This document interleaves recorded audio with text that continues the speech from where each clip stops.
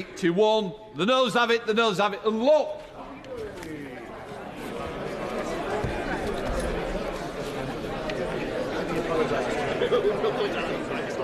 we now come to the SNP motion on Gaza. I understand that the second motion on the order paper will not be moved today. This is a highly sensitive subject on which feelings are running high in the House, in the nation and throughout the world. I think it's important on this occasion that the House is able to consider the widest possible range of options. I have therefore decided to select the amendments both in the name of the Prime Minister and in the name of the Leader of the Opposition.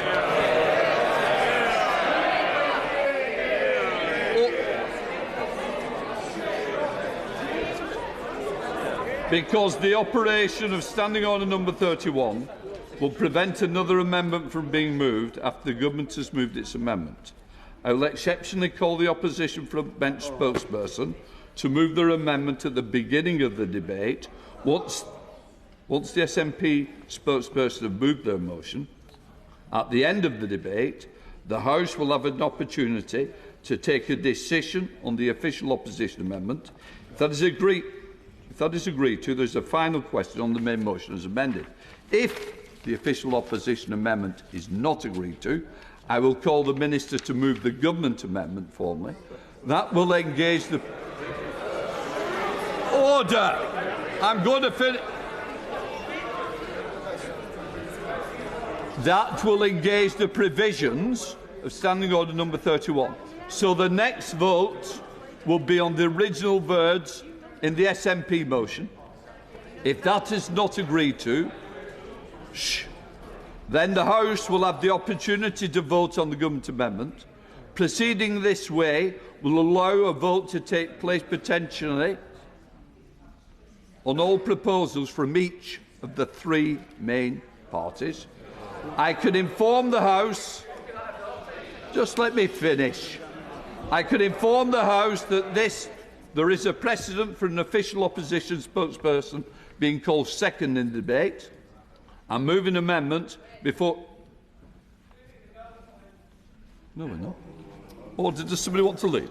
I'm determined to finish. Before a minister was called to speak in the debate in the circumstances. However, no Government amendment has been tabled. I should also inform that the Clerk of the House will be placing in the library a letter to me about today's proceedings. I have asked for that letter to be made available in the vote office as soon as possible. Finally, I should tell the House that, in my opinion, the operation of Standing Order number 31, which governs the way amendments to the opposition day motions are dealt with, reflects an outdated approach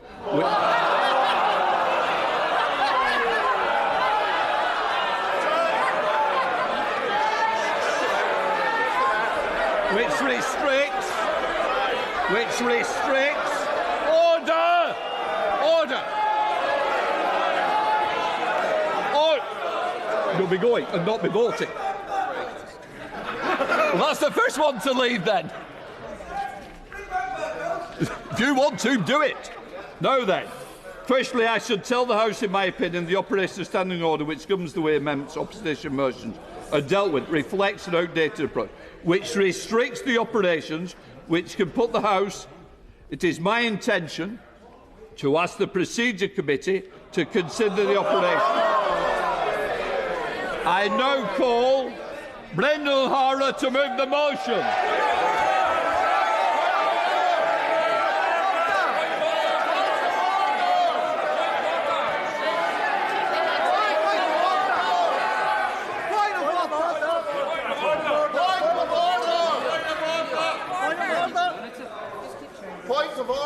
Point of order. Owen. I appreciate what you've outlined here, but I seek your advice because obviously I've taken advice from the clerks. This is the SNP's opposition day. Yep. And the purpose of an opposition day is for our party to have the ability to put forward our business. We've already had a significant delay to the start of this motion, which has significant interest to the extent we dropped our second motion, and now we're completely appear to be doing things in a way that's never been done before. Can I ask for your advice, Mr Speaker, on what is the point of an opposition day if it's going to be done like this? Hear, hear.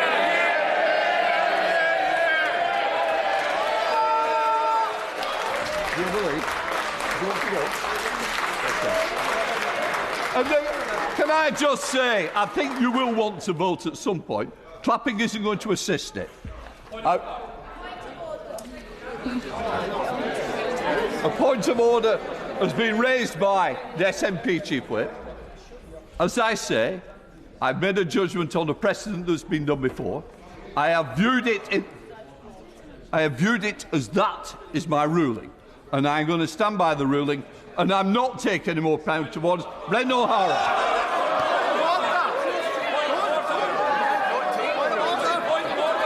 No more. Brendan O'Hara, speak. Go. Brendan O'Hara, I'm not taking any more points of order, Mr. Linden. Brendan O'Hara.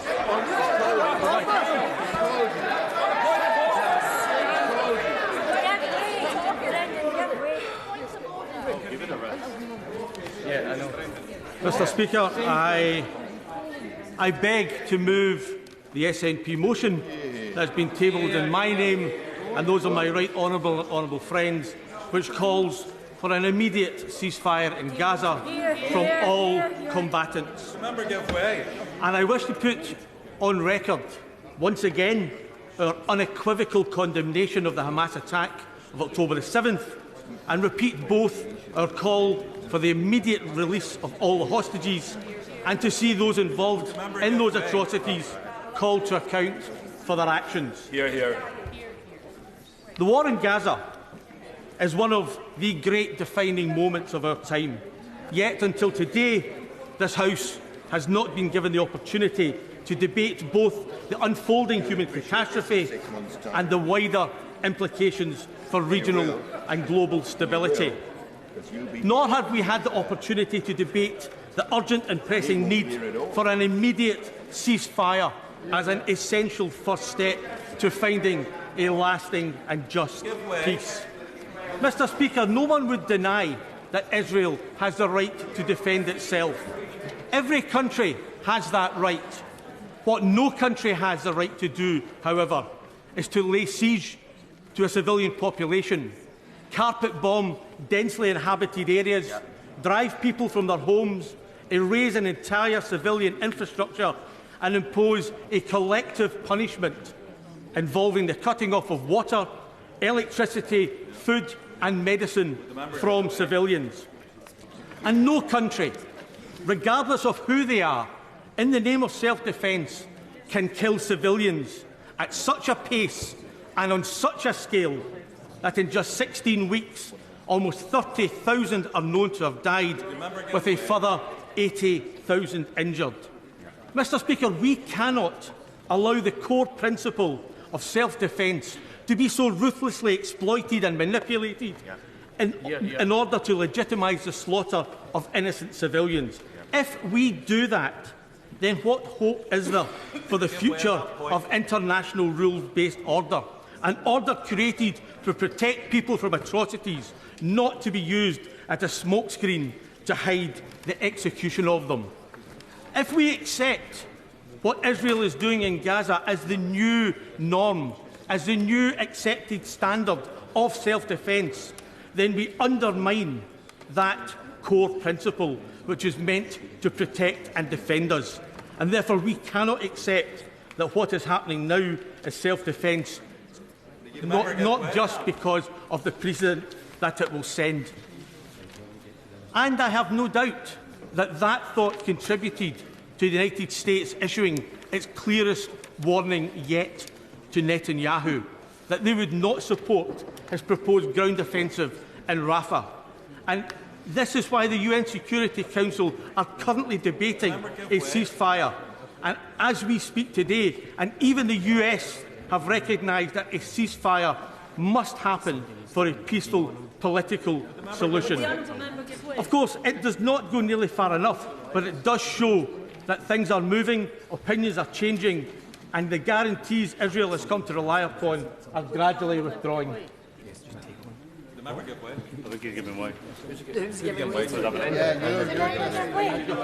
Oh, sorry. The Honourable Member from Edinburgh. Thank you very much. Thank you very much, Mr. Speaker. I think there are very few people, not only in this House, but in this country at the moment, who would differ from the sentiments being expressed by the Scottish National Party spokesperson here today. We all watch with horror each night the torture of the people in Gaza, and we remember every morning the pain being felt by the families whose loved ones are being held hostage. But would the honourable member not agree with me that we would serve their cause so much better, and ourselves in this place, if we built a consensus behind an opinion today, rather than indulging in petty party politics, which serves no one well?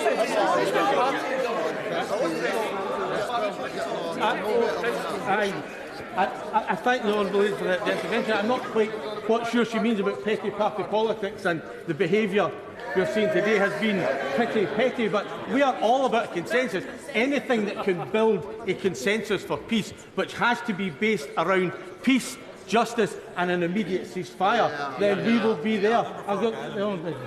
Very grateful for the Honourable Member for giving way. If I could just highlight something that I think is more important than some of the conversations we've had to this moment. On Monday, the UN High Commissioner for Human Rights released a statement saying that UN experts had uncovered that Israeli forces in Gaza and the West Bank are being accused of egregious human rights abuses, including arbitrary detention, extrajudicial killings and sexual violence, including rape. The Israeli government, of course, have dismissed this without any investigation. Does the Honourable Member agree with me that this government should be pushing hard for a proper investigation for people to be held to account for these kinds of gross human rights abuses? Absolutely. I absolutely agree with my honourable friend. I think it is vitally important that whether it's a perceived ally or a perceived foe, an egregious breach of human rights is an egregious breach of human rights and should be taken as exactly that and should be investigated without fear or favour.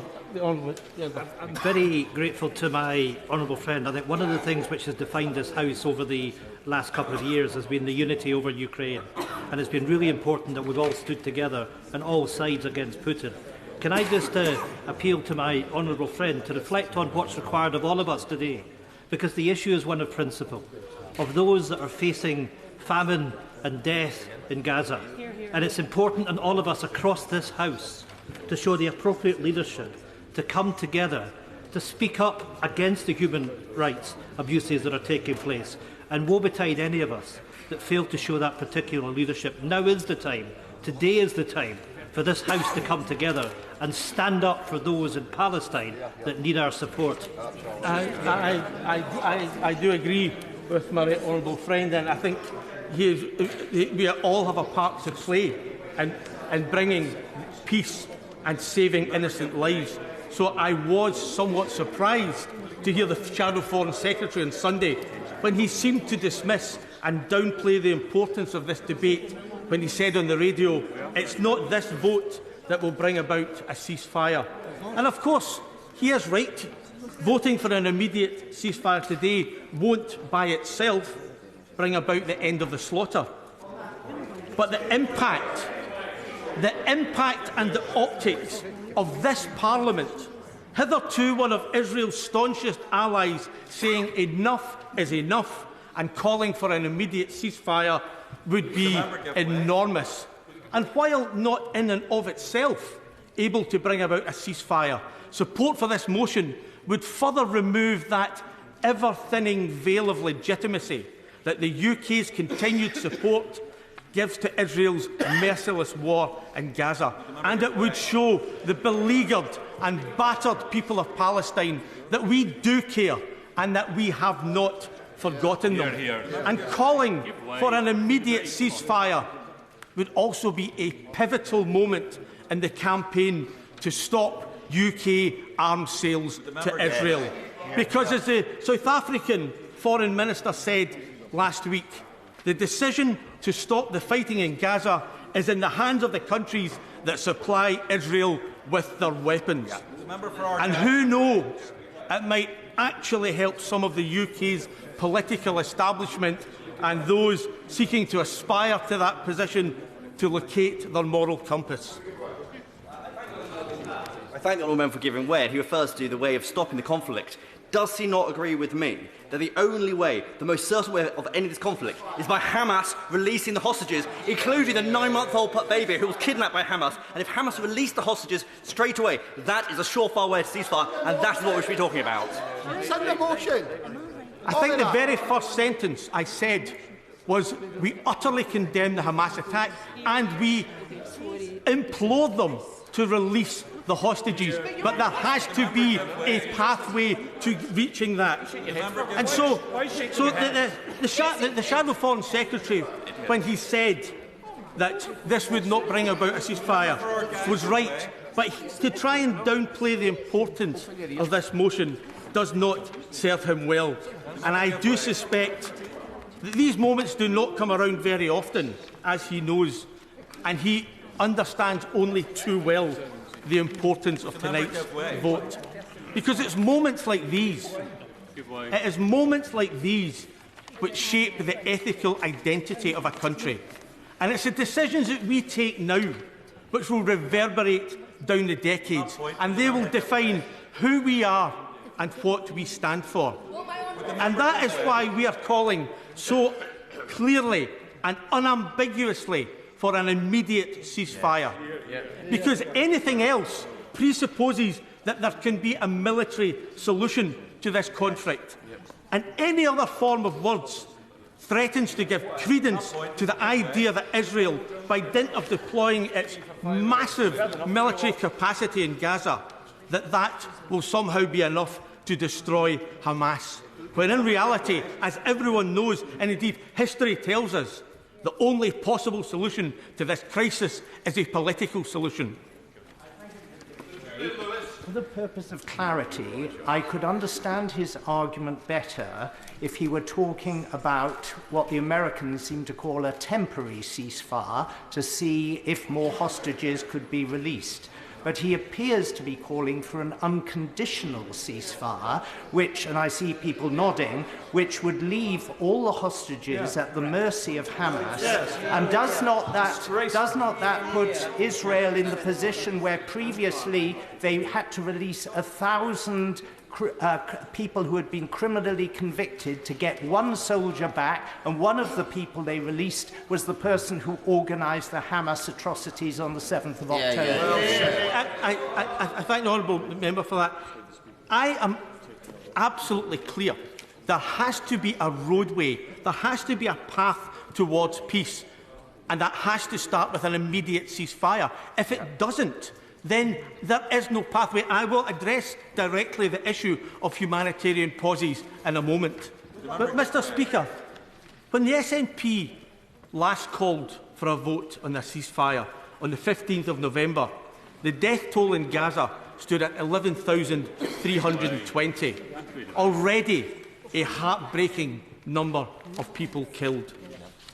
Just yesterday, Johns Hopkins University and the London School of Hygiene and Tropical Medicine released their analysis, which showed that if this conflict continues on the same trajectory, there will be between 58,000 and 75,000 additional civilian Palestinian deaths in the next 6 months.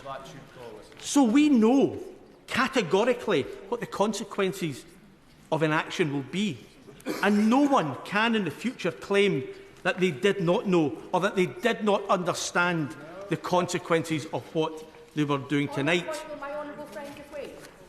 Absolutely. Very grateful to him for giving way. Does my honourable friend agree that while some rules may be more malleable than others, the rules of international law are very clear on self-defence, and that the use of self-defence must be proportionate, and that on any view, 30,000 civilians dead, the majority of whom are women and children, is excessive and not a proportionate use of force? I thank the honourable friend for that, and she's absolutely right. And the danger that we have is if we accept Israel's response as being the new norm, then the danger that everybody across the world, regardless of their circumstances, are put in is terrifying. It's a terrifying example to set and a terrifying precedent which should worry us all, and I thank her for that intervention. And to address the point from earlier on from the honourable member, if no one can argue, I believe, with any credibility on what they used to call, and some people still do, humanitarian pauses, that convoluted idea of an organised fixed-term pause in the killing, one which would allow emergency aid into Gaza only to have the carnage resume at a pre-arranged date and time.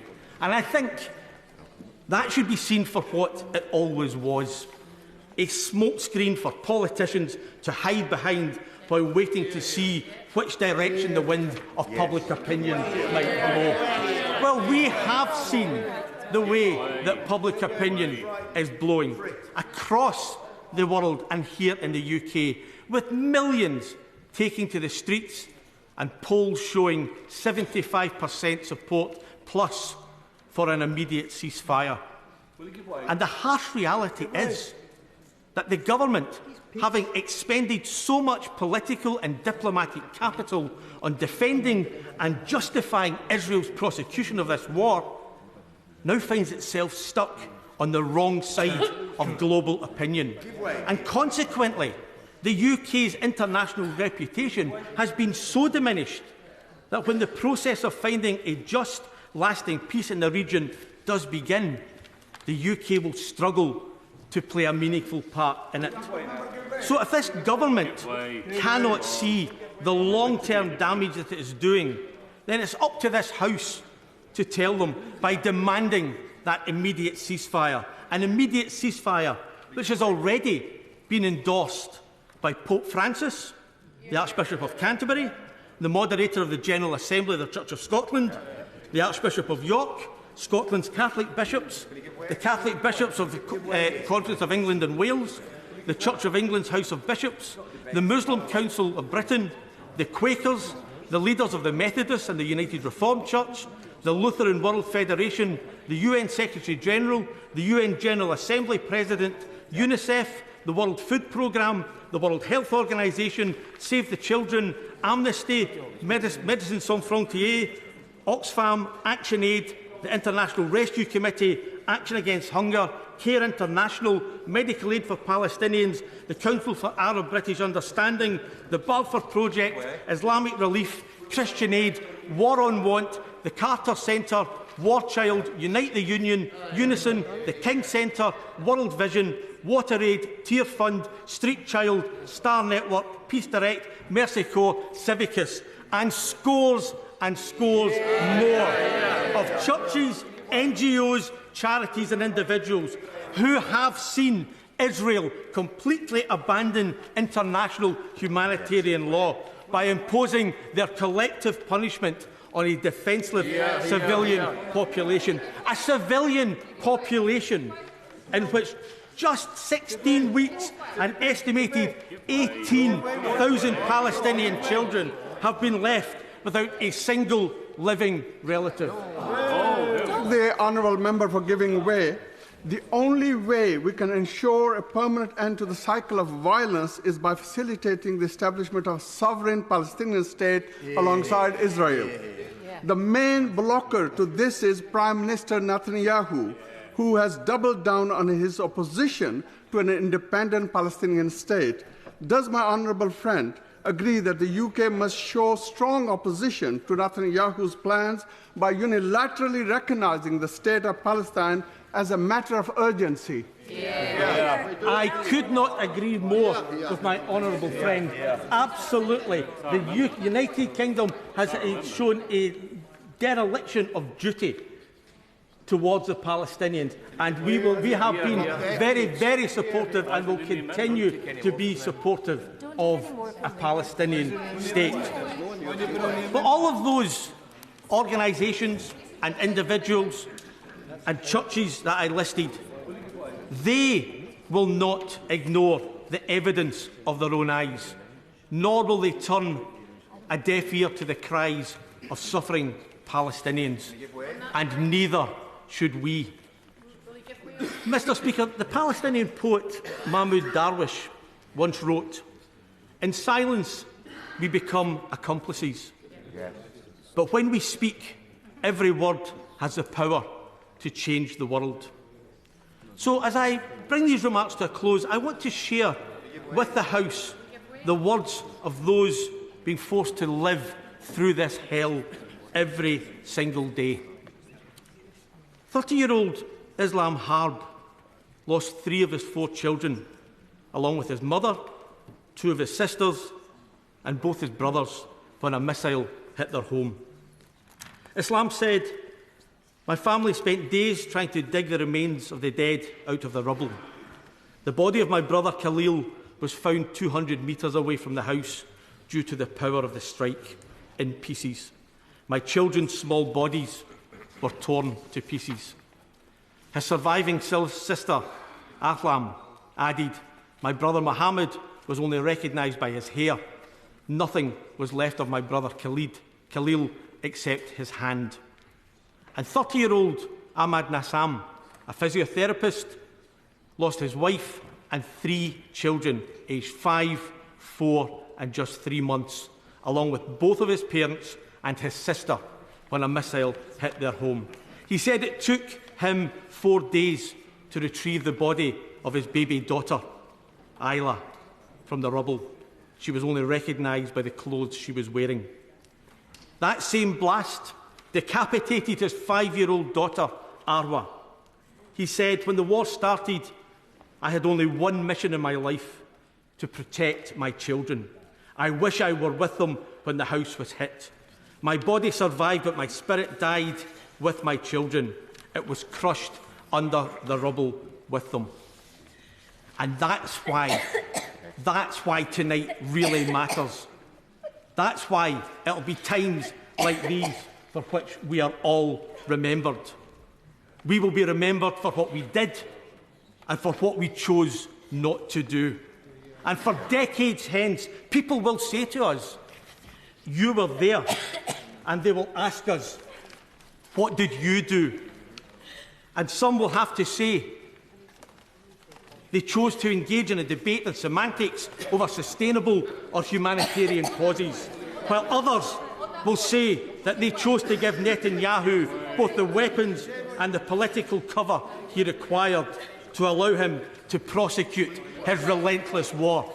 But some of us in this House can say, when we saw 30,000 innocent people killed, when we saw almost 100,000 innocent people injured, when we saw tens of thousands of traumatised children with physical and mental damage that will last for the rest of their lives, when we saw 2 million people displaced from their homes, when we saw refugee camps bombed, when we saw hundreds of journalists killed, when we see hospitals reduced to rubble, when we saw places of worship and the people sheltering in them attacked, and when we saw ambulances which had been sent to rescue children being hit by missiles, with those rescued children still inside, at that point we will say that we chose to do everything we possibly could to make it stop.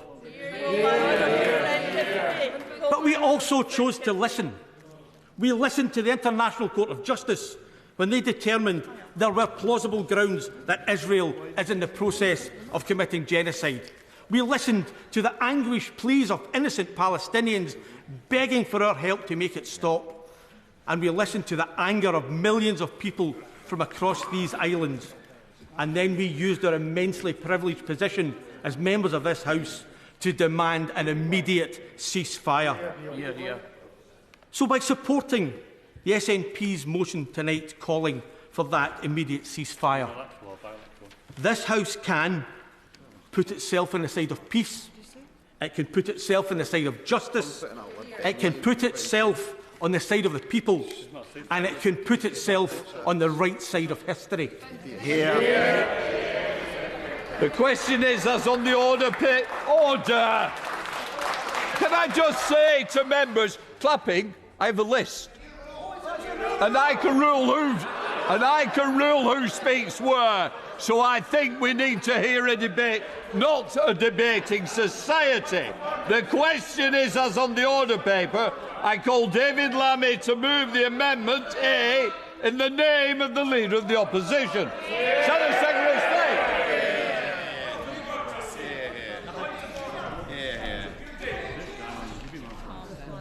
Mr. Speaker.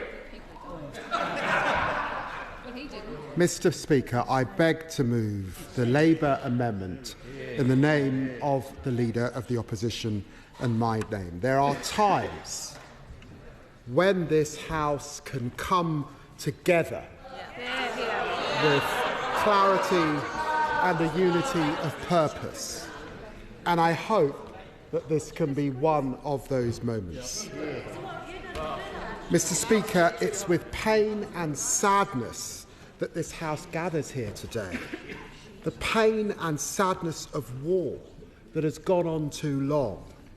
It's now 137 days since the appalling 7th of October massacre. And since that day, the killing has gone on. Flattened cities, ransacked kibbutzim, teeming refugee camps, hostages in chains. We've seen it all on our TV screens and phone screens. Mr. Speaker, a ground offensive in Rafah would be a humanitarian disaster, a moral catastrophe, and a strategic mistake. It must not happen. That is our position. That is the position of the European Union. It's the position of our friends in the Arab world. It's the position of our Five-Eyed partners in Australia, in Canada and New Zealand. We must not just avert a ground invasion of Rafah, essential though it is. All violence against civilians must now stop. Will give way. Just a moment. And that is why Labour is saying unequivocally that we need an immediate humanitarian ceasefire to end the bloodshed and the suffering. I'm very grateful to my honourable friend for giving way. What I think is really important in this debate is that we try and come out of this with not only this House united, but with the United Kingdom in line with international partners. What I would have said to the honourable gentleman from the SNP if he had given way was, well, the leader of the SNP in Prime Minister's questions was talking about being in line with the international community. Isn't it actually the case that it is the Labour amendment that will put us in line with those international partners, and in fact the SNP amendment that will put us outside of the space where the vast majority of the international community is? Well, I'm very grateful to my honourable friend. This is a moment when the whole House can come together. Let us be clear, whether it is the government benches, whether it is the opposition benches, all of us agree the time for a ceasefire has come. To end the bloodshed and suffering, to allow a sustained effort to salvage the hope of a two-state solution. There are three motions before us today. Only one of them can be supported by all sides. We all want to see the fighting stopped. We can't begin to imagine the horrors of what will happen if Israel goes into Rafah. The problem is, I think we can all imagine that Israel might do just that and ignore international opinion. So can we start to think what action we will take, what sanctions we will take against Israel and propose if they do that? There have to be some consequences for Israel if they behave in this way, completely opposed to all international opinion. Well, my friend knows that the UN is meeting to discuss these very issues, and I think all of us can agree in this chamber that were that to happen, particularly as is being indicated at the moment by the Israeli government over Ramadan, it would be a catastrophic mistake. Labour supports an immediate humanitarian ceasefire, a stop to fighting by both sides now, the release of hostages, a surge of aid into Gaza, and a two-state solution. I give way. I hear what the honourable gentleman's saying about a humanitarian pause, but can I ask him, how did he feel? Oh, a humanitarian ceasefire, and humanitarian effort in Gaza. But can I ask the right honourable gentleman how he felt when the leader of the opposition said very publicly that Israel had the right to withhold power and water from the people of Gaza? He didn't say that. 137 days into this crisis, I say to the honourable gentleman, and I've now been in this House for almost 24 years, this is the moment to lift the tone, not lower it. Can I just turn, Mr. Speaker, to the SNP motion? Can I just turn to the SNP motion, if I may? It expresses our common desire for the fighting and suffering to stop. But it does not address, as currently drafted, although I did listen to the spokesperson for the SNP, it does not address how the fighting will not restart. It calls for an end to the war, but it does not lay out a path to a sustainable peace.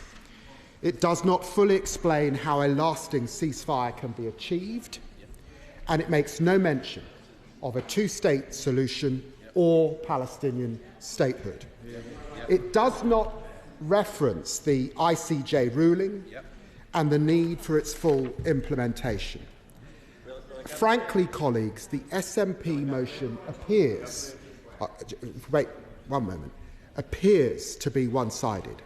For any ceasefire to work, it must, by necessity, be observed by all sides, or it isn't a ceasefire. That's why we are clear. Israel cannot be expected to cease fighting if Hamas continues with violence. Israelis have the right to the assurance that the horror of the 7th of October cannot happen again. I have no doubt that the SNP agree with these sentiments, because I heard that in the honourable gentleman's speech. He should then vote with the Labour motion. I'm really listening to the right honourable gentleman closely. The problem this House has is that we don't have operational control over the combatants. And this war will end when both sides are exhausted and they decide they want it to end, and they lay down their arms. And I listened to the right honourable gentleman, spokesman for the SNP, and I just, at the end of the day, he read out a very long charge sheet against Israel. But Hamas is using its own people, men, women and children, as human shields. And it knows what it is doing as well. Well, that is why we say to the right honourable gentleman, a ceasefire by necessity means both sides. It's very careful. The honourable members should be very careful not to vote for the appearance that this House is taking one side, however concerned we are about the innocent loss of life. I give way. Thank you for giving way. He's talking about a permanent ceasefire, which clearly that's what we all want. We need peace in the region. But if he can't demand an immediate ceasefire, and that the immediate ceasefire must be permanent, because you can't guarantee. So surely, if he wants it to be a permanent ceasefire, that allows the carnage to continue in Gaza to be wiped from the map. Let me be clear. The Labour Party is calling for an immediate humanitarian ceasefire. We have been absolutely clear. When that ceasefire comes, we do not want to see the fighting restart. I've been crystal clear about that position. I will give way. Very grateful for the honourable member for giving way, and I'm grateful for the position he is now adopting around an immediate ceasefire. And I think there's more cohesion in this House today than we're actually showing the public. There are still some people, though, in this House who are demanding that a ceasefire has to be permanent. Now, I don't like making the comparison to our own peace process, but the basic principles are the same. You cannot guarantee the permanence of a ceasefire. You work for a ceasefire and then you work to make it permanent. So the bar is too high for some people. If people want to listen to what the public are saying and watch the TV screens, people are dying today. We have to call for an immediate ceasefire right now, and I thank the member for taking that position. I encourage all members to support any opportunity to vote for an immediate ceasefire tonight. The honourable gentleman reminds this House of the seriousness of the issue before us. He reminds us not just of the ceasefire, but the long yards and roads to peace. And that is why, in the Labour motion, we talk about compliance with the ICJ rulings and international law.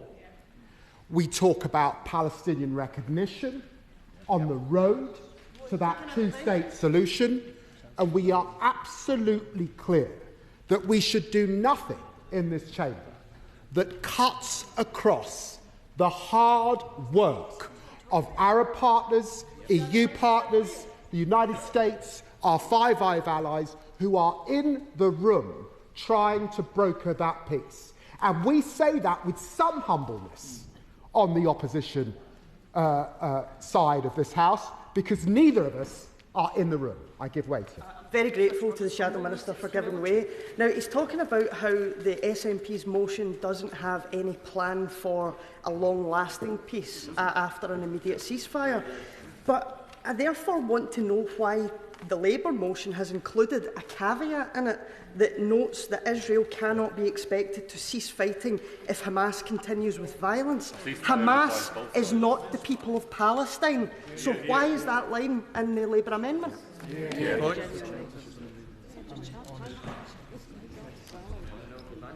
The Honourable Lady is as educated as I am. She understands that a ceasefire takes two sides. So it's crystal clear that if we expect Israel to lay down their arms, we must ask Hamas to do the same.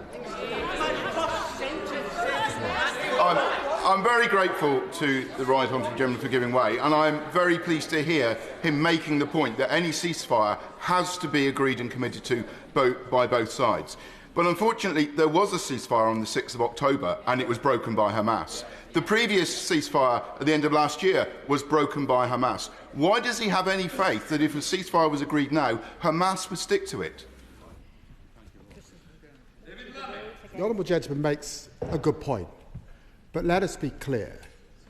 The last pause that we saw came before there had been any release of any hostages. It came at a point where very little humanitarian aid was going in to Gaza, and it is because of that pause that we saw some hostages released. And Hamas did stop the rocket fire at that point. So, as I say, we are all clear that we need an immediate humanitarian ceasefire. The humanitarian situation self-evidently needs the fighting to stop. But it's our belief also that if we get that ceasefire, we would also see more hostages released. And we are also listening to what hostage families themselves are saying in Israel.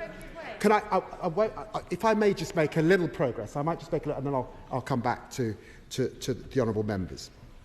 Can I next turn to the government amendment? Again, there are elements of it which we agree with. But there is a serious omission, and that's its failure to call for a ceasefire that is immediate. I don't believe, and I'm looking forward to listening to the Right Honourable Member when he gets to his feet, but I don't believe that the gap is unbridgeable. The Foreign Secretary says he wants the fighting to stop now, mirroring the language of myself and the Leader of the Opposition. Throughout this war, the government have followed us. We called for the violence against West Bank settlers to be sanctioned on the 6th of November, and again on the 9th of November. The government moved on the 14th of December. For 2 years, since Boris Johnson's appalling letter, we've been calling for the government to accept the International Criminal Court's jurisdiction over the conduct of all parties in the occupied Palestinian territories. Again, the government moved on the 14th of December to do just that. For a decade, the Labour Party has supported the recognition of the Palestinian state as expressed in our motion. Earlier this month, the Foreign Secretary moved to our position. So once again, we ask the government to reflect on where the mood of this House is, and we ask members opposite to accept the language that we've moved today so that together we can speak with one voice. And I say that with all seriousness. All of us know that whilst we can debate these issues in this House, the effect of them on the ground are something else entirely. But if the UK Parliament, on this greatest of issues, can speak with one voice, then perhaps we can genuinely make a difference. Of course, I give way to the Honourable Layla. I thank him very much for giving way, and I've been listening very carefully to the way he's been prosecuting the merits of each of the different amendments. I would point out there was a Liberal Democrat amendment which answered positively all of the points so far that have been made and was not selected, and I feel that's a shame. I will be encouraging my party to vote for all amendments that push the cause of peace, but I ask him, he mentions how this will be seen on the ground. The fact is, after today, it's likely, unfortunately, that the headline that comes from Parliament will be that a ceasefire, an immediate ceasefire, was rejected because of the lack of coordination between particularly the opposition benches. Would he agree with me? We should and could have done better. Well, I have huge respect for the Honourable Lady, huge respect for the Honourable Lady, and she and I, since October the 7th, were together in Bahrain meeting with Middle East leaders talking about these very issues. The whole point, I would say, of the Labour amendment is to give this House the opportunity to come together. And her poignant messages to this House a few weeks ago are a reason why this is the moment to come together. I give way. Thank my honourable friend for giving way, and of course I'm very pleased to be supporting an immediate humanitarian ceasefire and the recognition of Palestine. When the desperately needed ceasefire does happen, does my honourable friend agree that the government needs to be doing everything they can to urgently ramp up the amount of aid that is going into Gaza to try and save more lives? My right honourable friend raises the central point as to why we're calling for that immediate humanitarian ceasefire at this moment. We all know that before this crisis, about 500 trucks were getting in a day. Today, it's less than 95. Today, starvation is widespread. Today, medical aid is hard to come by. The last hospitals are closing. And personal to me, because one of my children is adopted, there are now 17,000 young people who are orphaned in Gaza. It's horrendous. And it's why the seriousness of this debate demands us all to act with one voice. Grateful in my right honourable friend in giving way, and I agree with him. There needs to be an immediate humanitarian ceasefire. I agree with him. But that also needs to be in accordance with a clear political framework for a two-state solution. Otherwise, you will have the same problem, if I may ask the question. Otherwise, you may have the same problem a year or 6 months down the line. The question I ask him is this. People outside are fed up with politicians saying they want a two-state, and prime ministers and leaders of the opposition saying they want two-state, but not clarifying what two-state is. Looking at the Labour motion, does he now agree with me and other parliamentarians when we talk about a recognition of a viable Palestinian state? That would need to be in line with the United Kingdom's own drafted UN Security Council resolution 242 with regards to what a recognised Palestinian state needs to be, so people know and have a clear framework, because otherwise 67, 77, 87, 97, 2007 and now in 2024 we keep calling for it. Let's make it clear what that recognition state is and a clear timeline when we will recognise that state. The honourable gentleman raises a very important point, and it's why in this motion we talk about that political solution that is necessary. All of us know that it is not military and weapons that will bring an end to this crisis. It's the business that we're all in. Political discussion and dialogue. That's what will bring an end to this crisis. And he talks about the circumstances for that two-state solution. Recognition in of itself does not achieve that two-state solution, but it's our commitment, if we can work with partners.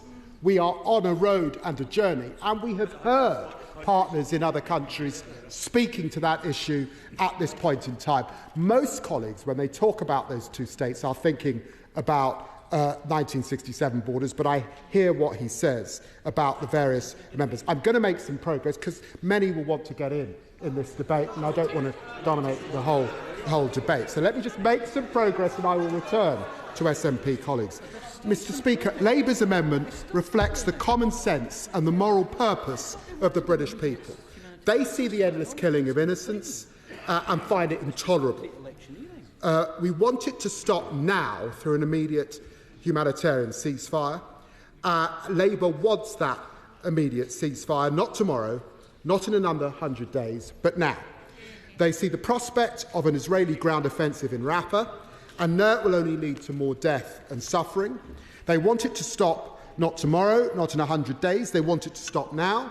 They see the families of hostages in agony, whose capture is prolonging their agony. They want to see the hostages released not tomorrow, not in 100 days. They want them released now. The common sense of the British people understands that rules exist for a reason, and that the international rule of law must be followed. They want Israel to comply with the ICJ's provisional measures, not tomorrow, not in 100 days, but now. And the common sense of the British people understands that no ceasefire can be one-sided. They know it's not enough just for Hamas or just for Israel to stop firing rockets. They want both sides to stop, not tomorrow, not in another 100 days, but now. I give way. I give way to it.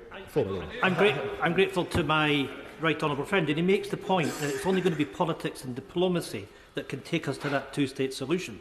That underpins why it's necessary to have that ceasefire on both sides, the return of the hostages. But it's incumbent on all of us. We've debated that two-state solution for decades. This now has to be a wake-up call, and the international community coming together to insist that the rights of Israelis and Palestinians are now recognised. But to do that, to begin that process, we need this House today to vote for that ceasefire. I agree with the right honourable gentleman, and I ask him to vote for the Labour amendment. I give way. Grateful to the Shadow Minister, and on his point about a matter of days elapsing and no more days to elapse, the official opposition were here just 16 days ago with their own Opposition Day debate. They were discussing ministerial severance. Why, I wonder, can the Shadow Minister tell me that they didn't have the same priority for the people of Gaza as they had for ministerial severance just 16 days ago? It's absolutely pathetic. It's beyond the I have been calling for the fighting to stop for weeks. The Leader of the Opposition has been calling for the fighting to stop for weeks. I say to the honourable gentleman, I was in the West Bank. I was in Egypt. I was in Qatar. I was in UAE. I was in Saudi Arabia. That is how seriously we take this issue. I was also in Israel. None of us None of us have more moral... Order! Order! Please. It's meant to be going through the chair and not... David Lammy. None of us, Mr. Speaker, have more moral authority than each of us acting to pass a motion and speak with one voice in this House today. The British people have seen the spectre of violence in Northern Ireland over many decades, and they understand that a ceasefire is not the final destination, but a step on the road to a lasting peace, one that requires hard negotiation, a roadmap for a political process. There's no way out of the crisis without hope that both Palestinians and Israelis have a path to security, to justice and opportunity in lands that they can call their own. Progress will require genuine partners for peace on both sides of the table. Hamas and Israeli hardliners want to bury a two-state solution, and we must now unite to show that we will not let that happen. And as I said before, my discussions with the United States, with European and Arab leaders in Munich, have made clear the widespread acknowledgement of the need to urgently seek that just and lasting solution, a sovereign and viable Palestinian state, a safe and secure Israel, which has strong, trusting relations with the countries in the region. That is the prize. I do not underestimate the great pain and division that must be overcome, nor the challenges ahead. The UK cannot advance this agenda on its own, but it can't also sit this one out. It is time for the international community to stand up, achieve an end to the fighting and a path to peace, and the UK must play its part. That's why our amendment makes it explicit that we will not give up on a two-state solution. It makes it clear that we will work with international partners to recognise a Palestinian state as a contribution to, rather than an outcome, to a two-state solution. Mr. Speaker, in this House, we are used to division because our trade is politics. But on this matter, we must rise above it. When the British people are so clear and are so concerned from Truro to Inverness, let no one tell us they take no interest in foreign affairs. Would it not send a powerful message if for once we could come together as a House for the sake of the nation, for the sake of peace? Mr. Speaker, in this spirit, we've designed our motion that my honourable friends to the left and to the right of me on the government benches across from me may vote for. It's my appeal to those in this House that we come together, calling in one voice to end the killing, for an immediate humanitarian ceasefire that calls on both sides to stop. A united Parliament today can show we're rolling up our sleeves, committing to the long, hard road to peace, so that we will have made the voice of our nation heard to influence this war, to help these tragic children of the same land to find peace in the beautiful Palestine of tomorrow, and an Israel without tears, where the stones of Jerusalem should finally be a city of peace. I beg that this House approves the Labour amendment.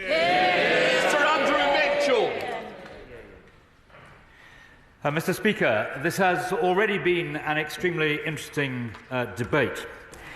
We heard from the right honourable gentleman, the Shadow Foreign Secretary. I will give way later, but I'm not giving way for the moment. So, Mr. Speaker, he spoke about the huge benefit of us speaking with one voice. We heard, I think, the member for Foyle talk about the more cohesion in the House existing than people currently think. We heard from another member about the importance of there being some humility. I think it was the honourable gentleman, the Shadow Foreign Secretary, because members of Parliament are not in the room. I emphasise the government is in the room, and there was a call that we should lift the tone today. He said, the honourable gentleman for Tottenham, he said we should come together. And I submit, Mr. Speaker, that the right thing to do tonight is to support the government's motion. The opposition has been very supportive in the past, I think with the House speaking with both the opposition and the government with one voice, that was very helpful to Britain making the arguments that he and I both share in the Middle East. And Mr. Speaker, we will, if you advise us later, move our amendment. And I want to be sure that the House will consider this very seriously in the same tone that the Right Honourable Gentleman, the Shadow Foreign Secretary, has said. And our amendment says that the House supports Israel's right to self-defence in compliance with international humanitarian law against the terror attacks perpetrated by Hamas, condemns the slaughter, abuse and gender-based violence perpetrated on the 7th of October 2023, further condemns the use of civilian areas by Hamas and others for terrorist operations, urges negotiations to agree an immediate humanitarian pause as the best way to stop the fighting and to get aid in and hostages out, supports moves towards a permanent, sustainable ceasefire, acknowledges that achieving this will require all hostages to be released, the formation of a new Palestinian government, Hamas to be unable to launch further attacks and no longer in charge in Gaza, and a credible pathway to a two-state solution which delivers peace, security and justice for both Israelis and Palestinians, expresses concern at the humanitarian crisis in Gaza and at the prospect of a military offensive in Rafah, reaffirms the urgent need to significantly scale up the flow of aid into Gaza, where too many innocent civilians have died, and calls on all parties to take immediate steps to stop the fighting and ensure unhindered humanitarian access. Now, Mr. Speaker, I submit to the House that that very carefully crafted amendment put to the House today ought to carry the vast number of right honourable and honourable members as the government seeks in this incredibly difficult situation to forge a common path and a common purpose to a change in what we're seeing today. I will give way, but I'm not giving way yet. I've returned this morning, Mr. Speaker, from Qatar as part of the British government's collective efforts to make progress on key objectives. I must apologise, Mr. Speaker, to you and the House that I will need to be absent for part of the debate. Now it extends to 7 o'clock as I'm engaged in other ministerial duties. Mr. Speaker, we all want to see an end to the fighting as soon as possible, but we also recognise, or we need to recognise and understand, that a ceasefire will not last if hostages are still being held, if Hamas still rain down rockets on Israel, if they maintain control of Gaza with capabilities to carry out further terrorist atrocities. The immediate priority must be negotiating a humanitarian pause, and this is because it will create a window to get more hostages out safely, to get considerably more aid in quickly, and to get further negotiations on a sustainable ceasefire going immediately. We want the pause to become a complete ceasefire without, I say this to the honourable gentleman, without a return to fighting. This is the focus of our diplomatic efforts as we talk turns to a military offensive in Rafah. This has the potential for devastating consequences. I therefore welcome this opportunity to reflect to the House on the latest developments. As the Prime Minister said to Prime Minister Netanyahu last week, we continue to support Israel's right to defend its people against Hamas's terror. But we are deeply concerned about the loss of civilian life in Gaza and the worsening humanitarian crisis. I will in a moment, but let me also reflect on the terrible impact of this conflict. On October the 7th, Israel suffered the worst terror attack in its history at the hands of Hamas. Over 1,200 Israelis were reported killed. Over 5,000 Israelis were reported injured. Even now, over 130 hostages are still thought to be held by Hamas in Gaza. Last week saw the first hostage rescue since late October, with 2 hostages returned to their family. We continue, Mr. Speaker, to call for the immediate release of all hostages, including British nationals and their families. We are using all diplomatic channels to push for that, working with partners across across the region. Meanwhile, we have helped more than 300 British nationals to leave Gaza.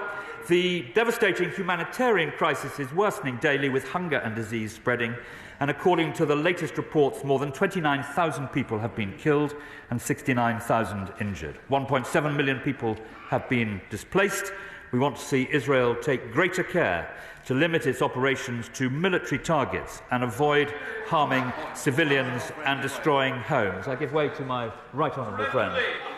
On a particular point, I wrote to the Foreign Secretary on the 2nd of January and received a reply from one of his junior ministers in the House of Lords about the plight of the 650 Christians held in the Holy Family Church, who are basically innocent hostages of this appalling situation. And I asked the Minister, the Foreign Secretary, if we could give these people asylum. They're clearly in the crossfire here. I received, frankly, a disingenuous reply saying that the government would seek respite for these people. That means nothing.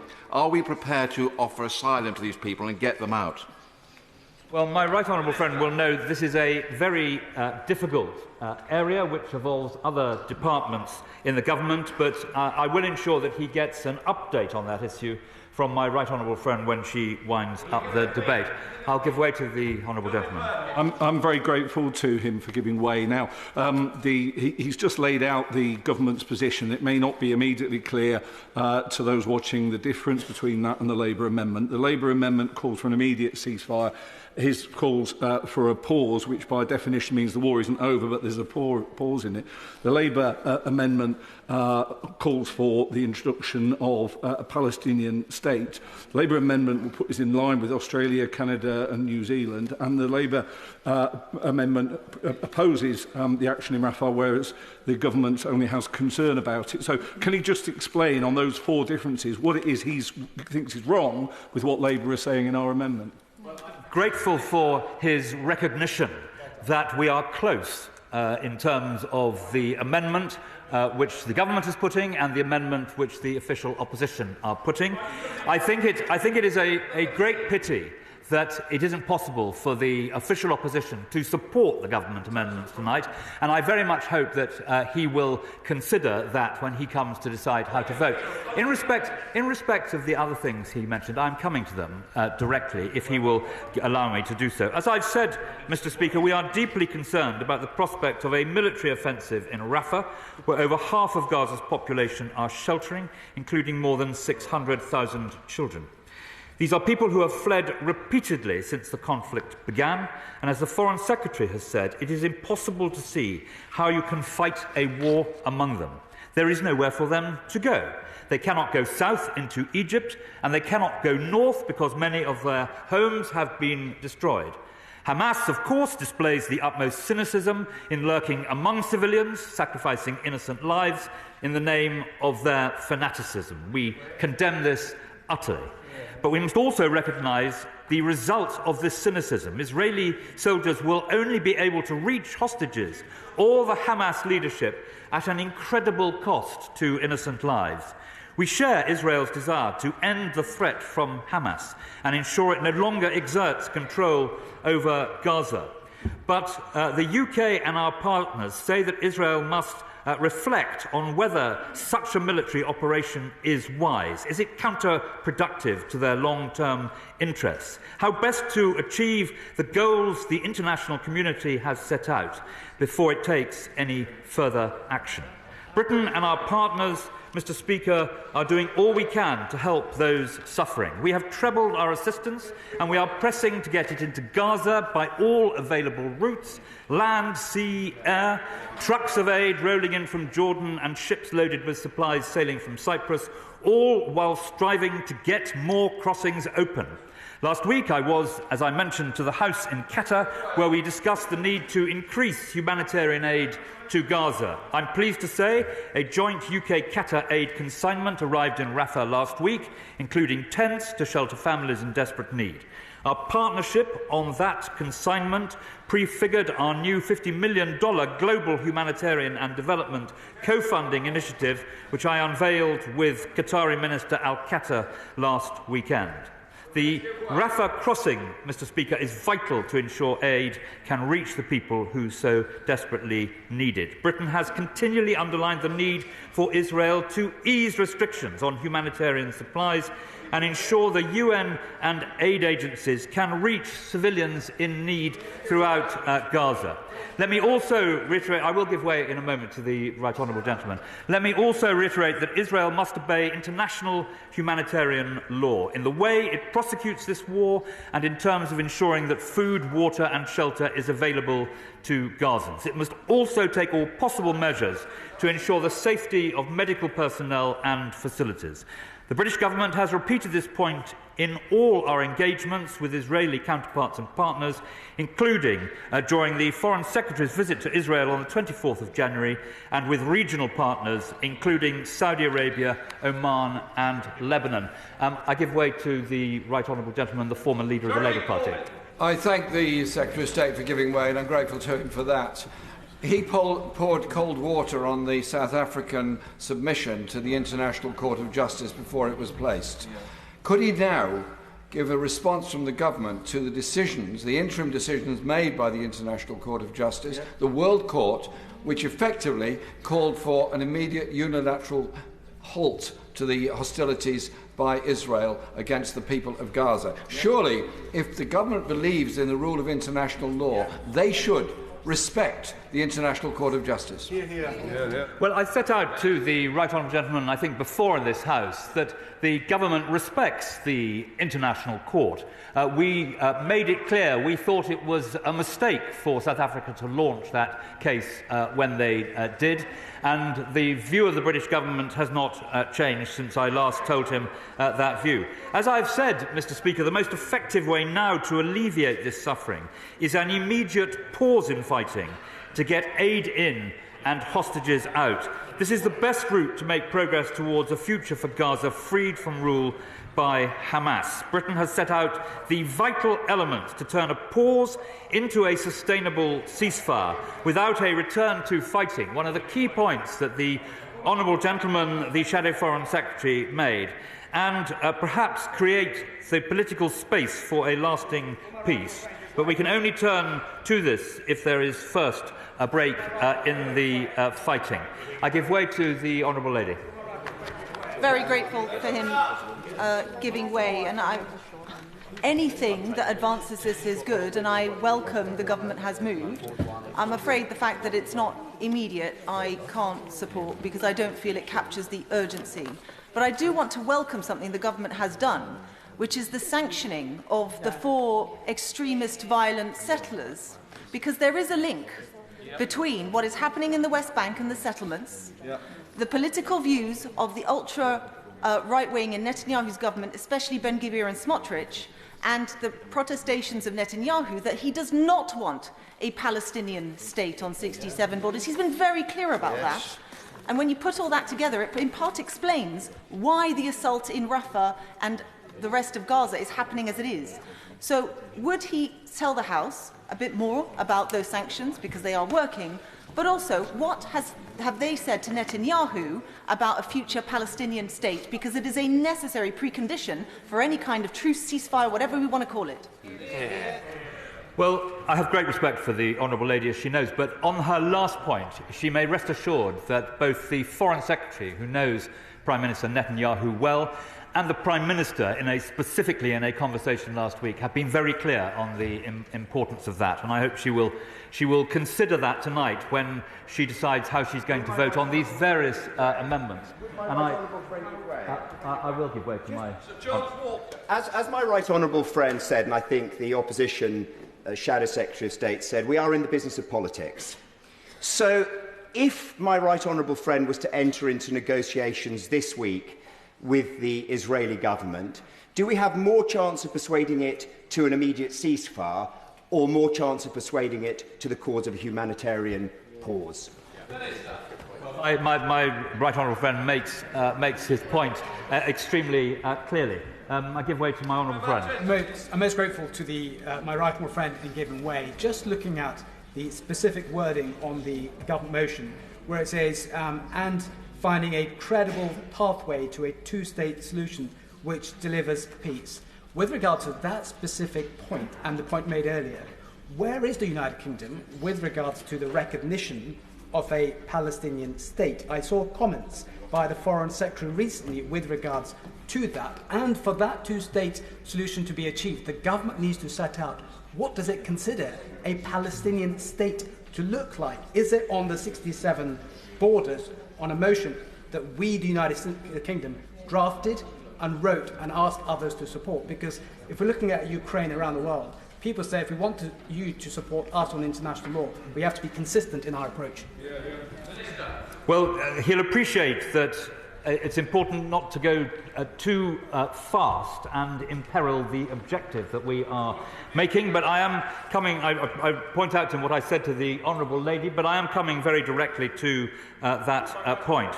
We have set out, I will give way in a minute. I think I've given way quite generous, I will give way in a minute. We have set out the vital steps for achieving the pause we wish to see. All hostages must be released and the new Palestinian government for the West Bank and Gaza formed, accompanied by an international support package. Hamas's capacity to launch attacks against Israel must be removed and they must no longer be in charge in Gaza. Finally, there must be a political horizon, to which the Honourable Lady and my honourable friend appeared, which provides a credible and irreversible pathway to a two-state solution. The resolution put forward in the Security Council yesterday did not achieve these outcomes. Simply calling for a ceasefire, as that resolution did, will not make it happen. Indeed, as it could endanger the hostage negotiations, it could actually make a ceasefire less likely. The way to stop the fighting, Mr. Speaker, and potentially stop it from then restarting, is to begin with a pause to get hostages out and aid in. That is what we are calling for, and it could end the fighting now. We have also taken further steps to hold those to account who undermine the steps to peace in the West Bank. Last week, the British government announced new sanctions against 4 extremist Israeli settlers who have violently attacked Palestinians in the West Bank. Our long-standing position has been that we will recognise a Palestinian state at a time that is most conducive to the peace process, and I submit to the House that must be the right answer. We must give the people of the West Bank and Gaza the political perspective of a credible route to a Palestinian state and a new future. And it needs to be irreversible. Likewise, we must give the people of Israel certainty of security. This does not just come down to us, but we can help. Crucially, we've made clear the formal recognition of a Palestinian state cannot come at the start of the process, but it does not have to be the very end of the process either. I give way to the honourable gentleman. My perseverance, I do appreciate that. I think this has been a very highly charged debate, both in the House and in the general public, and people are rightly angry. Now, part of the anger is born from a real sense of frustration that this Parliament, this government, doesn't give the same value of life to a Palestinian child as it does to an Israeli child. And that, whether we accept it or not, that is a strongly held belief. Now, we know with Rafah there are 600,000 children who are at risk if that ground offensive begins. No if, no buts. Will he say from the dispatch box the government do not support that action? Well, I think, Mr. Speaker, I've set the government's position out extremely clearly, and I recognise the point that he is making, that there are very strong feelings across the House on this matter. The point I am trying to make in this speech today, made by a number of other members, is that there is an awful lot in the government's motion which most people in the House can agree with and can support. I give way to my right honourable friend. Grateful to my right honourable friend. He said that the Foreign Secretary has asked Israel to think again about any further military offensive or incursion into Rafah, and I think we all would urge Israel to think very carefully about how that would be conducted. But would he agree with me that our support for Israel on October the 7th was clear? We said that it should be able to eradicate Hamas. And there is a very real danger that our emerging position, and certainly that of other parties, will leave Hamas's terrorist organisation partially intact. That is an intolerable situation for Israel. It sends a very clear message that using human shields works and that we will not allow Israel to fully defend itself. How would he answer that question? Well, I think, Mr. Speaker, I have answered it because I have made clear the government's position in respect of Hamas and Hamas's future. And I think if he reads the record and he reads the motion tonight with care, I think he will see that the key point that he is making is one that informs the government's view. I give way to... Thank you. And does my right honourable friend have any discussions with the Israeli government that if the hostages are released by Hamas, then Israel will withdraw and the peace process can then start going forward? I'm sure the House will understand, Mr. Speaker, that I cannot comment in any detail at all on the hostage negotiations that are going on. But what I can tell my honourable friend and the House is that Britain is right at the front of trying to make sure that these negotiations are successful. Mr. Speaker, let me end by recognising that there will be a huge amount to do in the days after a pause. It will be a starting point on the road to peace, not the final destination. Nevertheless, it is critical that all parties give this process the best odds of succeeding. That means first securing a pause in the fighting which then progresses to a sustainable ceasefire and, we all hope, a lasting peace. I urge all members of the House to look carefully at the government motion tonight before deciding how to vote if you, Mr. Speaker, put it to a vote. The original question was as on the order paper, since when the amendment has been proposed as on the order paper. The question is that the amendment now be made. Mhairi Black. Thank you, Mr. Speaker. Now, I want to begin with something that Frankie Boyle actually said. And he pointed out that it makes no sense to say that the situation in Gaza is too complex for a ceasefire, because ceasefire is one of the oldest and simplest terms to understand. It means stop firing. In fact, it's so simple that it's actually designed to be heard and understood in the middle of a literal battle. So there is no middle ground when it comes to a ceasefire. You either follow the order or you don't. You either stop firing or you don't. Now, during the 2014 crisis, there was an estimated 2,251 Palestinian deaths. The then Prime Minister rightly called for an immediate and unconditional ceasefire. But if we fast forward 10 years to the current conflict, we have a death toll of nearly 30,000. And that's not including the bodies that have yet to be recovered from underneath the rubble. And yet the very same man, now Foreign Secretary, is failing to support a ceasefire. And that number, nearly 70,000 people have also been injured. So according to Amnesty International, the death rate in Gaza right now is 1 death every 4 minutes. It won't just be bombs that are killing Palestinians, it's poor sanitation and malnutrition as well now. We know that people are starving, people being reduced to eating grass and animal feed. In January last month, over half of all aid deliveries were denied access and could not get through to those who currently need it. Less than half of hospitals in Gaza are even partially functioning, and the few that are will quickly run out of supplies unless Israel allows aid through. Now, since 2008, Israel have refused entry to any UN agency individuals, which to me is a giant red flag in and of itself. But despite these attempts to shield themselves and hide from any accountability, we know that war crimes are being committed in Gaza. Churches sheltering hundreds of innocent Palestinians being bombed to the ground. There's been strikes against people in refugee camps and hospitals. Just earlier this week, there was reports that Israeli forces ordered the evacuation of a hospital only to start sniper fire on those who attempted to leave, leaving 2,500 folks still trapped in the hospital. Israel's own Minister of Defence said that there would be, and I quote, a complete siege on Gaza. No electricity, no food, no water, no gas. Now, as the occupying power, Israel has an obligation under international law to ensure the basic needs of Gaza's civilian population are met. They are not doing that.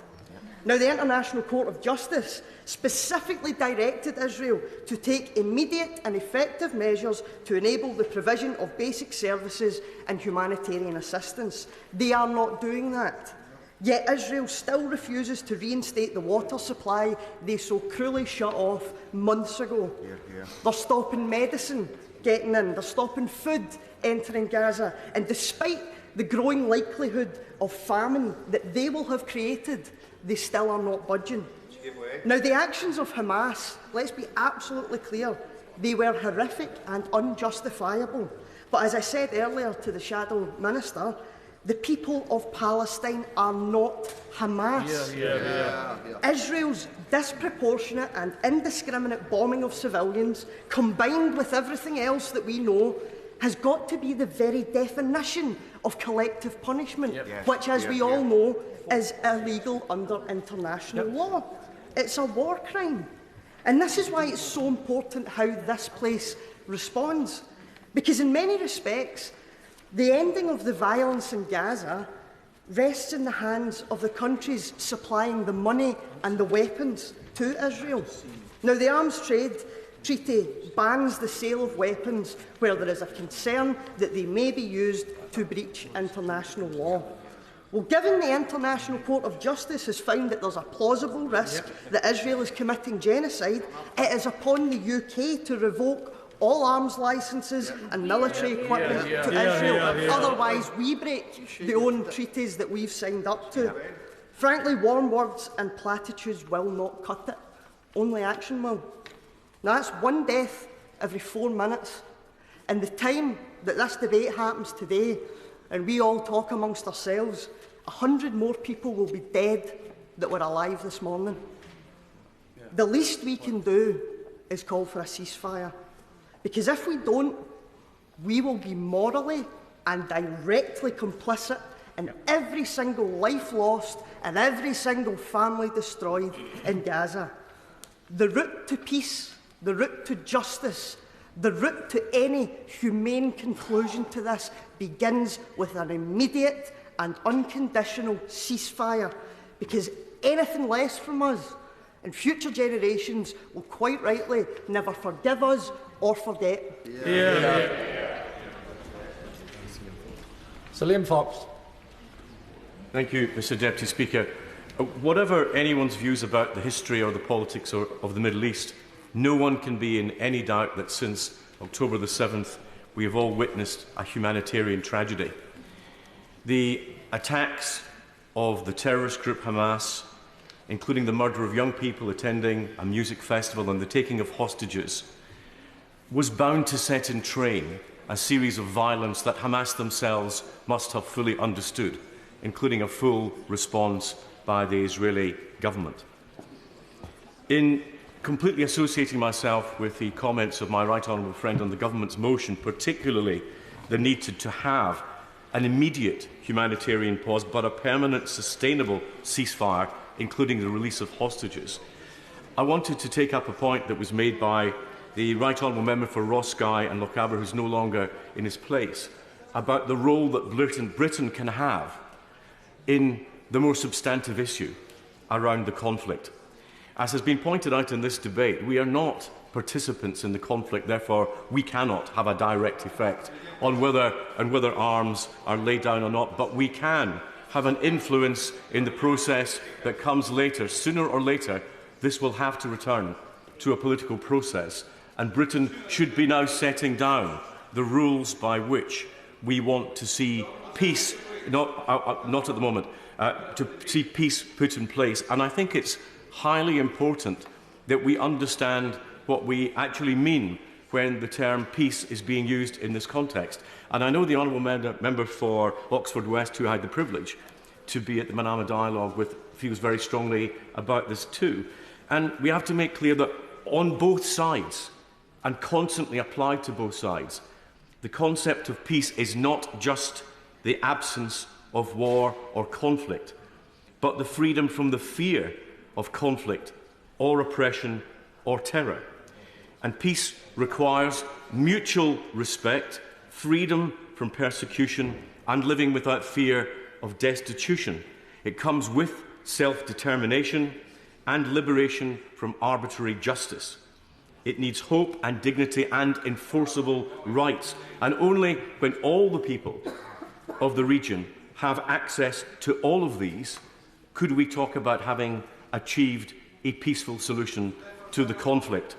Now, I think that we need to look at that political process with two addenda.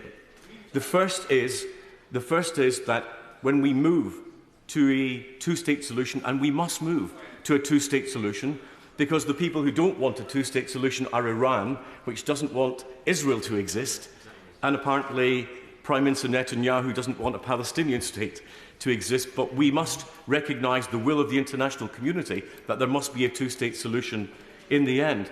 But for a political process to be able to exist, we need to deal with the wider security issues.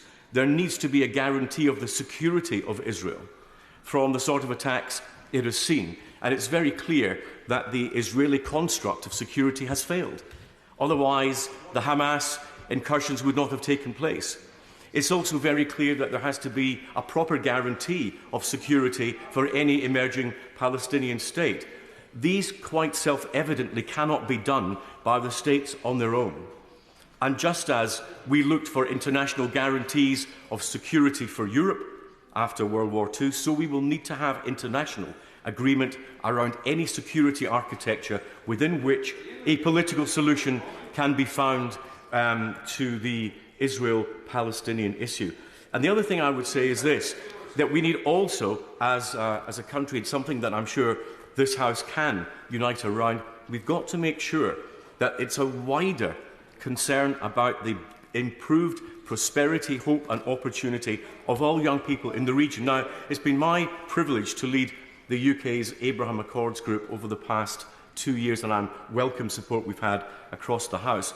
But we have got to find mechanisms of improving the economic well-being, particularly of young people on the Arab street.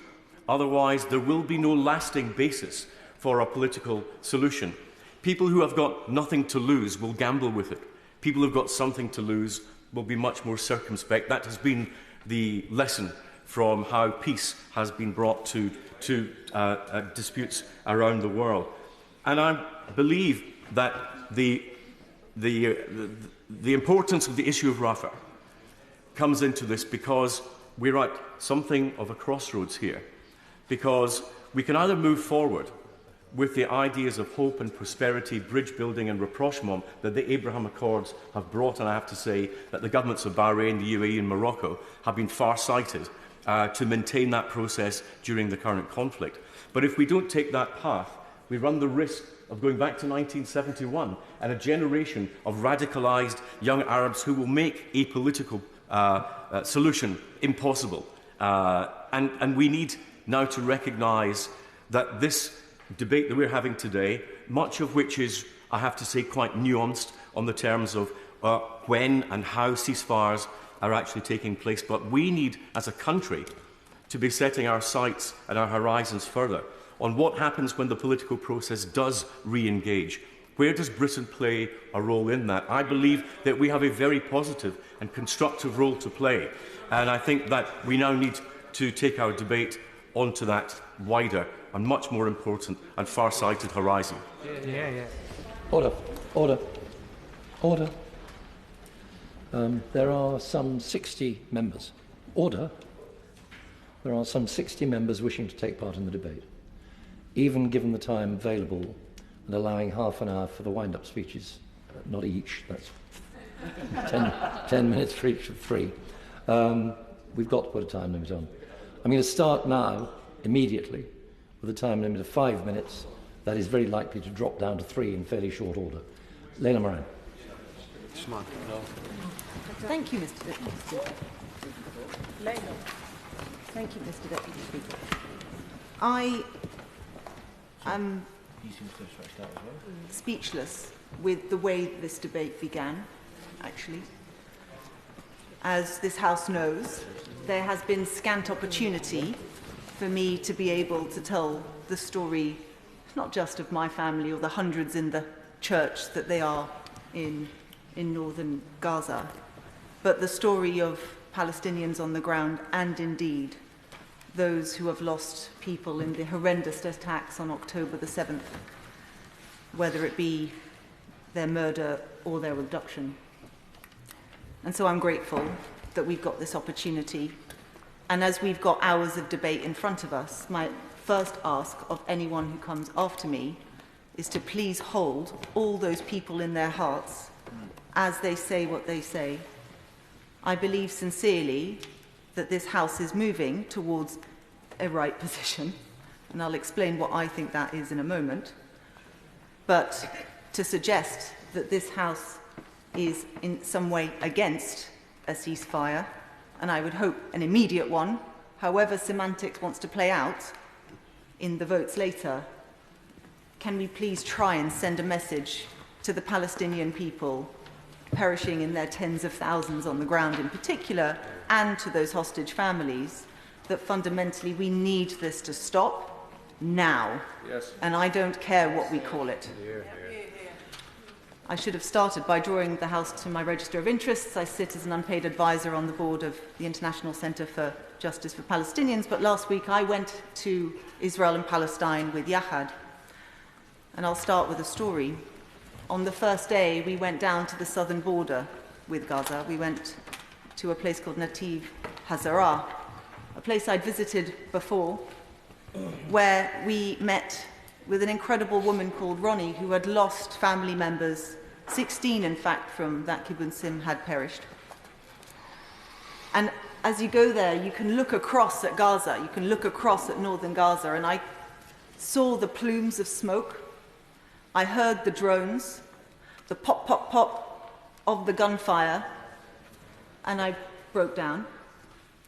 And as I walked back through the village, Ronnie, a peace activist, Israeli, took me to one side, gave me a hug, said, "I'm so sorry," which I said back, and we both cried and held each other. It's important to remember that while those voices of peace in Israel have been silent for some time, that many of those people who were killed on that day were allies of the Palestinian people, who had been calling for decades against the occupation, who had been calling out Netanyahu's government, who had condemned Ben-Gvir and Smotrich. And it's for that reason that I'm welcoming of the sanctions on those extremist settlers, because there is a direct link between the right-wing elements of Netanyahu's government and those extremist settlers. And you'll notice in the Lib Dem motion, we shouldn't finish there. We need to continue those sanctions on those people and their connected entities. But as I looked across, thinking of my family still there in that church in northern Gaza, with no food, with no water, with no way of getting down to the south, even if they could cross at Rafah with the 1.5 million people who are there, without an immediate ceasefire, they and other families who are trapped can't achieve anything. And that's even before we think of if they left, if they'd be allowed to come back, or if they left, would there be a political solution? That horizon, that political horizon, is everything. Without it, without a two-state solution on 67 borders, we are condemning both Israelis and Palestinians to reliving this nightmare over and over and over again. And I would ask, if there's one message that we are sending Netanyahu and Hamas today, is that we will not accept that. Tobias Ellwood. Thank you, Mr. Deputy Speaker. I very much welcome this debate on supporting a ceasefire in Gaza and the steps required to get us there. But let me be clear, as the nation and indeed beyond watches on, it's been a very sad day for Parliament indeed. Rather than offer clarity on Parliament's position, speaking with one voice as we seek to end the fighting, there are not one but three separate motions as this debate turns into political football. Shame on us. for failing to find common ground. What a wasted opportunity to exhibit UK leadership and resolve in seeking to get closer to the very objective that we came here to debate. It is a reflection, Mr. Deputy Speaker, on how fragmented and polarised our world has become, that no single power or alliance of states, or indeed international organisation like the United Nations, is in control of events that are now unfolding in the Middle East. With all its troubled history, a region on the junctions not just of 3 continents, but of 3 great Abrahamic religions. From the start, I supported Israel's right to defend itself after those terrible 7th of October attacks. But I was the only voice here in Parliament when we reconvened to warn Prime Minister Netanyahu, before he sent in the tanks, not to invade until there was clear governance and security plan for which any military operation can work towards. And that still eludes us today. Now, away from Netanyahu's leadership, Israel is an important UK ally, a rare democratic state in a troubled part of the world. It deserves our support, but also our frankness. The scale of the collateral damage is shocking. Indeed, that phrase seems inappropriate given the loss of life. But there is nothing simple about urban warfare. Future military strategists at Sandhurst and West Point are likely to use the Israeli military invasion as an example of how not to do it, of how tactics without strategy fails. Yet on the other side, we look at examples in the Middle East to condemn Hamas, but they are not there. Bahrain was the only country to say they condemn what Hamas did. Are we expecting the Palestinian Authority to then step in? Because they're having their own problems in their own neck of the woods. And as I said before the Israeli tanks rolled in, I was the only one to suggest a temporary technical council be formed by those who signed the Abrahamic Accords to take responsibility once those guns fell silent. But there's no mention of any of this in any of the motions that have been put forward today. So are we suggesting that we empower Hamas to stay, as they remain committed to destroying Israel? It's in their covenant to do exactly that. So shouting ceasefire, ceasefire, alone, unconditionally, I'm afraid will not change anything. And I say this as somebody who's been involved in a few as a soldier. Perhaps it's symbolic.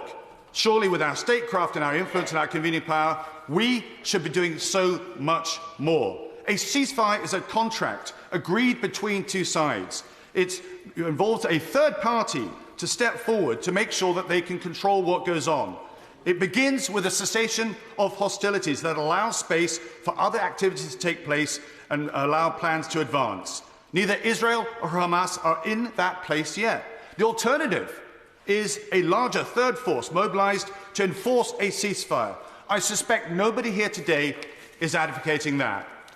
It calls for, in a ceasefire, timeframes, no-fly zones, buffer zones, emergency procedures to quash any breaches, agreed incentives about hostage release, for example, humanitarian support, and, of course, international monitoring teams which a UK could play a part. But I don't see any of this being discussed today, apart from the clarion call, let's have a ceasefire. This is the detail, I'm afraid, that you need to discuss before you demand one from afar, which perhaps makes ourselves feel better. I simply make the case. From here, it is easy to shout those words, let's have a ceasefire. It's harder to implement it in practice, but Britain has a role to play, an important, persuasive and active role to play on the international stage. What we've done today is illustrate how much more we need to learn, how we need to elevate our calibration of debate in order to deal with these international matters. I'll be supporting the government today, but I recommend that all 3 parties get together so we can come back to the House and agree a unified statement on taking this forward and how a ceasefire might proceed. Order. A number of members have indicated... Order, please. A number of members have indicated a desire to withdraw, but I still think we're going to be playing beat the clock, so I'm going to drop the time limit now to 4 minutes. Allan Dorans. Thank you, Mr. Deputy Speaker, and good afternoon. Mr Deputy Speaker, much has been said of the deaths and suffering of civilians in Gaza, and I add my condemnation of those responsible on both sides in this conflict. In the brief time allowed today, I wish to highlight briefly the role of risk taken by three specific groups of people which receive little media coverage. These are the humanitarian aid workers, health workers and journalists. We all owe them a great debt of gratitude for the work that they carry out in the most dangerous circumstances in areas of extreme conflict and suffering, with the ever-present risk of death, serious injury and disease. Mr Deputy Speaker, since the 7th of October, at least 136 staff members of the United Nations Humanitarian Aid Organisation have been killed in Gaza. The International Agency's Secretary-General, Antonio Guterres, said recently that throughout the United Nations history, they had never witnessed the deaths of their staff in such large numbers. Mr Deputy Speaker, turning to health workers, at least 300 health workers have been killed during this conflict. The killing of aid workers and health workers is both unacceptable and illegal.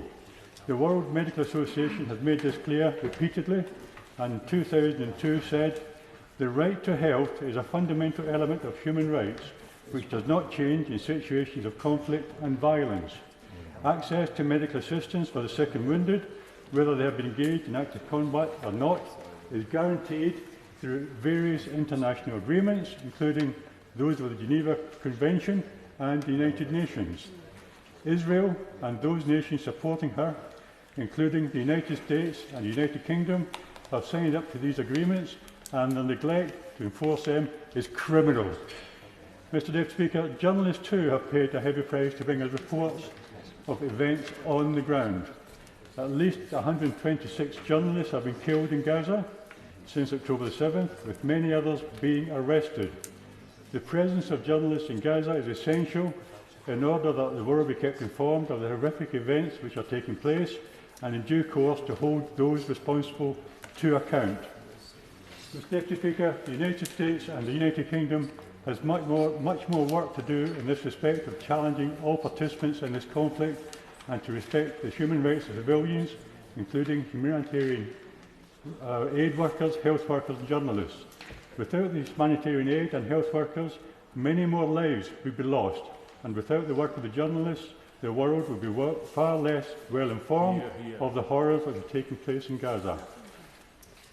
Mr Deputy Speaker, in the last week, 27 humanitarian and human rights agencies, including Christian Aid UK, Oxfam, Muslim Aid, wrote an open letter to the Prime Minister calling for an immediate and permanent ceasefire, a suspension of all arms exports, and for the UK to ensure Israel fully implements international courts of justice orders. In conclusion, any continuation of the military operation in Gaza merely results in innocent men, women and children paying the price for a crime they did not commit. The only way to prevent further loss of civilian lives is to secure release of hostages, and the entry of life-saving humanitarian is to secure an immediate and permanent ceasefire, including calling off the Rafah offensive. Not tomorrow, not next week, not next month, today. In conclusion, Mr Deputy Speaker, I fully support international demands for an immediate and permanent ceasefire in Gaza, and will be voting in favour of the SNP motion today. Villiers. Thank you, Mr Deputy Speaker. I know that every single one of us in this House, in this chamber, wants the fighting to stop and the conflict to come to an end.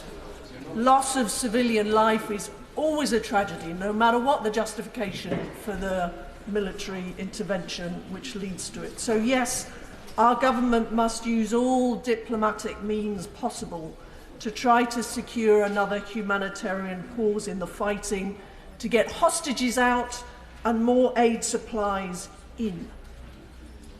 But, Mr Deputy Speaker, demanding an immediate ceasefire, I'm afraid, amounts to asking Israel to unilaterally lay down its arms, while its hostages remain in peril and while Hamas retains power in Gaza.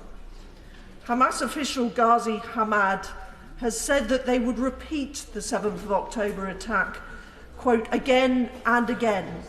He said, October 7th, October 10th, October 1 million, everything we do is justified. That is shocking, Mr. Deputy Speaker, and unless Hamas is defeated militarily and removed from power in Gaza, there is nothing to stop it rebuilding its capacity to commit heinous acts of terrorism. Now, I appreciate that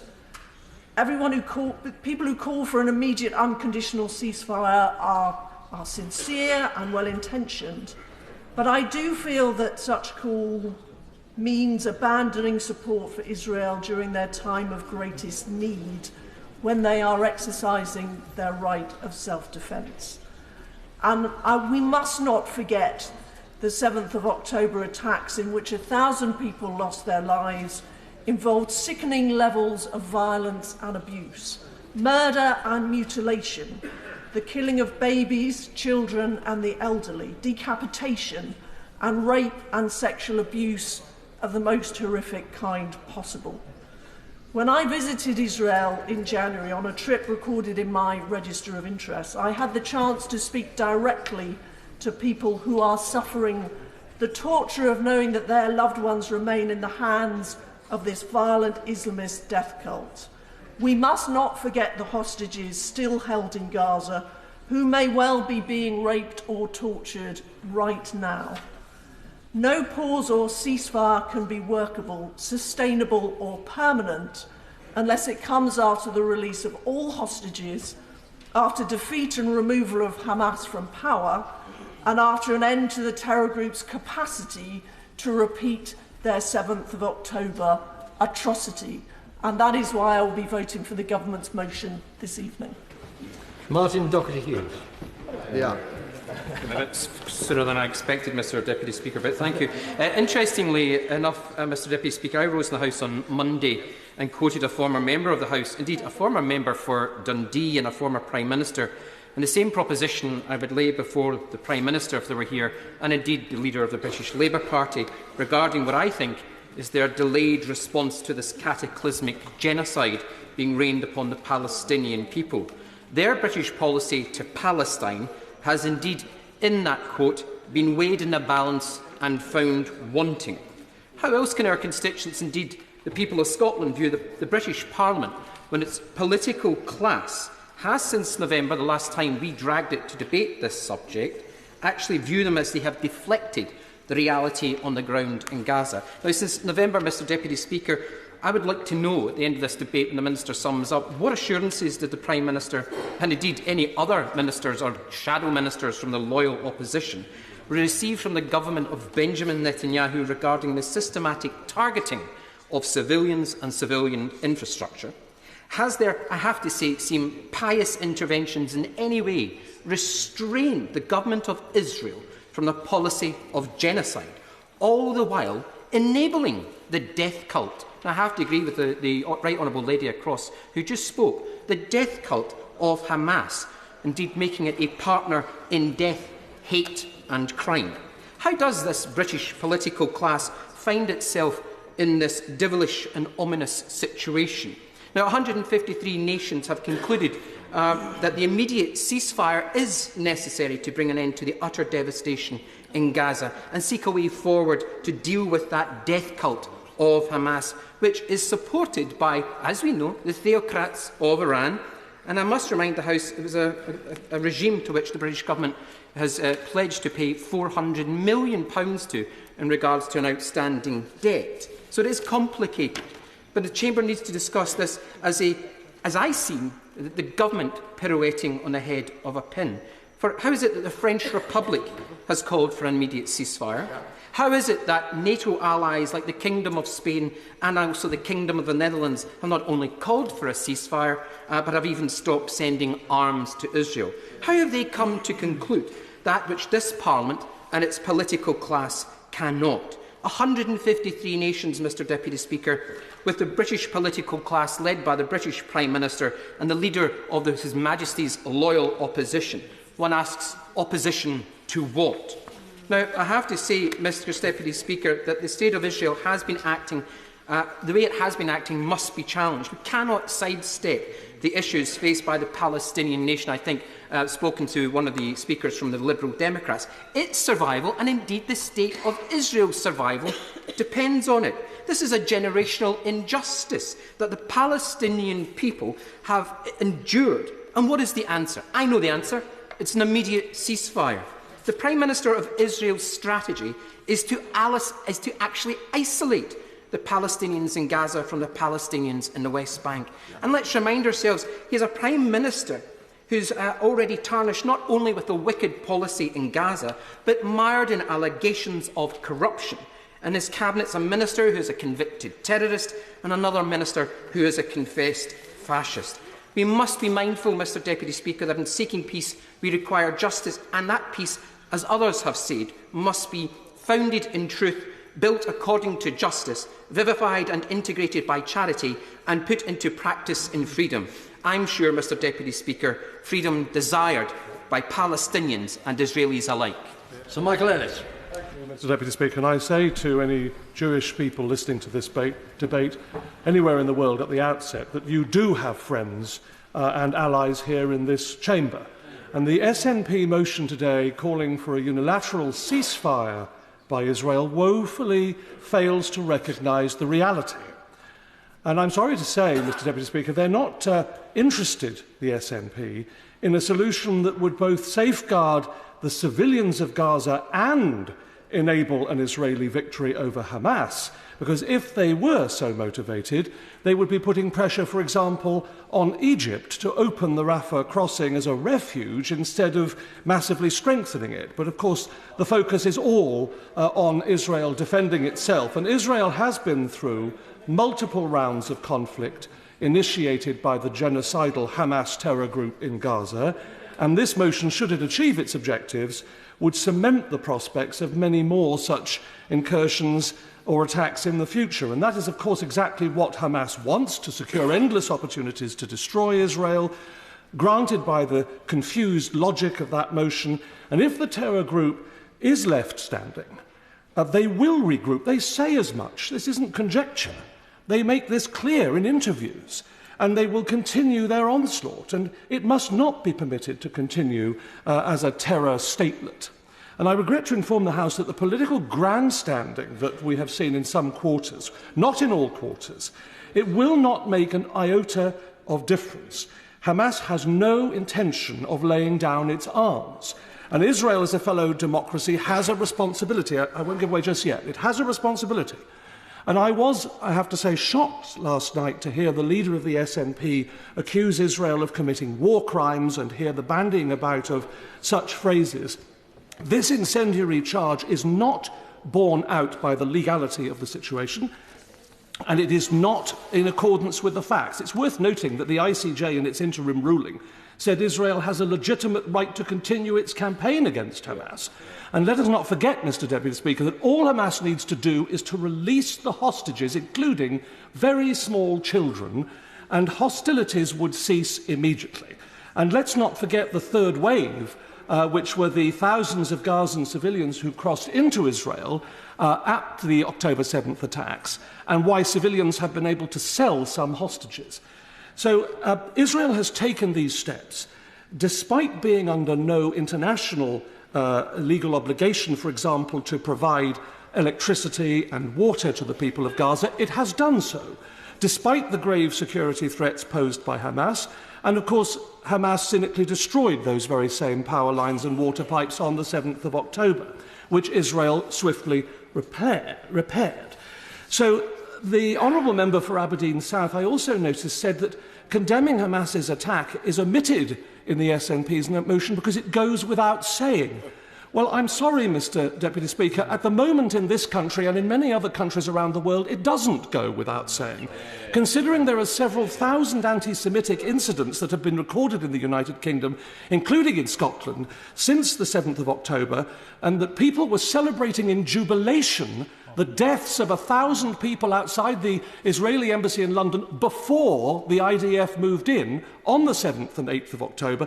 So it doesn't go without saying a responsible government in any jurisdiction is one that uses every opportunity to stand with the victims of heinous terrorist attacks. Adam Kaiser. Thank you, Mr Deputy Speaker. The Right Honourable Member for Northampton North began his contribution by telling Jewish people watching that they have friends in this chamber. I wish to reiterate that in the strongest possible of terms. Jewish people are not the Israeli government and Muslims are not Hamas. In a matter of weeks, Muslims across the world will fast from sunrise to sunset during the holy month of Ramadan. It's time to take life at a slower pace. That, however, is far from the reality for people in Gaza. They live with hospitals bombed, homes bombed, ambulances bombed, churches bombed, mosques bombed, UN schools bombed, refugee camps bombed, factories bombed, and the bombing continues.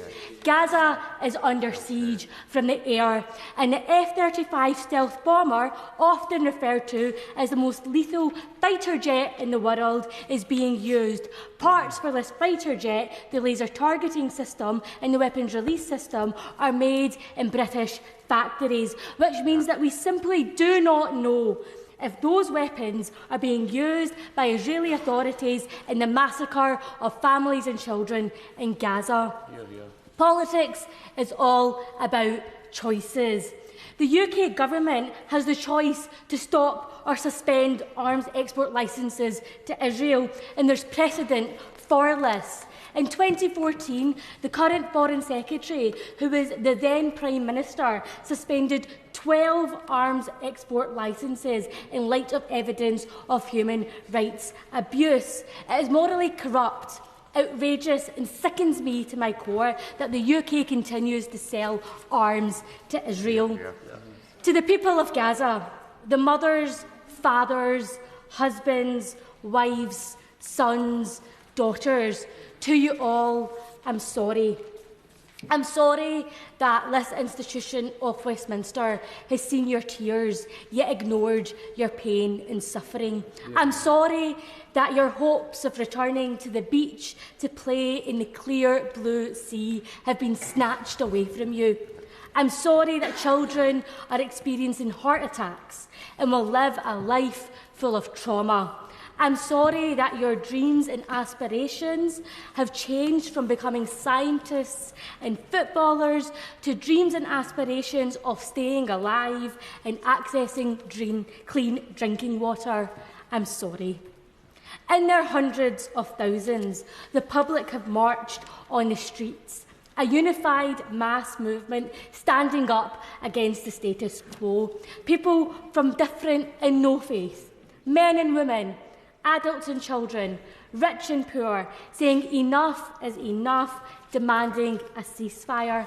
Here in Westminster, we may have the whip system and direction from party leadership, but every politician is accountable for their own actions. It does not matter that this debate was tabled by the SNP, who have third-party status. It doesn't matter if this vote isn't binding. These are semantics. We cannot continue to accept the systemic and deliberate oppression of the Palestinian people. There must be an immediate ceasefire. I'll give way.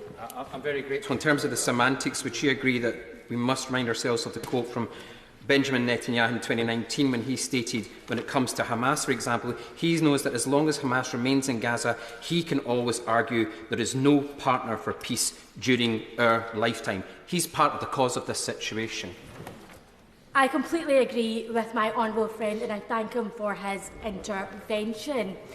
Britain, of course, has a moral responsibility towards the wider Middle East region for the scars of the British Empire, the Iraq War and the incompetence of successive governments which have promised peace yet failed to deliver.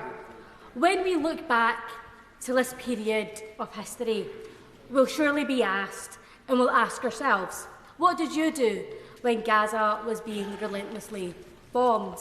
Yet here we are in the House of Commons with members of Parliament playing time-wasting games and abandoning international law.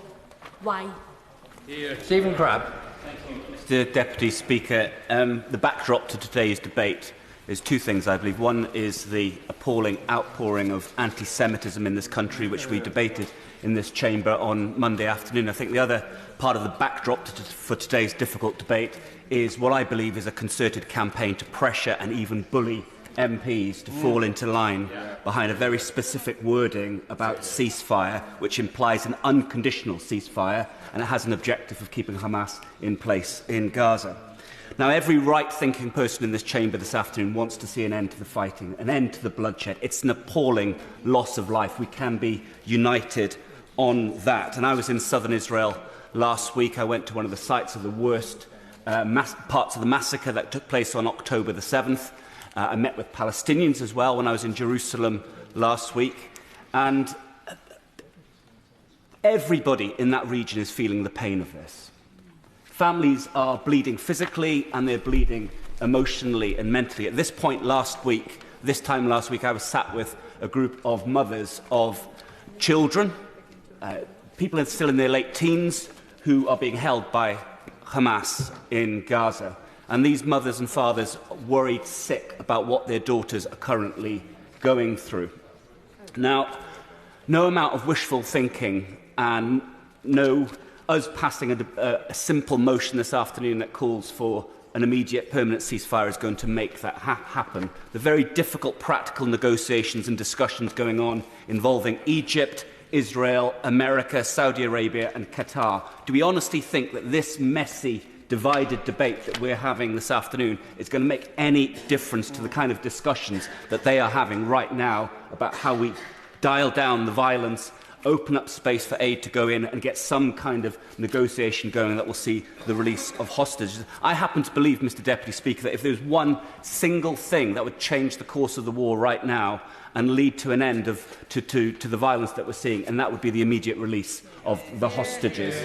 And actually, if there was one thing that we could unite around this afternoon, it would be a simple one-line motion that calls on Hamas to release those hostages immediately. That point should be made time and time again. Now, my problem with the SNP motion that's on the order paper, there's several issues I have with it. First of all, no mention of the use of sexual violence and rape as a weapon of war against Israeli women. And why is that important? It's because there is a campaign at the moment, not just on social media. I see it in the emails coming in from constituents. I had a constituent confront me with this last Friday that seeks to deny that these atrocities happened. They're saying that somehow Israel has concocted this. These crimes didn't take place. Well, they did take place. They were recorded on mobile phones and body cams, and they were picked up in other security cameras, and there's a 47-minute film that people can watch if they make themselves available to do that. Hamas fighters having the time of their life, committing the most barbaric acts, and I would encourage all members to grip themselves and watch that film. My other problem with the SNP motion this afternoon is that there is no mention of Hamas's guilt. The fact that they started this round of conflict. The SNP spokesman started his speech by saying he condemns Hamas's atrocities. Well, why didn't the SNP motion say that? Why doesn't the SNP motion spell that out? And I'll say this, Mr Deputy Speaker, my problem fundamentally with the SNP motion is that at the heart of it, it lets Hamas off the hook for what happened on October the 7th, and I'm not going to give way to the honourable gentleman. Before I call Carol Monaghan, after her, the next speaker, which will be Sir Edward Lee, will be down to 3 minutes. Carol Monaghan. Thank you, Mr Deputy Speaker. The recent ICJ ruling means that the UK, as a signatory to the Genocide Convention, is legally obliged to take measures in the face of Israel's failure to prevent acts which may be found to amount to a genocide. I've been contacted by many constituents on this issue, asking for me to support a ceasefire. But I want to read you the email of one constituent.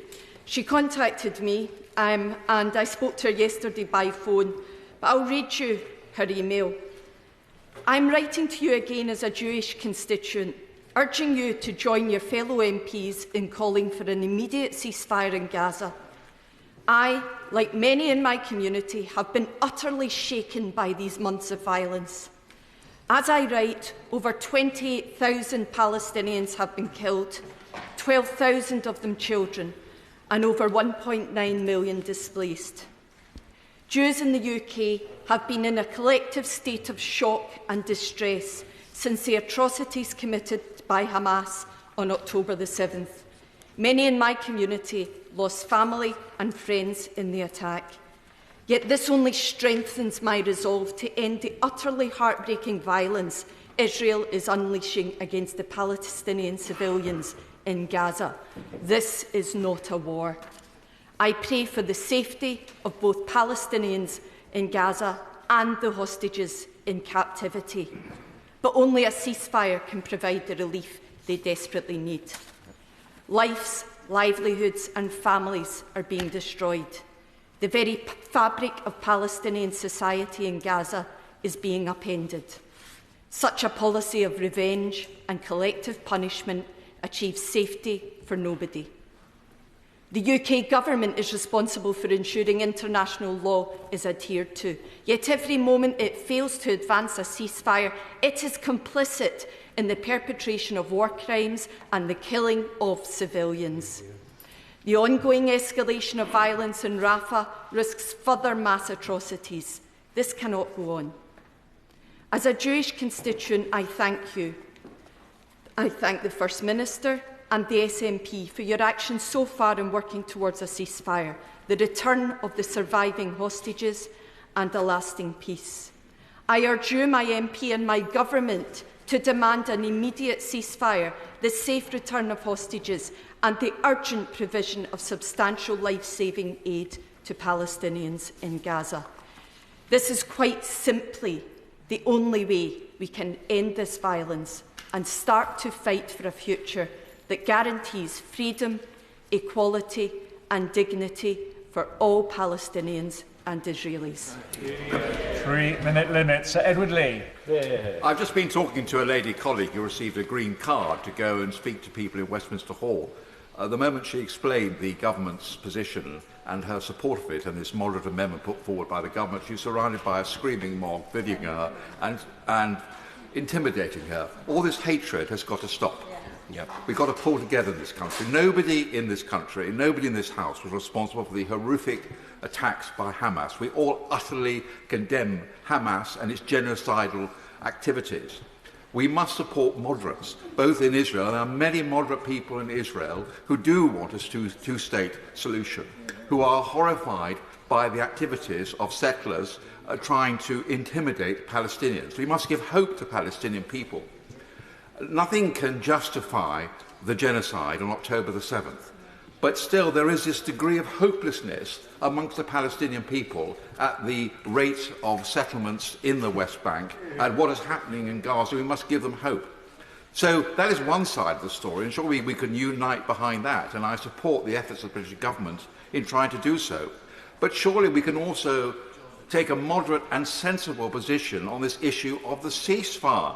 There is no point in having a unilateral ceasefire now if you are faced with a death cult who will use that ceasefire to go on bombing and killing innocent Israelis. It will achieve nothing. We have to have a balanced, sustainable ceasefire in which the hostages are released, the Hamas leadership is removed permanently from Gaza. Now I'm speaking on behalf of the people who live in Gaza. There's no future for the Palestinian people living in Gaza with Hamas in control. There will be constant warfare, constant hatred, constant disaster, constant bombing. We've got to get rid of Hamas. We've got to get the Palestinian Authority, for all its faults, back in control, and we have to push the peace process forward. The government amendment is moderate, sensible, it's trying to achieve peace, and we should support it. Well done. Chris Lowe. Mr Deputy Speaker. Late last night I returned from Cairo as one of the members of the International Development Select Committee to listen to the experience of heads of NGOs and UN agencies who have been working in Gaza. They described a man-made humanitarian catastrophe, and I'm ashamed of the moral cowardice from those in the world in the response in failing to firstly prevent and secondly stop this atrocity unfolding before our eyes. I heard first-hand Gaza is characterised by death and destruction. Bombs and bullets have claimed the lives of tens of thousands of innocent people. Whole families have been wiped out and whole cities have been left uninhabitable. Those who have survived have been horrifically injured and left displaced and nowhere to go. Nothing is off limits with the Israeli forces who have been targeting places of worship, schools and hospitals that are destroyed. Disease, malnutrition and starvation become inevitable. In these conditions, Mr Deputy Speaker, for so many, hope has been extinguished. Time and again, some of the most experienced humanitarian workers, people that have borne witness to the worst disasters in the world and conflicts, told me they've never experienced anything like the horrors of Gaza. Mr Deputy Speaker, there are only 150 aid trucks per day getting into Gaza. The UK is saying it's supplying aid, but it's sitting in trucks at the border. And even so, destroyed infrastructure, the lack of security due to the constant threat of Israeli bombardment, and the huge numbers of people contained in such a small area means there's an inability to distribute aid once it gets there. The message from aid workers is clear. An immediate ceasefire must be implemented to stop the slaughter and to deliver life-saving aid to the trapped people of Gaza. How anyone in this chamber could vote against this basic notion of humanity is beyond me and my constituents. Mr Deputy Speaker, where else in the world has there been a war where the majority of people killed are women and children, where they have been hemmed in with no escape and killed, like one witness said to me, like fish in a barrel? Andrew Gilmore, former UN Secretary-General for Human Rights, told Newsnight just last night that the killing of women and children, and I quote, was probably the highest kill rate of any military killing anybody since the Rwandan genocide of 1994. In Cairo, is told of ambulances and field hospitals being targeted, of people with white flags being shot on the spot, of children as young as 5 being pronounced dead with a single sniper shot to the head. Yeah. Mr Deputy Speaker, this is not a proportionate response. This is collective punishment, pure and simple, and it's a breach of international humanitarian law. Who here honestly believes that this immense suffering is part of a just war?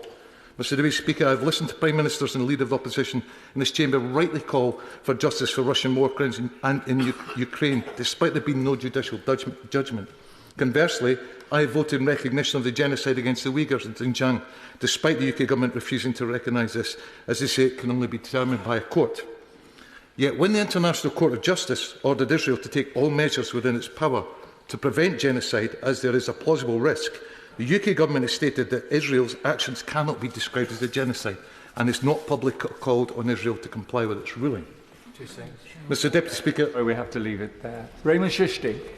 Thank you, Mr Deputy Speaker. I very much welcome the opportunity for parliamentarians to have their say with regards to how we find an end to this horrific conflict that has cost so many thousands of innocent lives, both Israeli and Palestinians. And I recall coming to this House in October when the Prime Minister was making a statement for the first time. And I said what we saw on the 7th of October was horrific terrorist acts committed by Hamas. That was a horrific terrorist act. They took the lives of innocent people, and that is unacceptable.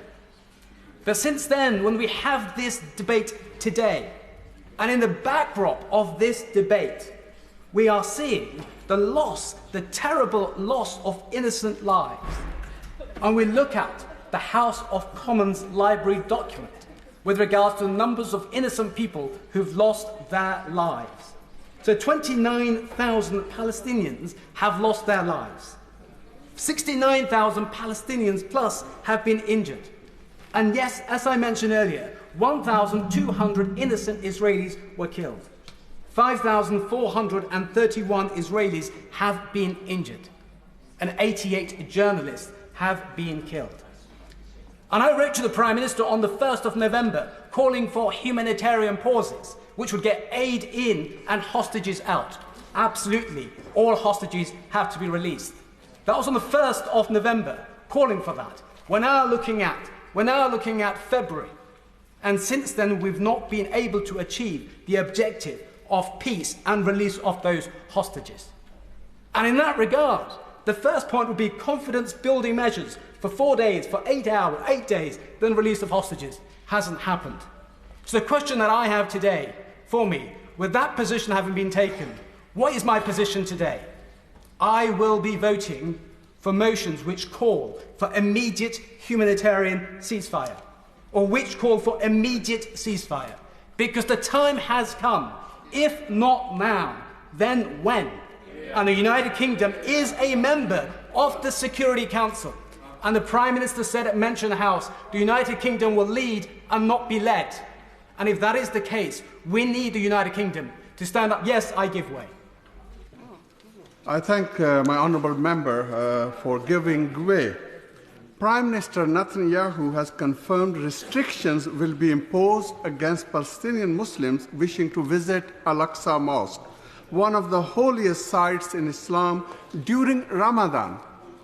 As per international law, Israel has no sovereignty over East Jerusalem or over Al-Aqsa. So does my honourable member agree that this is a deliberate provocation of Palestinians, and will he join me in condemning this dangerous and discriminatory move? I think what I say to my honourable friend, he asked that question to the former United Kingdom Special Envoy for International Religious Freedom. All places of worship must be protected. And previously, when we saw about 3.5 years ago, Al-Aqsa Mosque stormed on the night of Laylatul Qadr, was absolutely unacceptable. And we are now coming into the period, not just of Ramadan, we're coming into the period of Easter, we're coming into the period of Passover. That's why the point I made to him earlier, with regards to if not now, then when. Of course I accept we need hard-edged diplomacy to deliver on a two-state solution. Immediate ceasefire, release of hostages, with regards to immediate humanitarian assistance going into Gaza. The UK can, and I wrote to the Foreign Secretary and the Prime Minister, have an international donors conference for Palestine. We did it for Friends of Syria. Therefore, we're looking at creative ways to move forward, to save all innocent lives. And yes, the UK needs to put its position, firmly out there with regards to what we see as a two-state solution and a Palestinian state. And that has to be in line with the 1967 borders and our position at the UN 242. Do you know what? We drafted that resolution, and therefore we need to make sure we deliver on that. So yes, today is the time to ensure we deliver a ceasefire and lasting peace in the region. John Nicholson. How to find words in my allotted 3 minutes, Mr Deputy Speaker, for the tragedy which has engulfed the Palestinian people. Israeli bombs have killed 30,000, more than 10,000 children have died. The death toll per head of population is greater than any conflict since the Second World War. Gaza lies in ruins. People are starving. Women are enduring caesareans without anaesthetics. And yet this House has been paralysed. I vividly remember as a journalist in Palestinian refugee camps, Palestinians would come up to show me the keys to lost homes. Their families were forced to flee in what is now Israel, where advancing guerrilla troops spread terror. And they would also, along with their old-fashioned keys, show me British Palestine mandate house deeds issued by us, guaranteed by the United Kingdom and stamped with the mark of the Crown. We owe them. At the very least, we owe them our voices raised in outrage at the collective punishment they are now enduring in defiance of international law.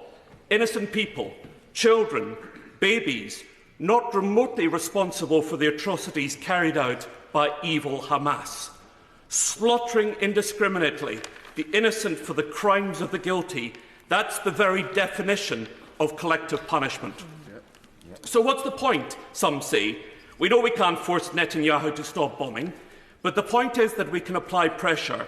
Silence is tacit acceptance of Israel's actions. We can show Palestinians who still imagine that this House is a moral compass that we do care passionately about their plight. We lament their suffering, and we despair at the lost innocence of their children as another generation learns to associate Israel with cruelty, extremism and hate. Now, the vote at Westminster tonight, the second we on these benches have called, is not and never was, as some commentators parochially claimed, about embarrassing political opponents. Not everything is about Britain. Now, I won't speak for my colleagues cross-party, though I know many out with the SNP support our motion. Some have lost their front-bench jobs because they can't in good conscience remain silent. I hope the majority of Westminster MPs now feel the same. Embarrassed silence will not save lives. If we don't call for an immediate ceasefire now, when will we call for an immediate ceasefire? How many more innocents have to die? No. It's past time for our voices to be heard loudly and unambiguously. Enough bombing, enough slaughter. Kit Malthouse. Speaker, I too was on the cross-party emotional visit with Yakad to Israel and Palestine last week, where we stood at the site of mass murder in Kibbutz Be'eri and in Nativ Hazara and heard with horror the accounts of the victims and bereaved relatives of what happened there, but also stood on a bluff above Gaza City and saw the artillery landing and heard the gunfire and the drones overhead and contemplated the futility of 30,000 dead and with horror thought of the assault upon Rafah and its 600,000 children. Various things became clearer during the visit, Mr Deputy Speaker. The first is that there can be no military victory over Hamas. That is widely accepted across the world and is being whispered even in Israel, not least because every bomb and every bullet that lands is a recruiting sergeant for that appalling organisation. The second thing that became clear, Mr Deputy Speaker, is that the security of these two peoples are intrinsically intertwined. Anybody who is interested in the security of Israel in the future has to recognise that this conflict is making things worse, not better, and that the security of the Palestinians is required for the security of Israel into the future. We also, Mr Deputy Speaker, met some remarkable people. Rachel Goldberg, whose son Hirsch is still being held by Hamas. Mao Zinon and Yonatan Zaygin, whose parents were both killed by Hamas. A group of young Palestinians who yearn for freedom, all of them dedicating their lives to peace. They were the threads of hope that we met on our visit. And they offered the prospect that these two remarkable peoples could find a way to live side by side. And then I returned to the United Kingdom, Mr. Deputy Speaker, to find us trapped in a crazy battle of semantics.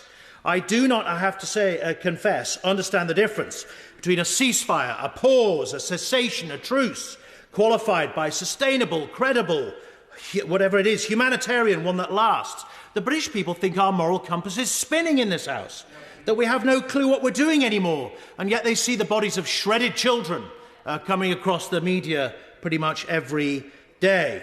They want three simple things. They want the killing to stop of Palestinians and Israelis. They want the hostages to be returned, and they want aid to flow into Gaza. And our job in this House, as backbenchers, is to vote for the outcome we want to see, not some clever process by which we might get there or second-guess what the parties are going to do, but to say now what we want to happen. And I agree with the British people that the violence must stop. If those people who hold out the prospect of hope in Israel are to stand a chance, it has to be in an atmosphere of peace. It was Menachem Begin who said that war is avoidable, but peace is inevitable. It is time for the bloodshed to stop and for the talking to begin. And in this House and in this country, we must do what we can to make that so. Thank you very much. Andrew Gwynn.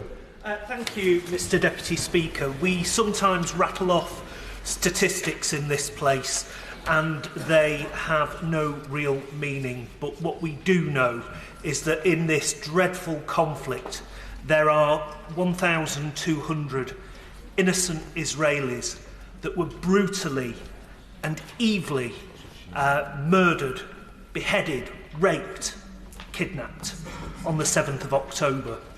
And the consequence of that has been the unfolding of utterly horrific images across the Gaza Strip, with almost 30,000 people, men, women, children, innocent citizens, also tragically killed in this brutal conflict. I will be voting for an immediate ceasefire tonight because the fighting needs to stop, and it needs to stop now. But I will be doing so on the basis of the motion amendment that was set out so eloquently by my right honourable friend, the Shadow Foreign Secretary. Because words matter. And it matters that we call for a ceasefire, not a unilateral ceasefire, but a ceasefire of both sides. Otherwise, it's not a ceasefire. And they can laugh. But if Hamas do not lay down their arms too, it is not a ceasefire. Those are simple facts. I want to make sure that the offensive on Rafah does not happen, that we get aid into the Gaza Strip in the quantities that we want to see. Aid wasn't mentioned in the SNP motion. That the ICJ provisional rulings are implemented and upheld because international law matters. That we get a two-state solution and a peace process. That we tackle the wrongdoings in the West Bank. The illegal settlements have to end. But we also need to make sure that there is justice for the Palestinians and we get that Palestinian state. None of that was in the SNP motion. Now, I will give way. There's no water or oxygen in the SNP motion. Does he presume, therefore, they don't want water or oxygen? Don't be so silly, man. You know exactly what this is about. This is about stopping the killing now. Yeah, we know exactly what it's about, and he's playing party political football. He's playing party political football with the most atrocious situation that's going on in the Middle East. As the Honourable Member for Foyle rightly said earlier, there is a lot more that brings people together in this place. We want to see a ceasefire. We want to see an end to the killing. Point of order. I'm playing party politics. I'm not in a political party. He should know that. That's not a point of order for the Chair. That's part of the argument. You can still play political football, Mr Deputy Speaker. We need that Palestinian state. We need to get justice and an end to this conflict that has lasted for 7 decades.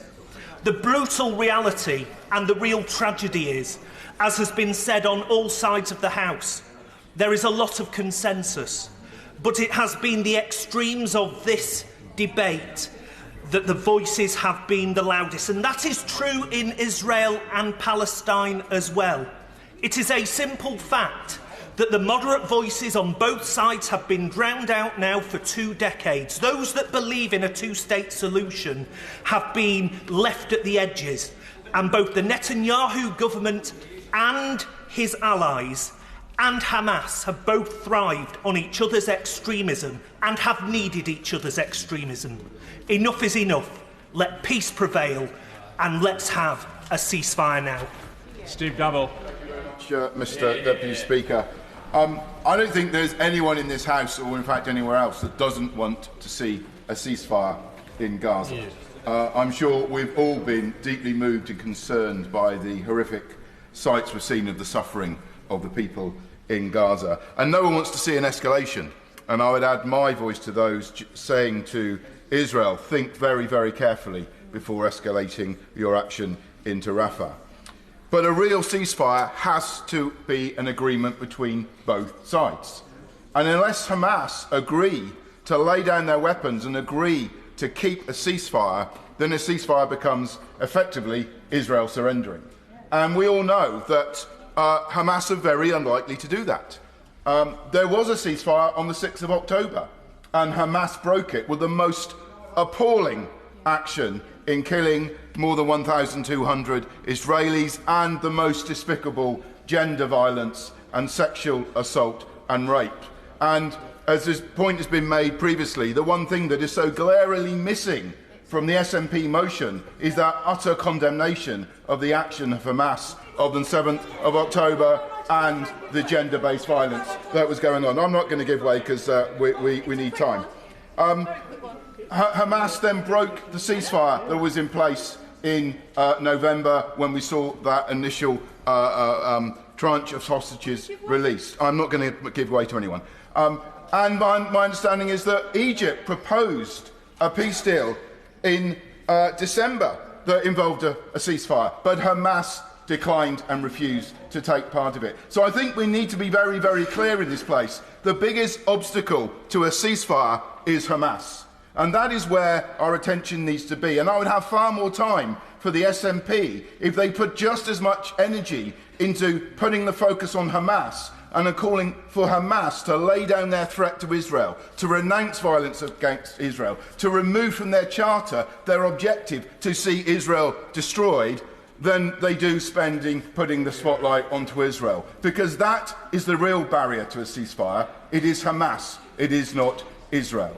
And I would finish by saying that, I want to see a two-state solution. I want us to start to be able to recognise Palestine as a proper state. But that is never going to happen whilst they continue to have Hamas as their leadership in Palestine. And the only way forward, in my view, is to see an end to Hamas, to see a proper ceasefire in place so that we can start to build a two-state solution for the future, for peace and prosperity for both Israel and Palestine. But that will not happen while Hamas stay in place.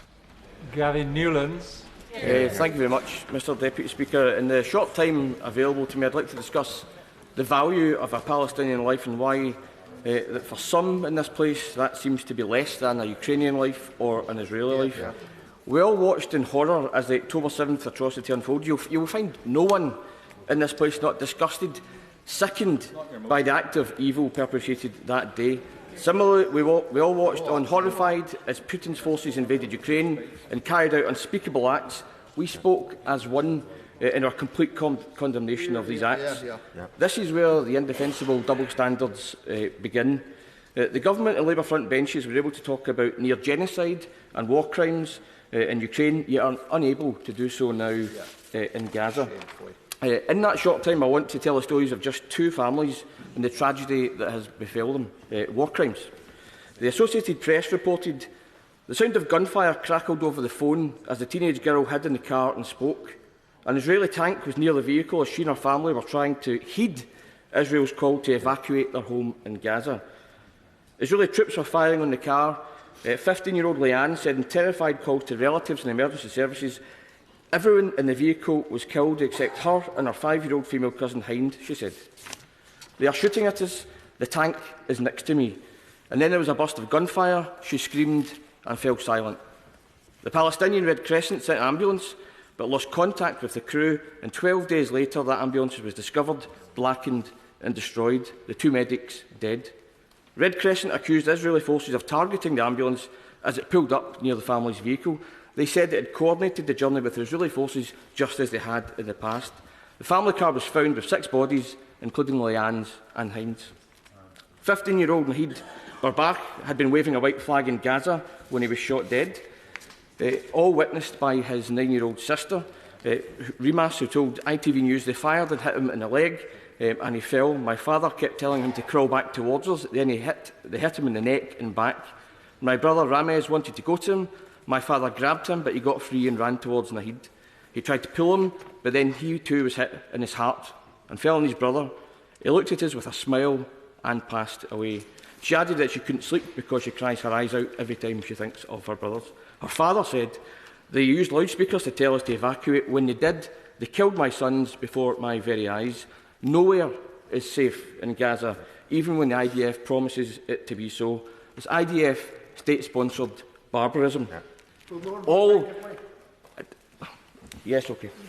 I'm grateful to my honourable friend giving way. Does he agree that if you're in Gaza at the moment and you're watching your daughter having a C-section on a tarpaulin without anaesthetic, or you're picking up parts of your brother from around the neighbourhood, or indeed you're burying a child, you're worried about the wording of emotion? They want to see a ceasefire to stop all that now. And whatever happens tonight, does he agree that we should be voting as a House for a ceasefire? On our motion or the Labour motion, we should be voting for a ceasefire. That's what is needed. Absolutely. I couldn't agree more, Mr Speaker, and that's what made some of the nonsense earlier on even more shameful. And it doesn't do this House any justice whatsoever, and some people need to reflect on their actions this day. But all of this, Mr Deputy Speaker, carried out with the Government and Labour front benches collectively covered its eyes, put its fingers in its ears and pretended not to see and hear what the rest of us cannot unsee. I asked at the start what the value of a Palestinian life was, and quite honest, that's a question that should haunt the Prime Minister and the Leader of the Opposition. But I can tell them that 24 Palestinians have been killed for every Israeli killed on October the 7th, and that number is going up every single day that we sit here and do nothing. Mayhew. Thank you, Mr Deputy Speaker. It's been a a truism across so many of the speeches today that we have a universal desire for the violence to stop and for the violence to stop immediately. The only question that exercises us in this chamber today is what is the most effective method to achieve that immediate cessation of violence? Now, I'm going to give the SNP the courtesy of addressing their motion. This is an SNP debate today, and it's their motion which is important. But they make no reference at all to the Hamas attack on the 7th of October last year. That's been referred to multiple times today. They make no reference in that motion to the stated intention of Hamas to repeat atrocities again and again, similar to and worse than that which was achieved on the 7th of October. And yet, we know that removing Hamas from Gaza, again, something which that motion makes no reference to, is the only way to stop civilians, Israeli and Palestinian, from being killed. Because if you address only half of the issue, Mr. Deputy Speaker, you will condemn any ceasefire to failure and to a renewed cycle of killing, time and time again. And the appalling history, I won't give way because I've got so little time, I'm sorry. And it just condemns us to a repetition of this appalling history of violence. So the most important thing for the people in the region right now is an immediate cessation of violence, which is achieved by a humanitarian pause. It stops the fighting, it gets the aid in, and it allows for the hostages to come out. And it's not delayed by the wider ceasefire negotiations, which are inevitable because it's complex. But it does make space for those negotiations to take place. And what are those negotiations going to have to deal with? They're going to have to deal with the release of all hostages. A one-sided ceasefire is no ceasefire at all. A ceasefire that leaves Hamas in possession of the hostages is no ceasefire. It has to deal with the imposition or the recreation of a Palestinian government for both the West Bank and Gaza, freeing the people of Gaza from the terror of Hamas, because they don't just terrorise Israelis, they terrorise Palestinians as well. And crucially, Mr. Deputy Speaker, it has to lead to a credible and irreversible pathway to a two-state solution. Now, this all takes time, but the fighting, it needs to stop now. And so the government is absolutely right with their amendment to call for an immediate humanitarian pause to give space for ceasefire negotiations, but to stop the killing now. Ian Paisley.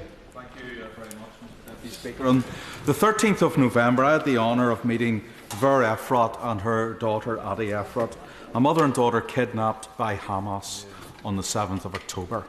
They were rescued, thankfully, by brave IDF soldiers. For the last number of weeks, I've stood in Parliament Square holding posters containing the names of people like Zaki Abraham, Rafi Gaval, Imber Halman and others who are kidnapped. Just not Israelis, but people from around the world who remain kidnapped today by Hamas, tortured today by Hamas and its instigator, Muslim Brotherhood. All of this is a consequence. The awful war that we're witnessing in Gaza is a consequence also. It's a consequence of the unjustifiable attack upon Israelis and Jewish people on the 7th of October. An attack that the Right Honourable Member who has just spoken quite rightly identified is not even mentioned in the motion that we are being asked to vote upon today. We're not being asked to vote for the comments from the member for Argyll and Bute, no matter how sincere or mealy-mouthed they may have been. We are being asked to vote for a motion that does not contain any word about the rape of the woman, the murder of the children, the unjustifiable attack. It's as if, Mr. Deputy Speaker, it didn't happen. It's as if it was invisible. It's as if, like other people in the 20th century, denied things that happened to Israel and to Jewish people. That's essentially what we're seeing tonight, the denial of an attack on Israel. The tragedy, yes, it is utterly vile that it did not appear.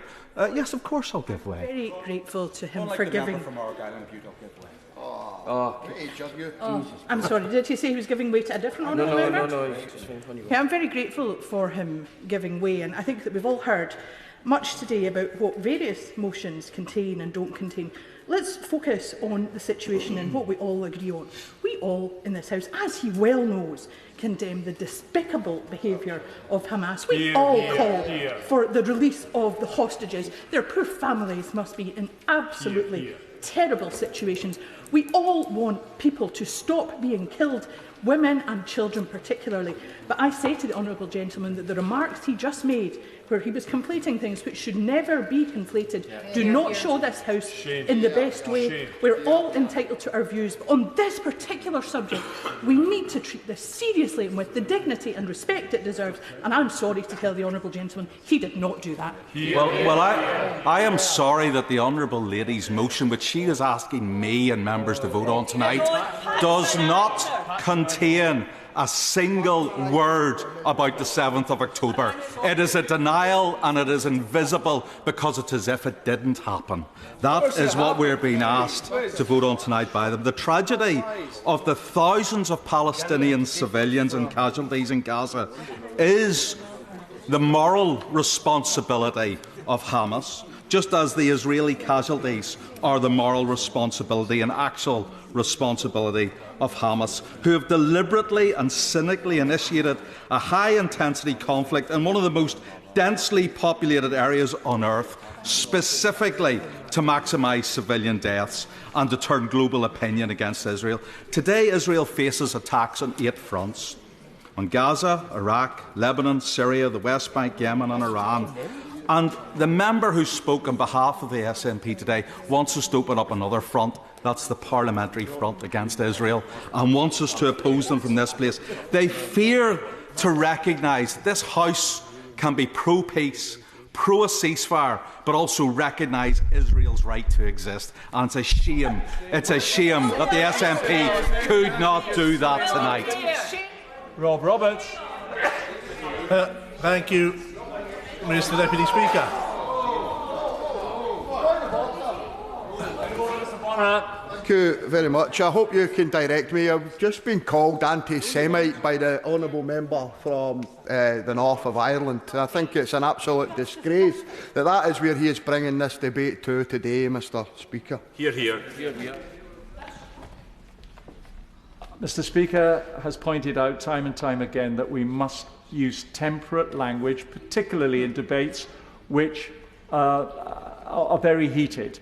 And so I would ask members to be very careful. I didn't hear what was said, but I must reinforce. Please use temperate language, whether you're on your feet or whether you're sitting down yelling something. I prefer you not to yell anything, but please use temperate language. Mr. Roberts. Thank you, Mr. Deputy Speaker. Last week I wrote to Israel's ambassador to the UK. It occurred to me that for as long as I can remember, we've heard that Israeli military strength is among the greatest in the region.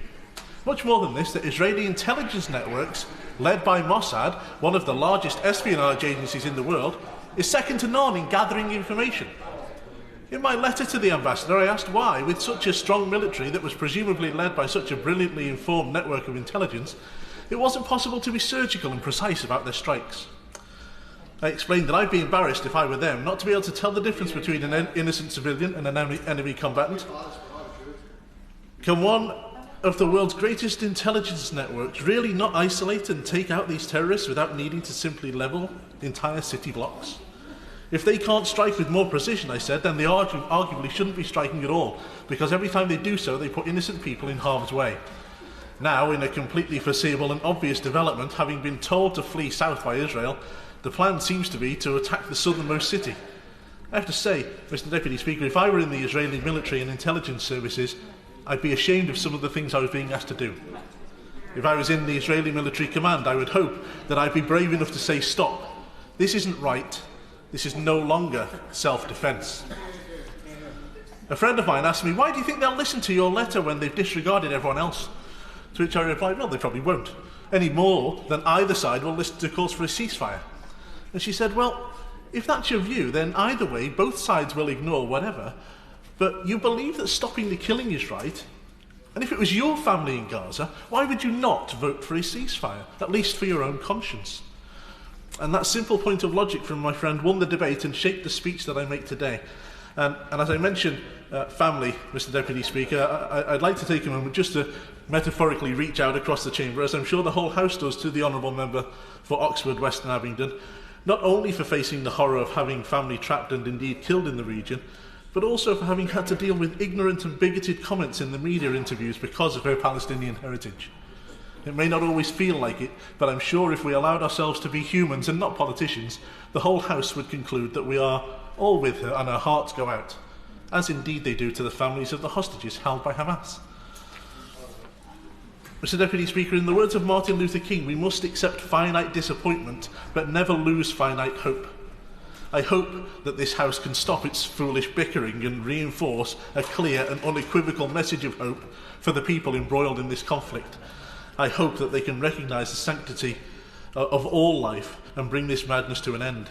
And as the Right Honourable Members for Bournemouth and North West Hampshire mentioned earlier, we mustn't dance on the head of a pin about the wording and just get behind a simple message of peace. Allan. Thank you very much, Mr Deputy Speaker. I returned last night to Tooting from Egypt, where I was with colleagues from the International Development Committee, meeting some of the world's leading humanitarian workers, medics and representatives on the ground of the United Nations agencies in Gaza. None had ever witnessed a humanitarian catastrophe so hopeless and so bleak.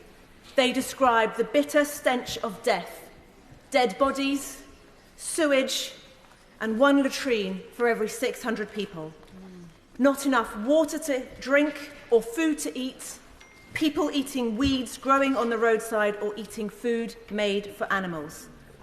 Every representative spoke of violations of international humanitarian law, children being shot in both feet, and people so desperate to feed their families that they ran toward food trucks amid gun battles, and mothers waving white flags, attempting to cross the street, shot dead in cold blood. It was truly obvious to me that there has not been adequate protection of civilians, as it is obvious to all of us. 65% of those killed are women and children. This is completely converse to every other battle, every other war, where it is men of fighting age. Psychologists on the ground reporting children under 5 years old talking of wanting to take their own lives because they have watched their siblings hanging from buildings dead. They have watched their parents exsanguinating in front of them and are now left alone to face this world. Health workers have not been protected from the war. There have been over 300 attacks on health facilities in Gaza, medicine blocked at the border, and most hospitals non-functioning or overrun by critically injured children unable to be treated. Yes, we need a peace process. Yes, the hostages must be freed. Yes, the wheels of international humanitarian law must turn. And yes, the Palestinian people must have a recognised state. But first, today, this minute, now, we must have an immediate ceasefire to save tens of thousands of lives. This country has a historic responsibility to the people of the Middle East, and it is in our strong national interest to secure a two-state solution. What this Parliament does today will resonate with leaders, governments and people across the globe. The mother of all parliaments has something to say, and I will say this. When we were elected to this place, we would want to feel that in the twilight of our lives, when we are looking at ourselves in the mirror, when people no longer know who we are, that we are proud of who is looking back. So today, let us say clearly that an immediate ceasefire must come, justice must be done, and peace must be won. Miriam Kate. Thank you, Mr Deputy Speaker. War is terrible, and as we've heard today, the tragic consequences of all fighting is dreadful. War should be avoided at all costs, but sometimes it can't be, and sometimes war is necessary when accommodation can't be made, or when there's no possibility of good faith negotiations, or when the cost of allowing your enemy to go unchecked is just too great. And the war in Gaza is just such a war. Devastating, tragic, appalling, yes, but unavoidable because of the October the 7th massacre, where honourable members have reminded us of the appalling and depraved and unspeakable crimes that were committed that day against Israeli civilians. Any government that did not then act to prevent this from happening again would be failing in its duty to protect its citizens. And there simply is no other way to keep Israelis safe than to destroy Hamas. We might wish it were otherwise, but this is the reality of the situation. We are all appalled by the loss of life, both in Israel and in Gaza. We are all calling for a pause to the fighting to allow much more humanitarian aid to get through. But to call for an unconditional ceasefire now shows, I'm afraid, a naive judgment of the situation on the ground. Because there is no moral equivalence between a bunch of murderous terrorists and rapists attacking civilians with glee for the sole purpose of inflicting evil. Now, I won't, because so many want to get in. And there's no equivalence between those murderous terrorists and a nation-state using conventional forces to root out dangerous enemy, however much we may criticise their tactics. For Hamas, the civilian deaths, including of Palestinians, are the point. They are the point of the conflict. They were the point of the original attack. And we must be clear that Hamas bears responsibility for all the deaths in this conflict. The only outcome that will secure a lasting peace is for Hamas to be destroyed.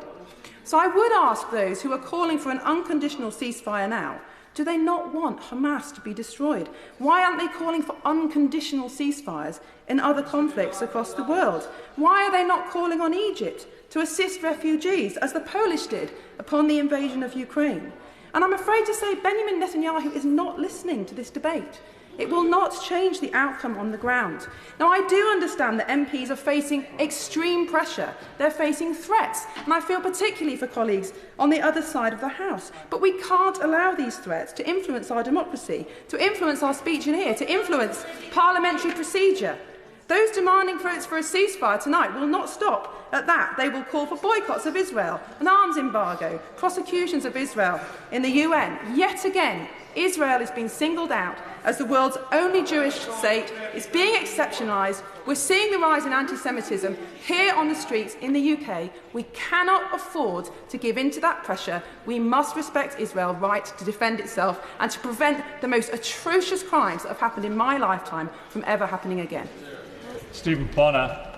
Mr Deputy Speaker, for too long the leaders of the Western world, including in this very chamber and those who populated these benches before us, have turned a blind eye to the decades-long suffering of the Palestinian people, a blind eye to the occupation of their lands, a blind eye to the expansion of illegal settlements, a blind eye to the theft of their homes. We are and have been complicit in the continued futility of their struggle for self-determination and complicit in their pain and their suffering. Arms sales to Israel from this place, which we are then used to murder innocent women and children in Palestine, make us so complicit.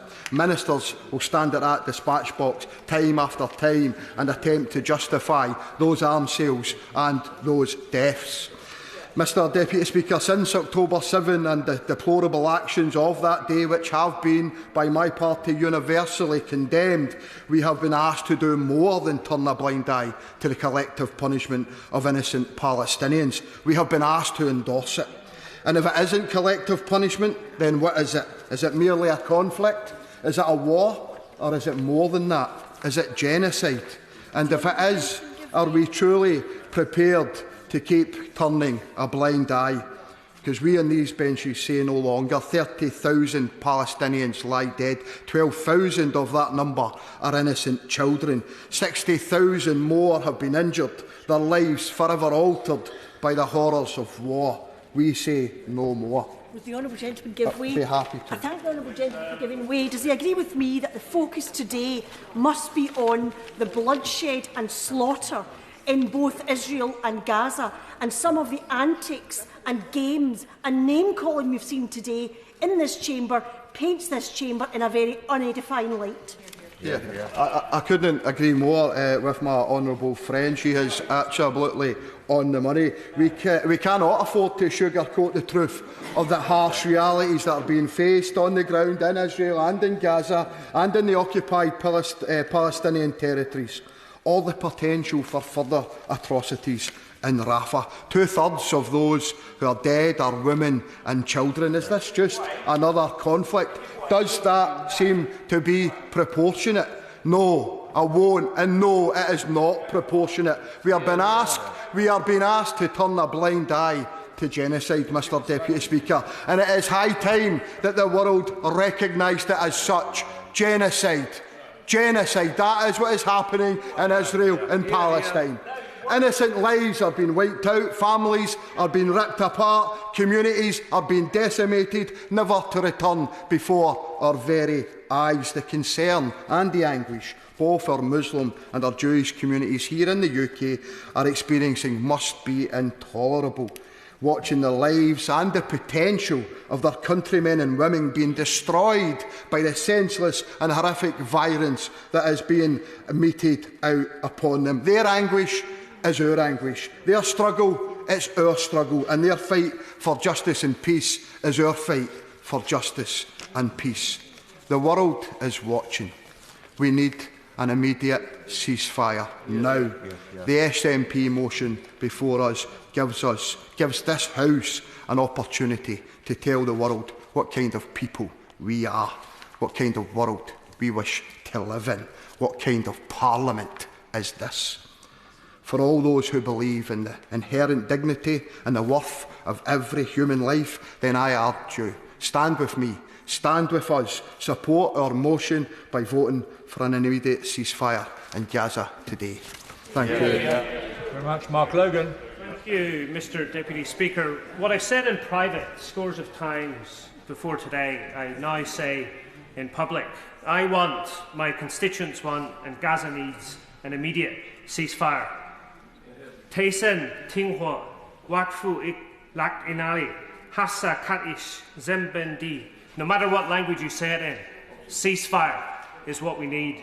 My honourable friend from North West Hampshire, in keeping with his point, it's not a sustainable ceasefire, it's not a long-lasting ceasefire, which is basically just sustainable by other means and other wording. It's not a kind of ceasefire and hope of a ceasefire, because with 28,000 people now dead in Gaza, 11,500 children, playing around with words is just playing around with people's lives. And Israel has gone too far. It's disproportionate. It's not gone too far just today. It's gone too far already for months at end. And I'm concerned about Rafah because time and time again we've heard how innocent people's lives in Gaza wouldn't be the subject. They wouldn't be hurt. But time and time again we've reached the figure of 30,000. How can we have any trust and belief that the people, the 1.5 million people now in Rafah, will also be left untouched? And I will give way to the honourable member. I'm very grateful that he's making a very powerful speech. Too often, Mr Speaker, in this House, we reflect on what happened in Rwanda, we reflect on what happened in Srebrenica, and we reflect on the fact that we didn't take action. And the honourable member is absolutely quite correct. If we don't take action now to demand a ceasefire, when will we do it? The House has an opportunity today. For goodness sake, let us come together. Let us show that we are going to stand up to stop this conflict and deliver peace, get to the two-state solution. And I agree 100% with the honourable member opposite, because there have been members on my own side of the House who have talked about that this is merely symbolic or it's virtue signalling. But at the end of the day, we're MPs not to fix potholes. We're MPs not to follow up with our next door neighbour, the hedge is growing into my garden. That's not what we're here for. We're here to protect lives. And this is the opportunity today, is to call for an immediate ceasefire. Yes, it may just be maybe signalling to an extent, but that signal has to be given to what we see as one of our close allies, Israel, in the region. That has to happen today, because like in times gone by with the United States, back 20 years ago with Iraq, we thought we were doing the good friend thing to go along with the United States. No, the better friend says, no, this must stop now, this must stop today. So a ceasefire must happen now. And I so no longer in good conscience can continue on backing in public the line that we have taken on this side of the House, regrettably. Because even from a geostrategic perspective, I don't see what this does Israel in the long term. I don't see what favours this does for Israel. Israel already has had a very difficult time in the region that it's sat in. But this is not going to create any more friends from Israel. I come from Northern Ireland and I'm looking at my honourable villager from the same neck of the woods in North Antrim. 3,500 people died in the Troubles over the last 30 years, 40 years, 3,500 people, and the trauma that's caused. But in 5 months, 30,000 people have died. How will people ever get over that? Because in our experience, they're bad people. The Hamas, they have to be called out. The people behind them, they have to be obliterated. We don't want to work with Hamas, and I think the motion from the SNP obviously could have gone further to call out Hamas, because we in Northern Ireland as well have dealt with those troubles in the past, the very bad people hiding behind other political leadership.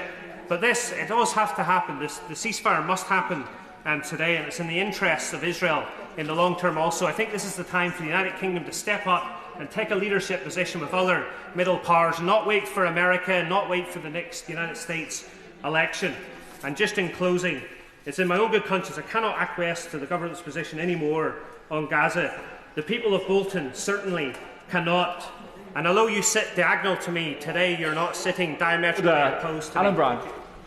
Thank you, Mr Deputy Speaker. This call for an immediate ceasefire is about limiting the slaughter to the horrific 30,000 civilians already killed, stopping more civilians being killed by bombs, by bullets, starving to death or dying from disease. Now, currently 1 in 6 children in the north of Gaza under the age of 2 are suffering from malnutrition. 90% of children across Gaza under the age of 5 are already affected by 1 or more infectious disease. Now, aid is available. No aid is available, but it's blocked from getting into Gaza by Israel, which breaches the interim ICJ ruling.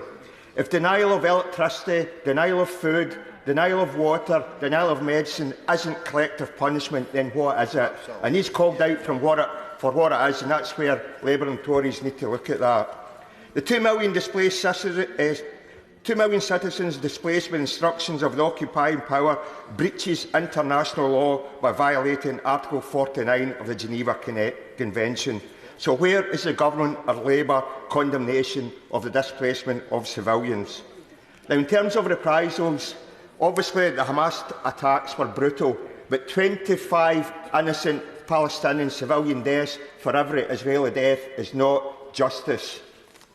Now, the ICJ is going to make a judgment on genocide, but when the Israeli ambassador to the UK stated every school, every mosque, every second house has access to tunnels, and asked Ian Dale on live UK air if there was any other solution other than destroying every building in Gaza, then she's justifying genocide in terms of physical destruction and breach of Article 2 of the Convention on Genocide. Where is the condemnation of the comments by the Israeli ambassador to the UK? It's a deathly silence. Now, rightly, when debating the merits of a ceasefire, the issue of the release of hostages comes up. It's quite clear a ceasefire is required if there's going to be any chance of them being released safely. It's obvious that unless there's a ceasefire, then the hostages are also at risk of death from disease and starvation, or even killed by the IDF, who have already unfortunately killed some of their own brethren.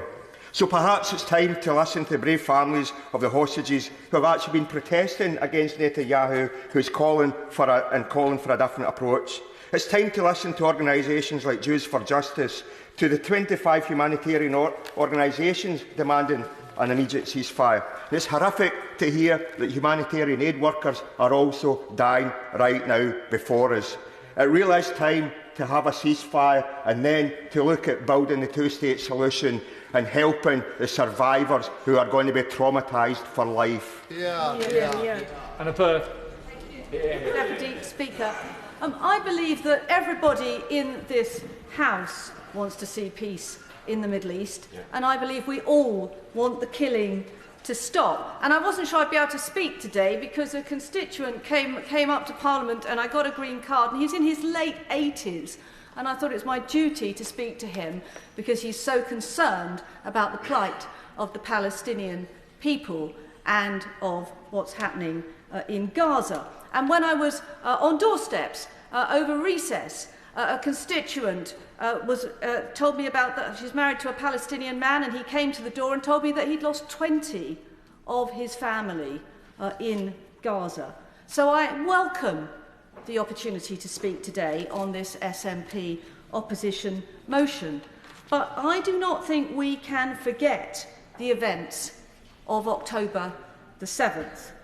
I don't think we can forget that that was a shocking and barbaric attack by a terrorist organisation. I believe we are actually united on that point as well. Over 1,400 people murdered one by one, over 3,500 wounded, almost 200 taken hostage, innocent women raped, their bodies desecrated, even booby-trapped to kill others when they found them. And in the wake of that heinous attack, Israel had not only the right but the duty to protect their citizens and oppose that grave threat presented by Hamas, which has not gone away. And I think this is really important, Mr. Deputy Speaker, there is a night and day distinction between Hamas terrorists and innocent Palestinian civilians who are facing the most devastating and growing humanitarian crisis every day. And that is why it is incumbent on Israel to do all it can to minimise civilian casualties by ensuring the campaign is targeted to Hamas leaders and operatives as much as possible. So make no mistake, we all want to see a ceasefire in this place, but it must be a sustainable ceasefire. And the reason I can't support the opposition's motion is because it completely ignores the fact that Hamas still holds over 100 innocent Israelis captive in Gaza. No nation can be expected to abandon their own citizens to captivity. And it is the release of those hostages, but it's not contingent. It's not contingent in your motion. It is the release of those hostages which is the key to a sustainable peace, and that is why I support the government's motion. I think it's moderate, and I think it recognises the balance of interest in this very difficult region. If people now, there's no further speakers on the government side, so if people can do their contribution, say what they need to say in fewer than 3 minutes, you'll be helping your other colleagues. Angus Brendan McNeill. Mr. Speaker, I'll endeavour to do that. I think we all abhor the deaths of the 7th of October by Hamas, and we all should. Particularly, there was Israeli peace activists, and I can hazard a guess, perhaps wrongly, but I don't think so, of what they would have wanted. It's certainly not what's unfolded. The deaths of the 7th of October or the death of the 6th of October, or whenever before or since, are all very sad and very lamentable. In August 2023, Mr. Speaker, the UN had noted that 172 people had been killed in the West Bank alone by Israeli forces, not Gaza, but the West Bank. And why did the UN report that figure in August? Well, it would pass the grisly milestone of 170 killed in the West Bank in the entirety of 2022. But it's unfortunate and it's really lamentable. This has been going on too long.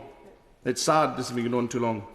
And the killing by Israel of 25 more than Hamas killed in October the 7th is a very grisly and sad fact, especially as 30,000 of those dead are in the majority children and women. There can be no room for hate, Mr. Deputy Speaker, and we all condemn anti-Semitism for fear of where it can lead and has led in the past.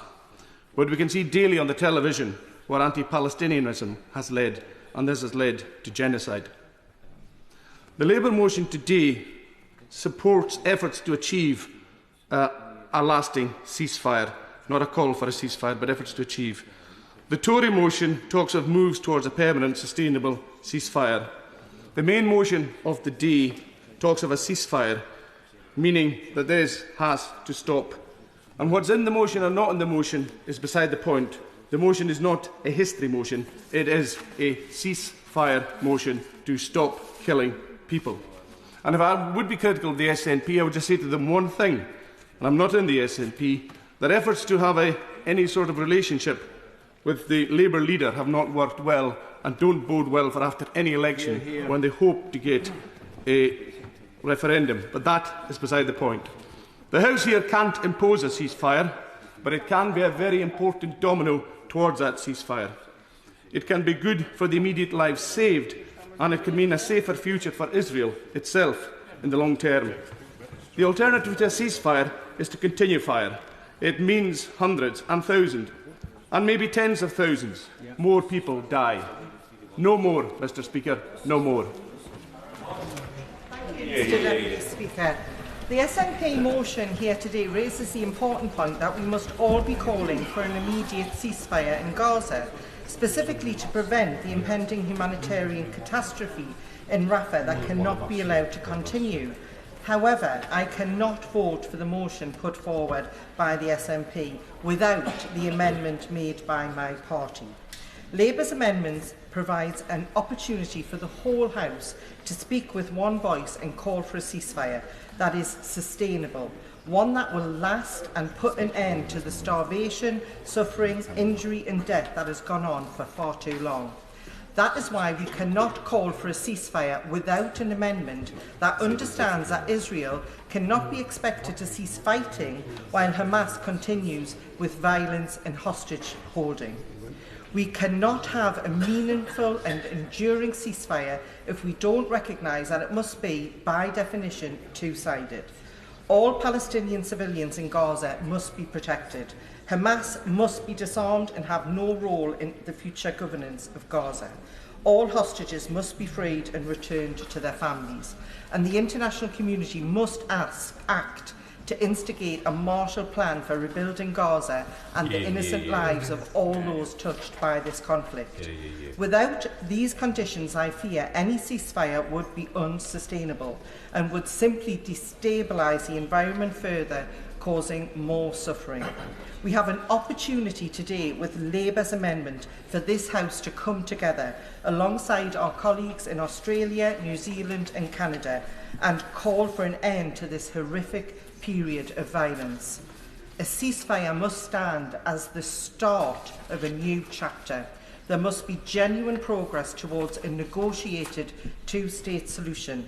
The international community must play its role in creating a pathway towards the establishment of a viable and independent Palestinian state, recognised as such, one that can thrive in peace side by side with Israel within secure and recognised borders, with Hamas's operations demilitarised and their weapons decommissioned beyond use.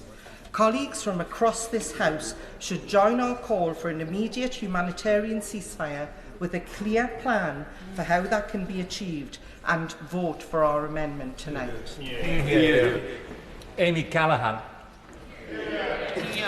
Thank you, Mr Deputy Speaker. The situation in Gaza is beyond horrific. Around 1.5 million people have been squeezed into the city of Rafah. They have fled there being told by the Israeli government it was a safe zone. They fled believing they were escaping the horrors of bombing, but that is not the case. We've all seen the videos and heard the stories of the horrors coming out of Gaza. We've seen the stories of kids being forced to have their limbs amputated without anaesthetic. We've seen the stories of women being forced to use scraps of cloth from tents as sanitary products. We've seen the stories of journalists killed whilst trying to document the Israeli government's atrocities so the world can see. And indeed, just recently, Mr Deputy Speaker, we heard the tragic story of 6-year-old Hind Rajab. Because of a conflict that was not of her making, and because of this government's unwillingness to take meaningful and effective action, because of this place's unwillingness to take meaningful and effective action, Hind has become yet another casualty of the Israeli government's vendetta in Gaza, a 6-year-old casualty. Let history remember them. Let history remember what we do here tonight. So it's but a simple fact that the best way, the only way to guarantee not only the safety of the Palestinian population in Gaza, but also the release of all the remaining hostages, is through an immediate ceasefire, not through continuously bombing a civilian population, not through continuously moving the people of Gaza from one area to another, and certainly not by assaulting the last remaining safe zone in Gaza. It is time for us all to show moral courage and recognise that the only way to bring an end to the suffering is by voting for an immediate ceasefire. Mr Deputy Speaker, we've seen injured Palestinians forced to travel south on foot as there was no ambulances available and thought, surely now they have to back a ceasefire. We saw a pregnant woman burned to death and thought, surely now they have to back a ceasefire. We saw hospitals and safe routes bombed and thought, surely now they have to back a ceasefire. We saw premature babies dying in incubators and thought, surely now they have to back a ceasefire. We saw white phosphorus falling from the sky and thought, surely now they have to back a ceasefire. Now we are seeing the death toll of almost 30,000 civilians killed, most of whom are women and children. Surely now, tonight, they all have to back a ceasefire. Sure. Thank you, Mr Deputy Speaker, and thank you very much for giving way. We need to recognise the gendered face of conflict, as the Honourable Member has said. Hamas has weaponised sexual violence against female civilians in Israel. And UN experts warned on Monday that the IDF may have killed Palestinian women and girls who were holding white flags. Will the Honourable Member agree that we need an immediate bilateral ceasefire? I agree with the Honourable Member that we absolutely need a ceasefire, and we need a ceasefire now, so I hope she joins me in voting for the SNP motion this evening. Mr Deputy Speaker, people across these Isles, including many of my constituents in East Dunbartonshire, demand through marches, through rallies, through petitions and through emails that the UK Government back a ceasefire. We must end the suffering, we must stop this humanitarian tragedy, we must have a ceasefire now. Thank you very much. Dave Dugan. Mr Deputy Speaker, 23% of my casework since October has been on this humanitarian disaster in Israel and in Gaza. The vast majority of my constituents seeking a ceasefire and to see the death and destruction of communities, the intolerable, unimaginable misery of innocent civilians brought to an end. And also Angus constituents highlighting Israel's right to defend itself and highlighting the plight of the people who were slaughtered by the murderous criminals, terrorists that are the members of Hamas in their appalling attacks on October the 7th. And I have unity with all of my constituents in their varying ambitions, because this situation in Gaza is a disaster for everybody. No one more so than the innocent civilians within Gaza itself, but also for the people of Israel. And I refuse to believe that we have some sort of moral superiority in this country when we call for a ceasefire. I also believe there are people, good people within Israel, desperately sad at what's happening to innocent people in Gaza. And that's why we need to give voice to them as well within this Parliament, within this state, to let them see that we have their ambitions on our tongues as well. Yes, I'm giving way. My apologies, Mr Deputy Speaker. I thank the Honourable Member for giving way. Has he been struck, and I'm sure he has in the way that I have, by the extraordinary number of decent, ordinary people, constituents, who wouldn't normally get in touch with their MP, getting in touch on this particular issue? Well done, Well done, Jamie. Well, yes, I am, Mr Deputy Speaker, and that's why it's a great sadness that it's taken quite so long for this Parliament to give such an in-depth debate to this global issue of utter catastrophe. And I'm very pleased that my colleagues in the SNP have brought this Opposition Day motion today, and I'm very pleased also to demonstrate that it wouldn't be such an important debate were it not for all the people on both sides of the House coming and giving voice to their constituents' anguish over what is an utter disaster zone. 30,000 civilians dead, a stain, Mr Deputy Speaker, on all our conscience. Civilians who played no part in the atrocities of the 7th of October. No, I'm going to make progress. Too many people needing in, and approaching 5 months of intolerable incarceration for those that were taken hostage on the 7th of October, and trying to extract the remains of your family from the rubble does not bear contemplation.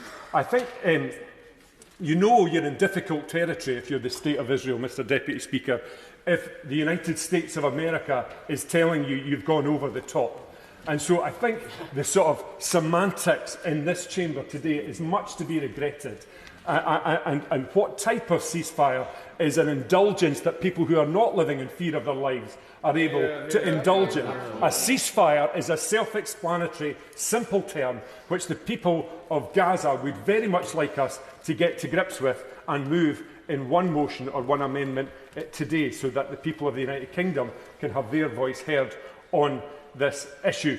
One of the troubling issues in closing, Mr Deputy Speaker, is the false equivalence that pervades through this debate. There is a false equivalence that 30,000 civilian deaths in Gaza is somehow going to atone for the tragedy that befell Israeli civilians. It's not. And the IDF represent a democratically elected government in the State of Israel and the people of Israel. Hamas do not represent the people of Gaza. That is a completely false equivalence. And what is most important in all of this, Mr Deputy Speaker, is that humanity must prevail, whatever the detail. And that's why I'll be supporting the SNP's motion. Perkins. Thank you, Mr Deputy Speaker. We've heard some really compelling speeches today. I think my honourable friend from Tooting, the honourable lady from Airdrie, and Shotts, the honourable lady from Oxford, West and Abingdon, and many other members have spoken, have given that perspective of what it's like for people on the ground living in that hell that is Gaza right now. And we should listen very carefully to their contributions because they're incredibly powerful. I'm really proud to speak on behalf of the motion in the name of my honourable friend, the Leader of the Opposition. And I think it's important to focus on what this motion says. This motion says that we oppose the ground offensive in Rafah, that it risks catastrophic humanitarian consequences. The motion puts us in line with Australia, Canada, New Zealand and their calls for Hamas to release and return all hostages and the immediate humanitarian ceasefire. It calls for the rapid and unimpeded humanitarian relief to the people of Gaza. It demands an end to the settlement expansion and violence. It urges Israel to comply with all of the aspects of the ICJ provisional measures. It demands that two-state solution. It says that the people of Palestine are entitled to that and that it is not in the gift of any of their neighbours. And I have heard many speeches. Indeed, I challenged the honourable member from Sutton Coldfield to tell us what was wrong with this motion. And we've heard many speeches from members opposite. Not a single one has outlined what they actually oppose within this motion. And so I think it is really, it really compels anybody who says that they're in favour of an immediate ceasefire to support this motion or explain why they are not doing it. It's not enough to simply say that they are supporting the government, because the government is very different. The government calls for a pause, not a ceasefire. This is not semantics. What a pause means is that the fighting is interrupted but then continues. A ceasefire continues to hold until someone breaks it. And so that is very different. The government's motion does not oppose the action in Rafah. The government's motion does not speak on the need for a Palestinian state. The government's motion does not bring us in line with our colleagues in Australia, in Canada and New Zealand, and the government's motion does not urge Israel to comply with the ICJ verdict. So people who vote for the government's motion but do not vote for the Labour motion, I'm afraid, are voting against all of those things. And it is really important that that message is heard.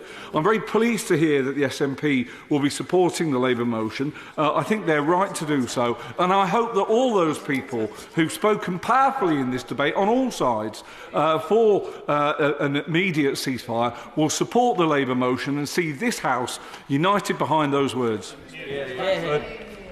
Thank you, Mr Deputy Speaker. This is a really important day for all of us in this House, representing our constituents that have written to us in droves, asking us to speak out for a humanitarian end to the crisis.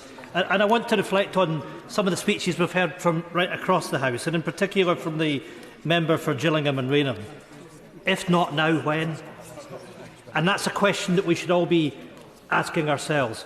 We're very good as a chamber when we come and we reflect on the horrors of the genocide. We think about what happened in Srebrenica. We think about what happened in Rwanda and Darfur. And we ask ourselves the question, why didn't we stop those? Why didn't we stop the killing in those situations? Yet, Mr Deputy Speaker, here we are again. 29,000 people, women and children, murdered. And why? And why? And we are members of the Security Council. We are in a position of leadership. We should be standing up today. And yes, we extend the hand of friendship to our allies in Israel. But we say that the only way that we can resolve this is if we have an end to the fighting now. And we recognise that everything that we've talked about over many decades about that two-state solution, that we now have to push on. We are politicians. We are diplomats. We are meant to improve people's lives. We have come together, thankfully, to support our friends in Ukraine, the House coming together, that Putin must be defeated. But we need to recognise we can't have any more of the needless slaughter taking place in Gaza. Yes, we want to see Israelis being able to live in peace and security. Yes, of course, we want the removal of Hamas, that vile terrorist organisation. But for goodness sake, colleagues, today is the day that we must come together. Let's stand united. Let's say no more should innocent civilians lose their lives in Gaza. Let's make sure today is one that this House can be proud of. Thank you, Mr. Deputy Speaker. When the House last voted on a ceasefire in November, 11,320 Palestinians had been killed, including 4,650 children. When the ICJ's plausible genocide ruling made clear the right of Palestinians to be protected from genocide, the death toll in Gaza had surpassed 26,000.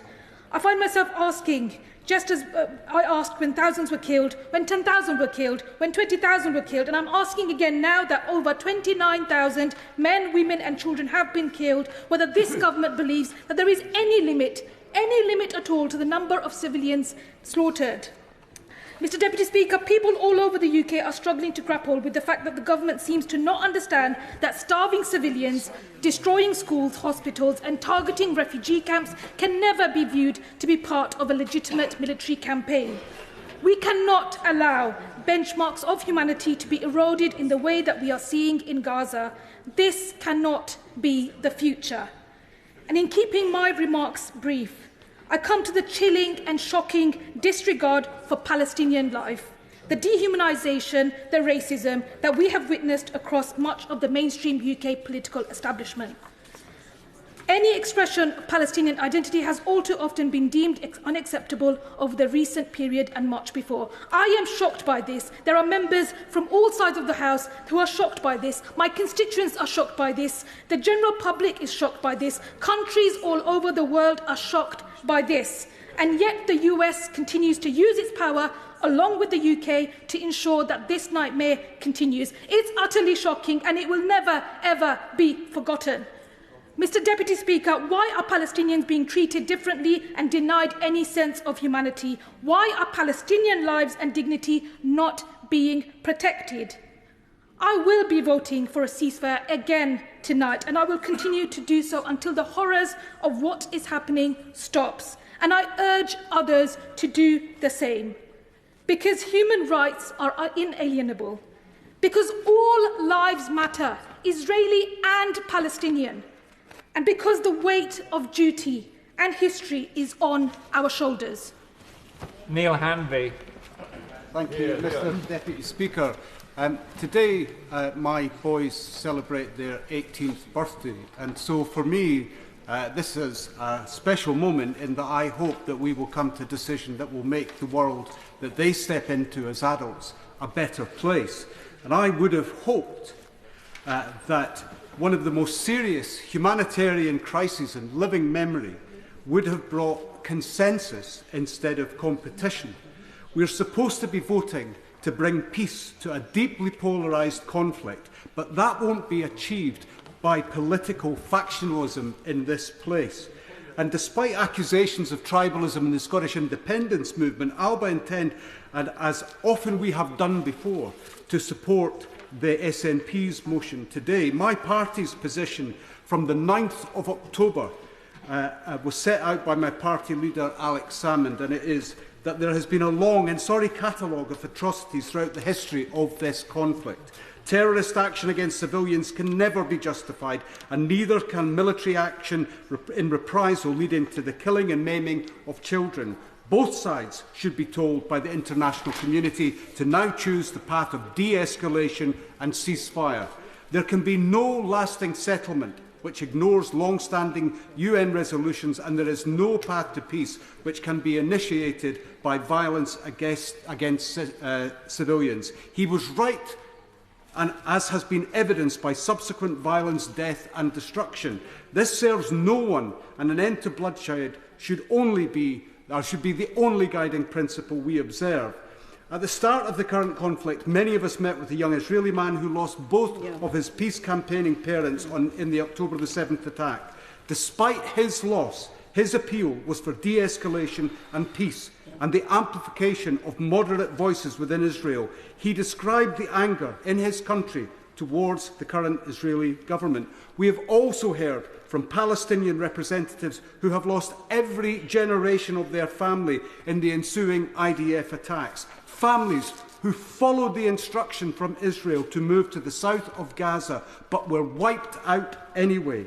We've heard testimony from Human Rights Watch and Reporters Without Borders who are witnesses to alleged war crimes. The ICJ have found it plausible that Israel's act may amount to genocide.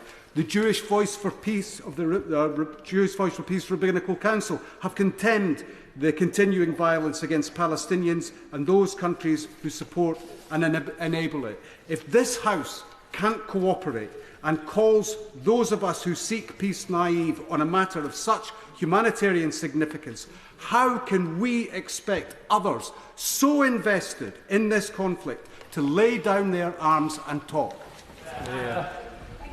Speaker, members across the chamber have set out in moving terms the context and the consequences of the last few months in Gaza, and I won't try and capture that. I worked for relief and development agencies for 10 years before I came here, and still I have never encountered a humanitarian context as hellish as the people of Gaza are experiencing.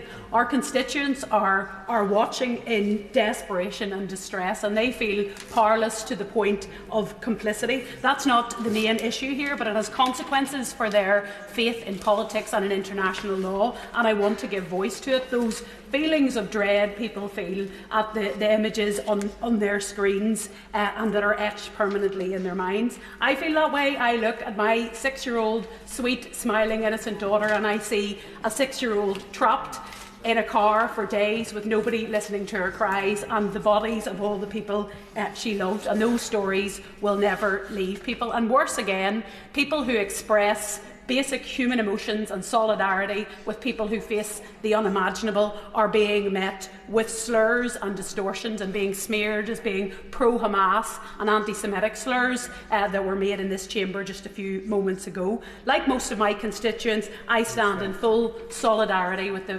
victims of the wicked Hamas attacks of the 7th of October. They were vile and indefensible and carried out by a cynical organisation who have not allowed the people of Gaza to vote for a generation, but they do not justify the horrors which have followed. I defend Israel's right to exist, and I stand in solidarity with Jewish people here and around the world. That includes those standing against the far-right Netanyahu government throughout the last summer and his excesses. He is a man who, in word and deed, has repudiated the two-state solution that many of us in this chamber advocate, and which genuinely is the only possible outcome for that region that doesn't condemn them to years of this nightmare.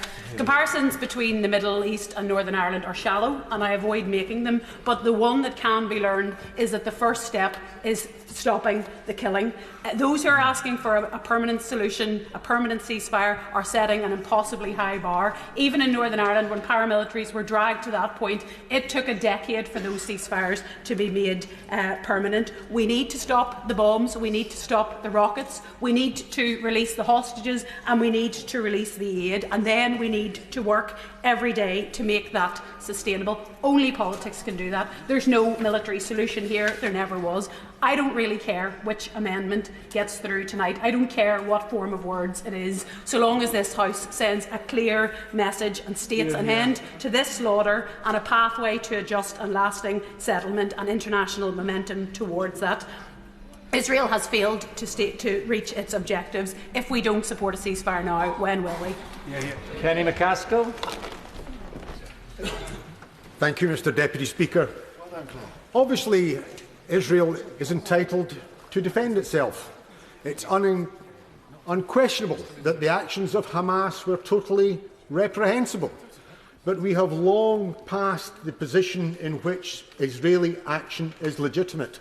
It's not been a matter of days or weeks, it is now months They have gone on beyond what international law views as acceptable. And now what they're doing is not a natural consequence of what Hamas did, which was evil and wicked, and the retention of the prisoners and holding hostages remains that way. What has remained is not by consequence, it is deliberate. Israel is acting to a plan which is to make Gaza unlivable. That has been a plan of Netanyahu and others. It is for that basis that we have to support a ceasefire.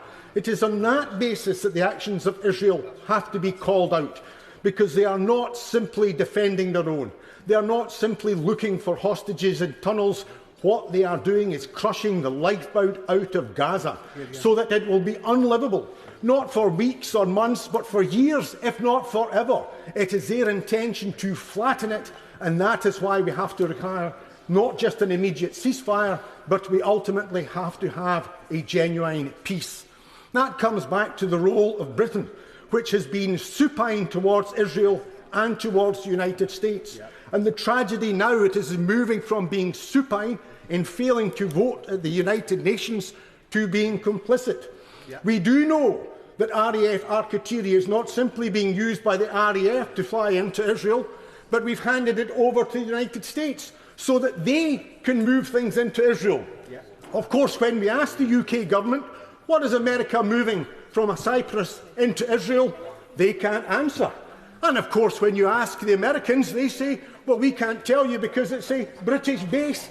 It is a deliberate distortion to allow Israel to be supplied through the UK acting in complicity with the United States of America. We also know that intelligence is being used and carried out by Britain that is being shared with others.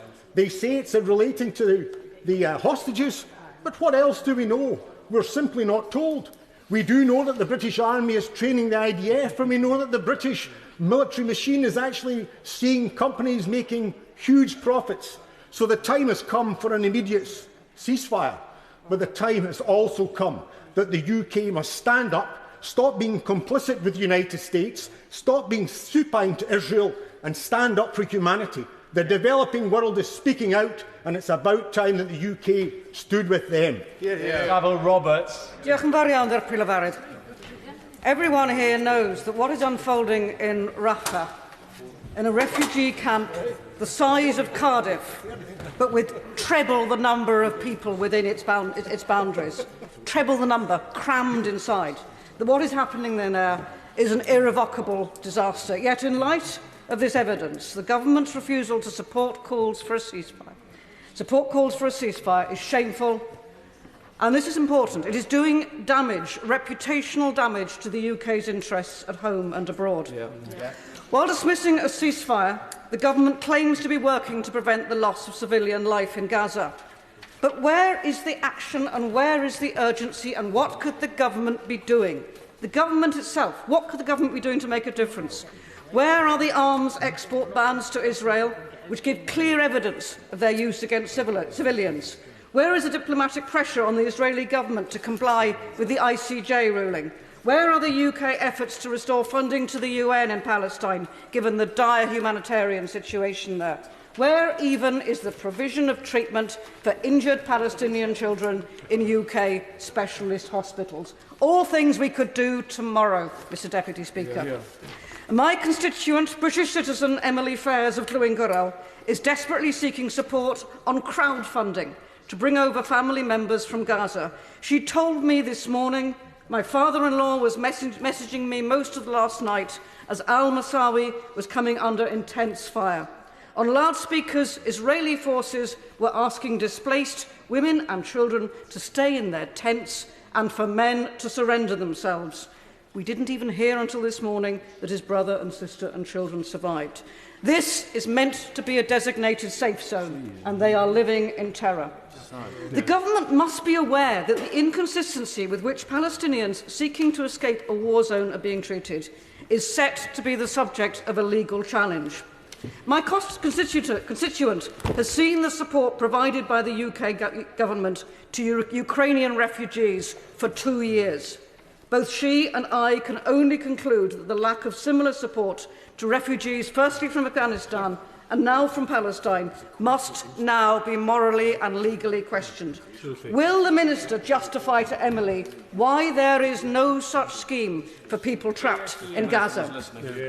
Only a diplomatic means, we know, can solve this crisis, and it has brought so many new horrors since October the 7th. One where the fighting stops, where Israeli hostages and Palestinian prisoners are released, and there is finally a route to a sustainable two-state solution. The longer we allow death and violence to continue, the rising reactionary forces of anti-Semitism, Islamophobia, will continue to spread through all our communities. Stevens. Mr Deputy Speaker, I have listened intently to those members who are supporting the government amendment, and they're asking us to ignore two key facts. They're asking us to ignore that the International Criminal Court investigation into war crimes and crimes against humanity by Israel, and they're asking us to ignore the order from the International Court of Justice, which urged the UK government to uphold their own legal obligations to prevent Israel from committing genocide. Difficult though it may seem for some, the act of voting today for immediate ceasefire is actually the simplest of actions required of members of this House. The harder task is finding an effective means of applying the pressure to do so. And we can start with halting the provision of arms to Israel, and we have already seen, the UK government already has the means to do this through Articles 6 and 7 of the Arms Trade Treaty, which the UK government has signed, and which bans sales where there is a concern that the arms may be used to breach international law.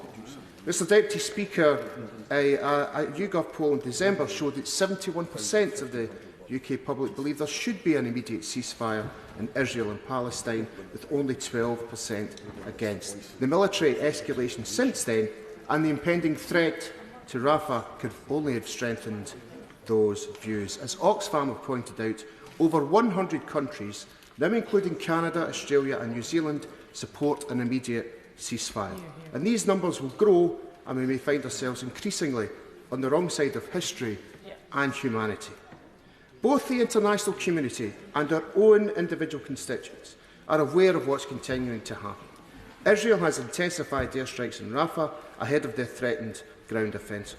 Remember that Rafah has 1.5 million people, including 500,000 children, all sheltering in 20% of the Gaza Strip without access to adequate shelter, water, food and medical facilities. That needs to stop, Mr Deputy Speaker. Mr Deputy Speaker, I'm blessed to represent a diverse constituency. And like so many others, I've had local organisations write to me, and I want to end with the words from the Crookston Community Group, who are represented by people of all faiths and none. In the midst of conflict and turmoil, the pursuit of peace becomes more crucial than ever. A ceasefire between Palestinians and Israelis is not just a regional issue, it's a call for humanity to come together and prioritise dialogue over violence.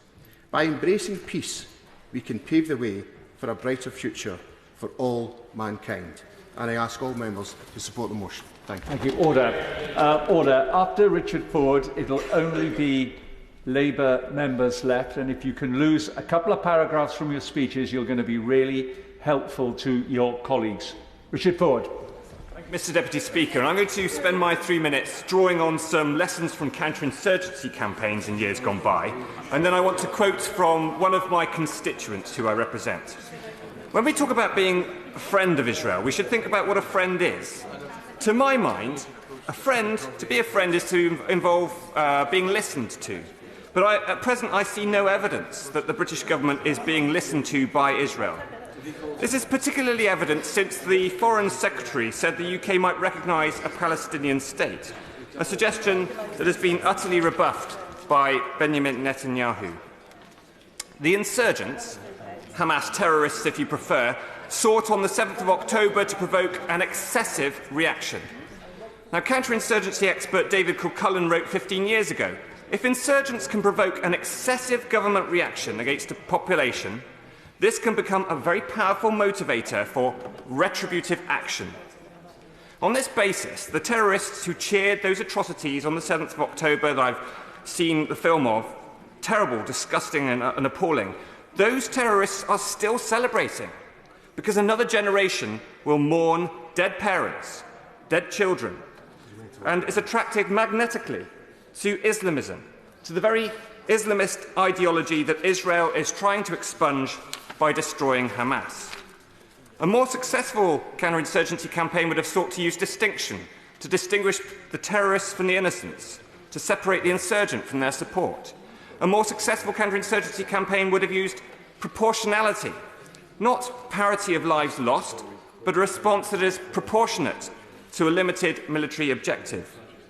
A more successful counterinsurgency campaign would have involved long-term post-insurgency planning of the sort that the Honourable Member for Bournemouth East said earlier should have happened in advance of Israel sending in the tanks. I'm proud to represent Rupert Joy, a former senior British ambassador who served in several countries in the Middle East and North Africa, and he wrote to me, David Cameron's statement that Britain could formally recognise a Palestinian state before the end of negotiations is an important step. It could serve to right historical wrongs and give Palestinians hope for the future. But, he goes on, I remain deeply concerned that the UK government's response to Israel's indiscriminate actions in Gaza and the rhetoric is not only ineffectual, not only morally indefensible, but hugely damaging to the UK's current global standing and international interests. I'm going to be voting in favour this evening of those motions or amendments that call for an immediate ceasefire, because I'm reminded of Tacitus, who wrote in Agricola, "They create a desert and call it peace." Wakeford. Thank you, Mr Deputy Speaker. In January, I visited Israel and saw for myself the aftermath of Hamas's attack last October. In kibbutz Kfar Azar, I walked the burnt-out streets and saw the homes razed to the ground. This wasn't the scene of a battle, but of a well-planned and ruthlessly executed massacre, a pogrom. Surprised that they slept in their beds, the residents had no chance to defend themselves. More than 60 people were murdered, 20 were taken hostage, and an unknown number of women were subjected to horrific acts of rape, torture and mutilation. Such scenes were repeated throughout the border communities of southern Israel. They were also replicated at the Nova Music Festival, where more than 360 young people were murdered. In Tel Aviv, I visited the exhibition which tells the story of the festival and the appalling events which unfolded there. Our guide, a survivor who had helped to organise the festival, told us that she had lost so many friends in those few bloody hours that she had to choose which of their funerals to attend. Mr Deputy Speaker, we urgently need an end to the fighting and a permanent and sustainable ceasefire in Gaza. But that requires the perpetrators of the 7th of October to be disarmed, that they have no part in the future governance of Gaza, and that they can never again, as they have repeatedly pledged to do so, repeat the horrific crimes that they committed against Israeli men, women and children nearly 140 days ago. It also requires that Hamas immediately release the more than 130 hostages that they continue to hold. Hostages who we know Hamas have beaten, tortured and raped. Among the hostages is British citizen Nadav Popplewell, whose sisters Eilat Satitsky I met in Israel. Eilat's 79-year-old mother Hannah was also seized at kibbutz Nirim, and her brother Roy was shot and killed behind his home at the kibbutz. I also want to mention events closer to home, Mr Deputy Speaker. Because within hours of the Hamas attack, anti-Israel protesters massed outside the embassy here in London, and they have continued to demonstrate in our towns and cities ever since. Some have chanted anti-Semitic slogans, carried racist signs, and others have glorified Hamas's butchery. And many more appear not to have noticed or not to have been concerned by what was occurring around them. This Manichaean view of conflict, which seeks to cast one side as victim and another as villain, will do nothing to promote or further a desperately needed genuine peace process which fulfills the Israelis' right to security and the Palestinians' right to self-determination. So in closing, Mr Deputy Speaker, I don't doubt the sincerity of those in this House who take a different view from Israel's actions in Gaza. We all feel the distraught and the suffering of innocent civilians in Gaza, and we all know there must have been a massive and immediate increase in humanitarian aid. We all fear the impact of a significant Israeli military operation in Rafah. However, this motion before us by the SNP is one-sided and does not... Sam Tarry. Thank you, Mr Speaker. Like so many in Ilford, I've watched with absolute horror the death of so many innocent civilians in Israel and Gaza. I've received literally tens of thousands of emails, letters and phone calls from constituents of all backgrounds, faiths and political persuasions. The mosques, the temples and the churches, including the churches in Ilford that have raised money for Gaza hospitals for over 40 years. They are outraged at the atrocities that they've been witnessing, live streamed for the past 4 months. They'll no doubt be watching today how all of us vote in this chamber. Israel, of course, has a right to defend itself. No one here is denying the horror of the October 7th attacks, which saw the largest loss of Jewish life since the Holocaust. We now must be clear, though, the subsequent actions of the IDF in the past 5 months go far, far beyond self-defence. The scale of carnage on the ground is unmanageable. The humanitarian system has collapsed. Thousands of civilian men, women and children are dying in their droves. Refugee camps, religious buildings, schools and UN facilities targeted and levelled on a daily basis. At the same time as these atrocities, we've heard repeated cheering remarks from top Israeli government ministers appearing to condone and encourage these actions. The Minister for Agriculture called this war Gaza's Nakba. The Minister for Heritage raised the idea of dropping an atomic bomb to flatten Gaza. The Ministry of National Security stated that encouraging emigration from Gaza is a necessity. The Defence Minister said they are fighting human animals. And the Israeli Prime Minister himself compared Gazans to the Amaleks, referencing a Bible passage which says, "Now go, attack the Amalekites, totally destroy all that belongs to them, do not spare them, put to death men, women, children, infants, cattle, sheep, camels and donkeys." And I note that yesterday in the Knesset there was a motion put forward to say that they would never ever support a two-state solution. These are not cherry-picked comments, Mr. Deputy Speaker, but statements from top Israeli government ministers.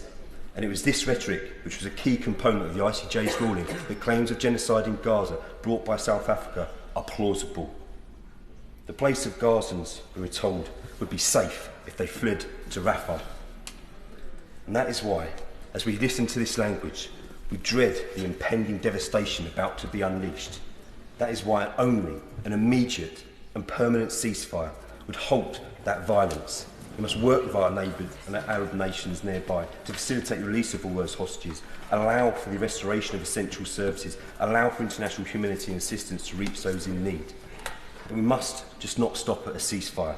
We as the international community must use this moment to facilitate a dialogue that builds a genuine and lasting peace. We must put our faith in the ordinary people of Palestine and Israel for a peaceful solution. Bergen. Thank you, Mr. Deputy Speaker. Every member of this House will have been horrified by the bloodshed, the suffering, the horrors witnessed on our TV screens night after night. Many of us will never look at the world in the same way again. But the question we have to ask ourselves today is this: what are we going to do about it? How do we use our influence as a nation, as a member of the UN Security Council, as a country with huge diplomatic weight, to help put an end to the nightmare that we witness? In late October, I brought a motion, subsequently signed by 100 MPs, calling for an immediate ceasefire. At that time, around 5,000 people in Gaza and Israel had lost their lives. When this House first voted on a ceasefire in mid-November, around 11,000 Palestinians had been killed. Had Parliament done the right thing then, it could have been part of a global push for action that could have saved lives. But this House failed then. Let it not fail again today, because now 29,000 Palestinians have been killed, 2/3 of them women and children. So the priority for all of us must be to do everything in our power to help stop the loss of any more civilian lives. That means backing an immediate ceasefire. The UN General Secretary, the vast majority of governments, some of the world's most respected human rights bodies like Oxfam and Amnesty back an immediate ceasefire. And let's be totally clear, so do 3/4 of the British public. It's shameful that our government has repeatedly refused to support one. Because, as the UN Secretary General said in October, those heinous attacks by Hamas in October, crimes that we all condemn, do not justify responding with the collective punishment of the Palestinian people. An immediate ceasefire would help save civilian lives, allow in the scale of aid needed in Gaza, help ensure the safe release of the Israeli hostages. It could be a catalyst to a peace process we need and a way of meeting the International Criminal Court rulings on the Genocide Convention. The alternative is thousands more deaths.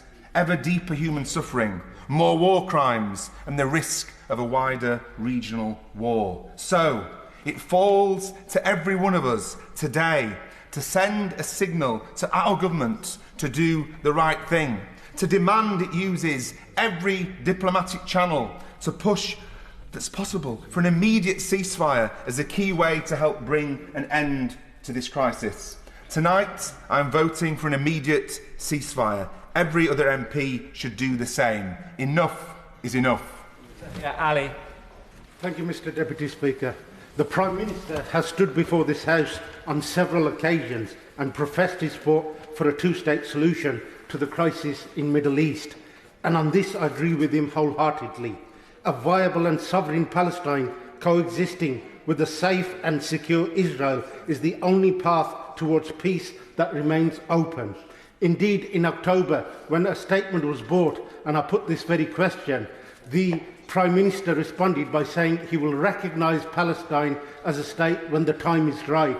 If the time is not right now, then indeed, when is it going to be right? And is it precisely for this reason that I am voting to support an immediate ceasefire today? The violence in Gaza has now left over 30,000 dead, with millions displaced.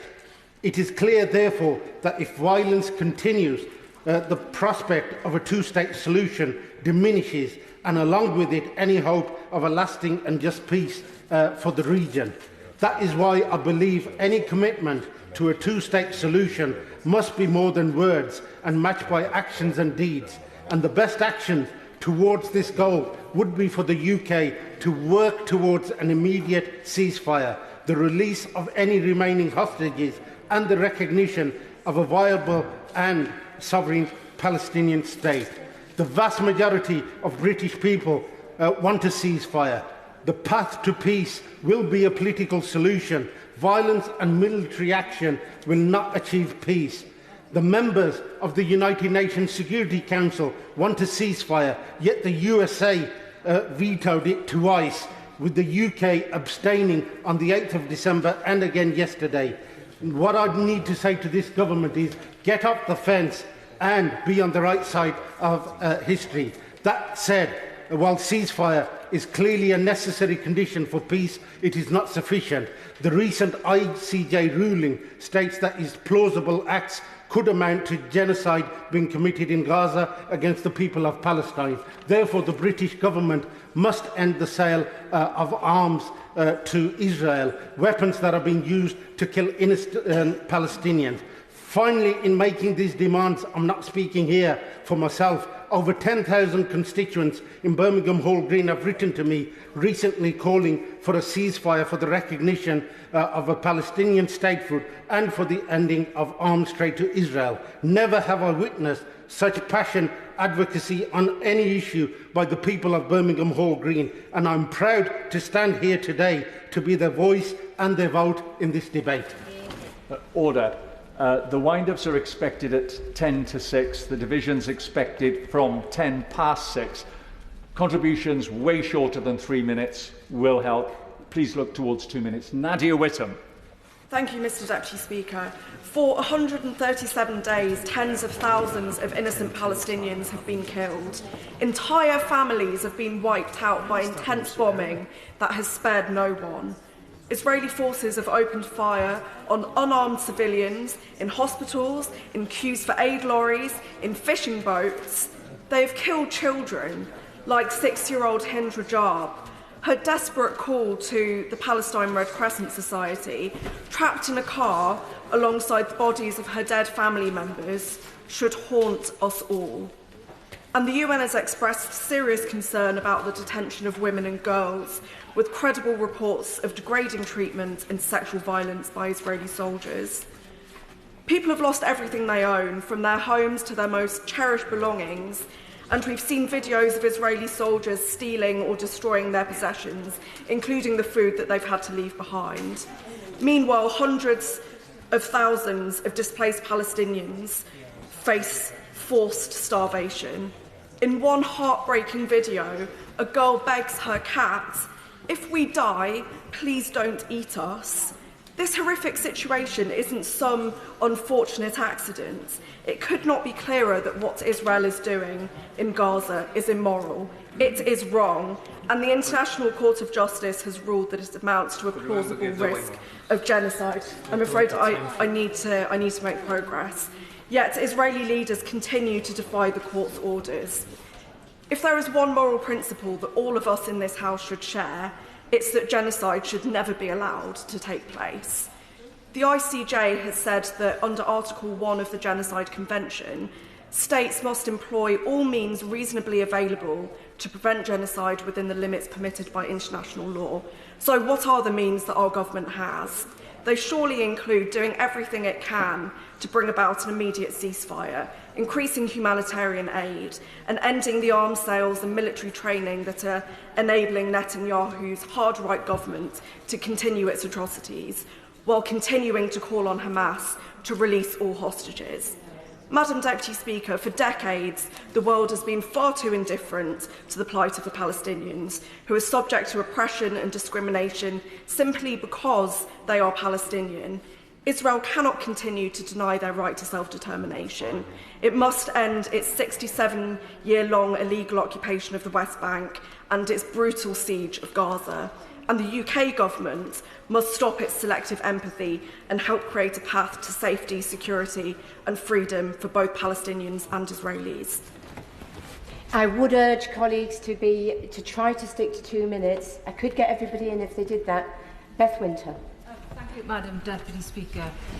I welcome the clear calls for an immediate ceasefire in the SNP motion tabled today, for that is what is required, and I have been consistent in my calls for an immediate ceasefire since the horrific massacre by Hamas of the 7th of October and the declaration of the Israeli Defence Minister on the 8th of October that the Gaza Strip would pay a heavy price.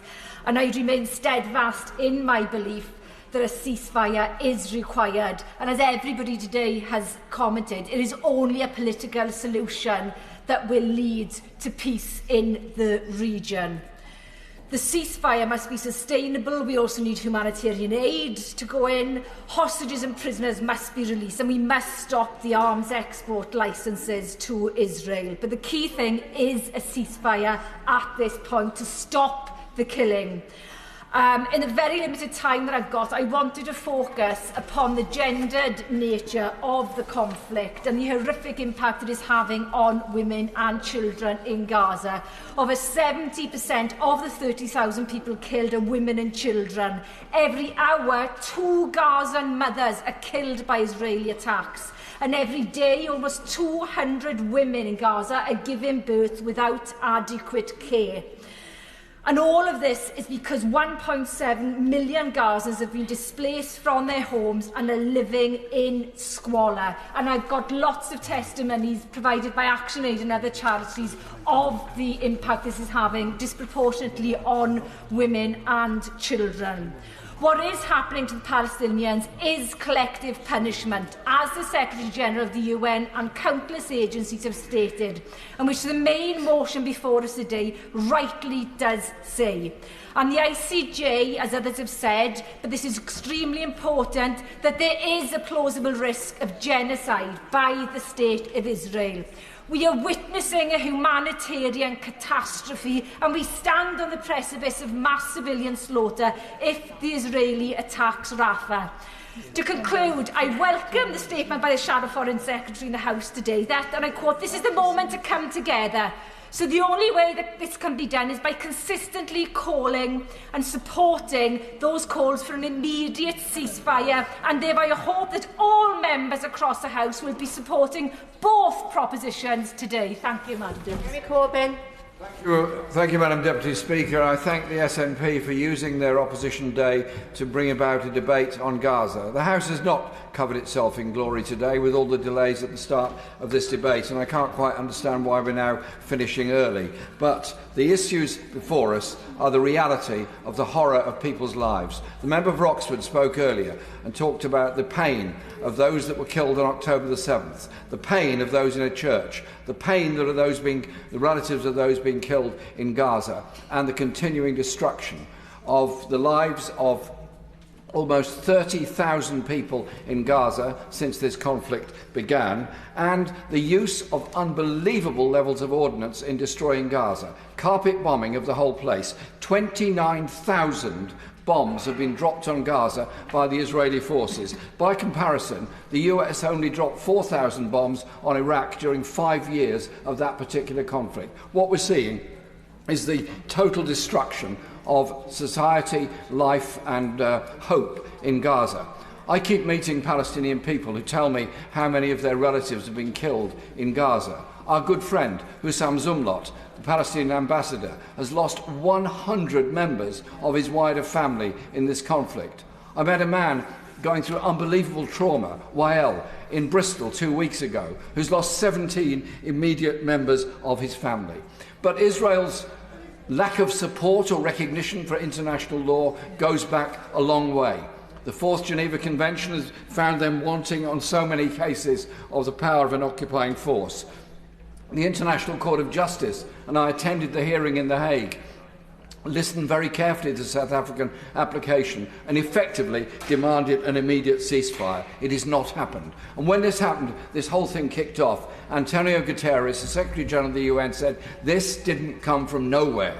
It comes from decades of the encirclement of Gaza. It comes from the occupation of the West Bank. It comes from a settlement policy. It comes from the inability of Palestinian people to be able to live their lives in peace. A ceasefire now is absolutely essential. And it's got to go on to end the occupation. It's got to go on to end the settlement policy. It's got to go on to recognise the plight of those thousands of Palestinian refugees living in Jordan, Syria, Libya and so many other places all around the world. UNRWA has been defunded. We are sending arms, not aid. We should be sending all the support we can. The best support we can give is to stop the arms trade with Israel, end the battle in Gaza at the moment and bring about peace and hope for the Palestinian people. Steve McCabe. Thank you. Well, look, I want a ceasefire. We need a ceasefire. And how I wish that the simple act of calling for it was enough to deliver it, as some people seem to believe. The reality is it's going to take a bit more than that. We have to accept that if the hostages are not released, there's a major block on a ceasefire. We should throw our weight behind the talks in Egypt and Qatar and at the UN and with the people who are making practical negotiations possible to try and bring this thing to a conclusion. It's not enough to wish for it. It's not enough to march down the streets and block the traffic and invade the railway stations and chant ceasefire now. It might make you feel momentarily good, but it doesn't change anything at all. So we need a much more practical approach to what we're going to do, and that's been absent from this debate today. It sounded at times like a prosecution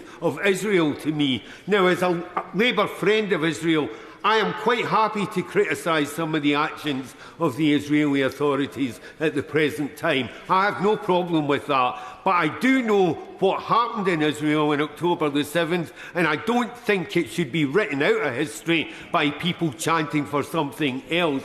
So what I want to say in the time I've got available is simply this. I want a ceasefire.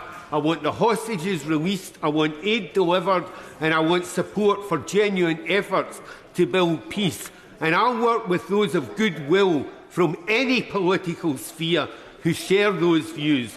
But we should be careful of sanctimony and lectures from Holy Willies on this subject, because the reality is you don't get it by wishing for it or preaching at others, you get it by working for it. Claudia Webb.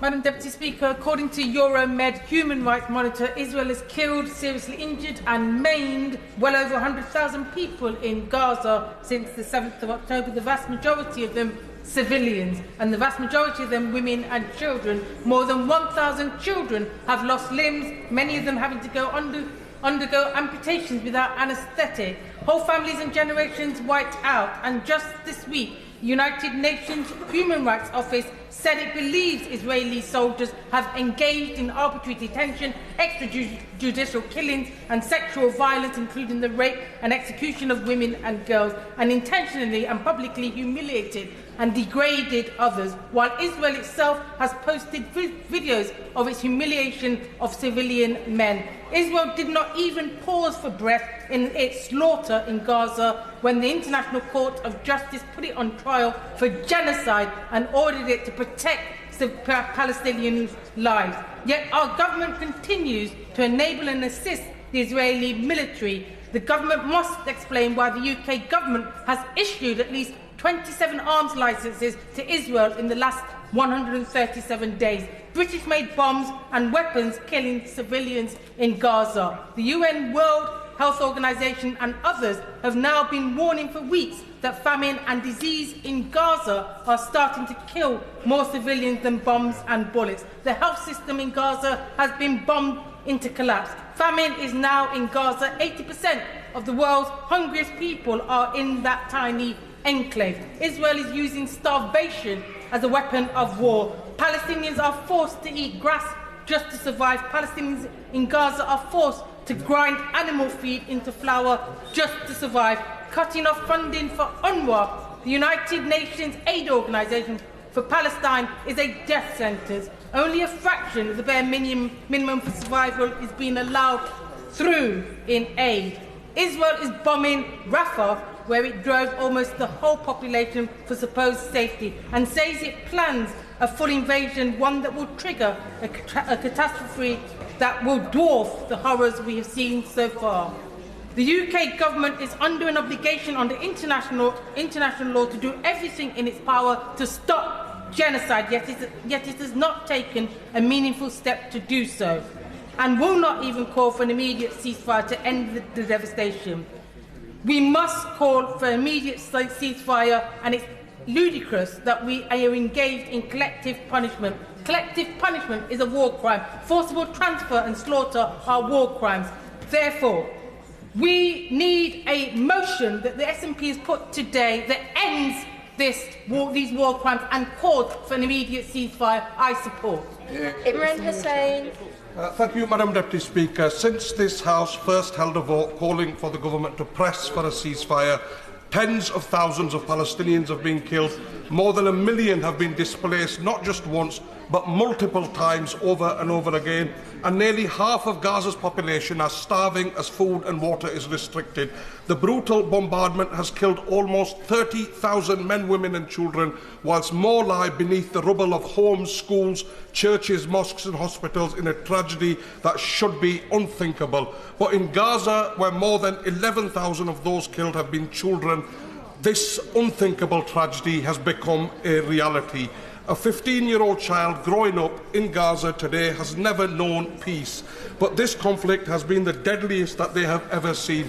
Almost every day for almost 5 months, Gaza's children have faced a multitude of dangers, whether that's from the Israeli military's bombs or their sniper bullets, the grave health risks of wounds treated without anaesthetic or infection control, the acute malnourishment and disease ripping through the population, or the psychological torment of being exposed to such death and destruction. These are not combatants, Madam Deputy Speaker, and they are certainly not acceptable collateral damage. They are children. And it is shameful that children are wasting away, that most babies under the age of 2 are starving, and that nearly all children under 5 languish with disease. Within weeks of the attack on Gaza, we saw haunting images of children begging the international community to protect them, but in the months that followed, the international community made it clear they were not listening. So the question that we must ask ourselves in this House, what is the point of having declarations, charters and institutions if they will not even protect children? What benefit do international courts, which the UK touts as the bedrock of a rules-based order, offer if they won't halt the killing of children? What purpose does this international order serve if it ignores the Palestinian children as deserving of protection as any other? The answer is simply that it has failed, and today we can either continue this legacy of failure or reject it and vote for an immediate ceasefire to end the bloodshed. Zara Sultan. Thank you, Madam Deputy Speaker. What I witnessed in Gaza wasn't a war, it was annihilation. Those are the words of an American doctor, Irfan Galaria, who recently returned from Gaza, having volunteered at one of its remaining working hospitals. On his return, he described the carnage inflicted by Israel's bombardment. He spoke of the sea of tents around Rafah, where 1.5 million Palestinians have been displaced. He spoke about how every few minutes his hospital would shake as airstrikes rained down nearby. The doctor described the medical equipment he had to use for amputations, a Geely saw, essentially a piece of barbed wire, he said. He spoke about one occasion where parents carried a group of children into the emergency room. Their families had tried to return to their homes in Khan Yunis after Israeli tanks withdrew, but Israeli snipers remained. The children, all aged 5 to 8, had single sniper shots to the head, he said. Not one of them survived. Madam Deputy Speaker, for the last 137 days, Gaza has been subjected to indiscriminate assault. More than 29,000 Palestinians have been killed, including more than 10,000 children, with many more buried in the rubble.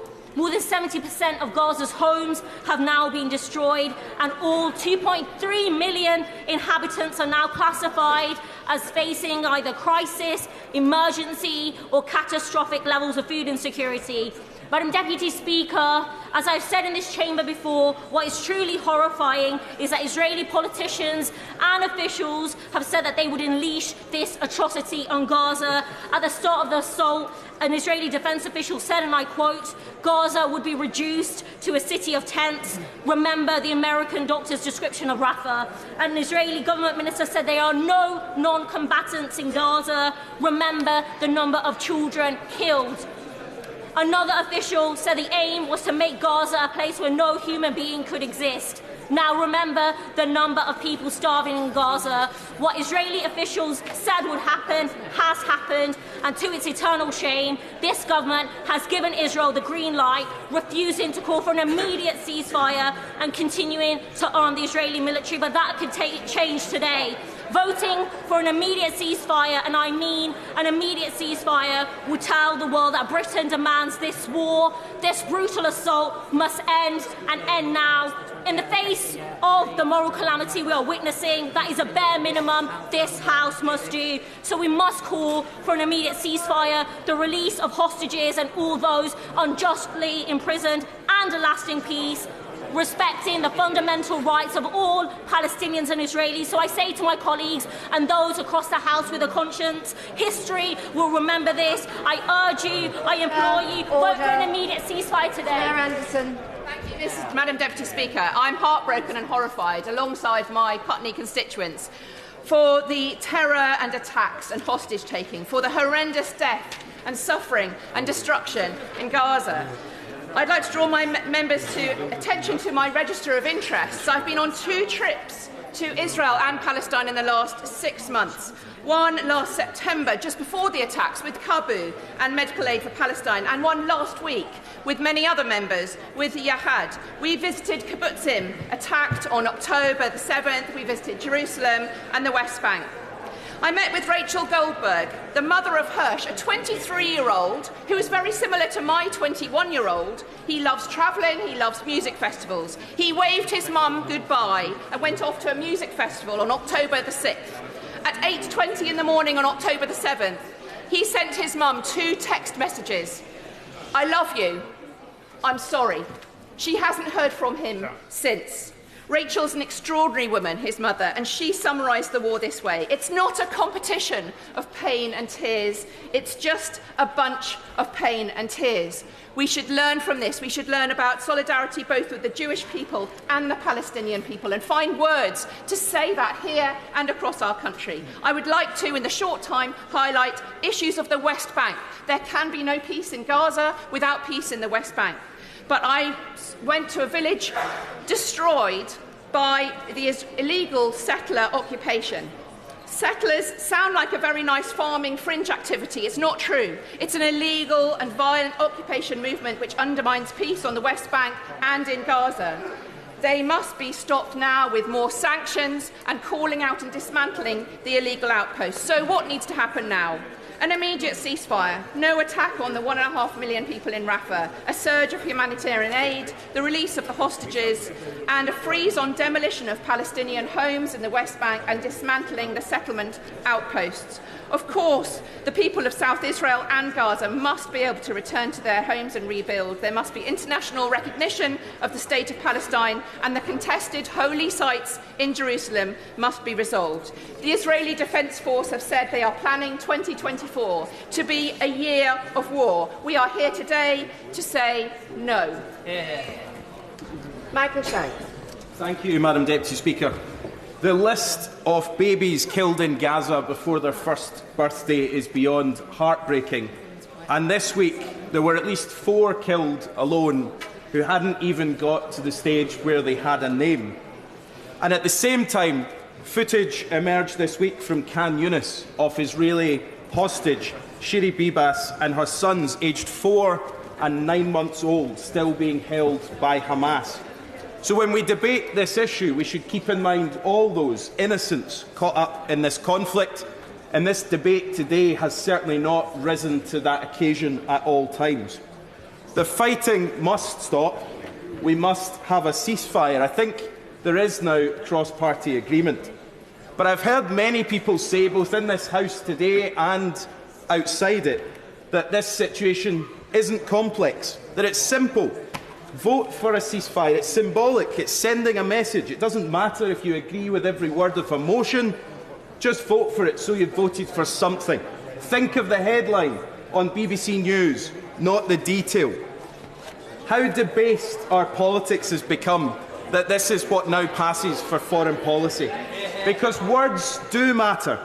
Detail is important. Not mentioning something in a motion matters. And that's why tonight I'll be voting for the Labour amendment in the name of the leader. Because it matters that we say what's important. We all know that the only way to get to the peaceful resolution that we need is the hard yards of diplomacy, and for both sides, Israel and Hamas, to agree to stop. I don't have any time. This conflict is raging far beyond this place. And the tone and the tenor of the debate matters. So in a week filled with politics, it's important tonight that we have the chance to vote for a ceasefire. And I think importantly more than that we spend time after this debate trying to build a consensus that was starting to emerge on the Conservative side for what this looks like going forward. Because if we want a ceasefire, we need a ceasefire, we have to build a consensus for it. Dividing this House isn't going to achieve that, and it's not going to save lives in Gaza. Thank you, Madam Deputy Speaker. On Sunday, I returned from 4 days in Israel and Palestine on a cross-party delegation with Yakad. We met with hostage families, displaced Palestinians, NGOs working in Gaza, peace activists on both sides of the conflict, Israeli and Palestinian official spokespeople. It was a distressing, moving and humbling experience. The conflict in Israel and Gaza has brought unimaginable horror on Israelis and Palestinians, and it has intensified the violent displacement of Palestinians by settlers in the West Bank. In the very short time that I have at the end of this debate, I want to bring to this House the words of one extraordinary young man we met with. He is called Yotam Kipnis.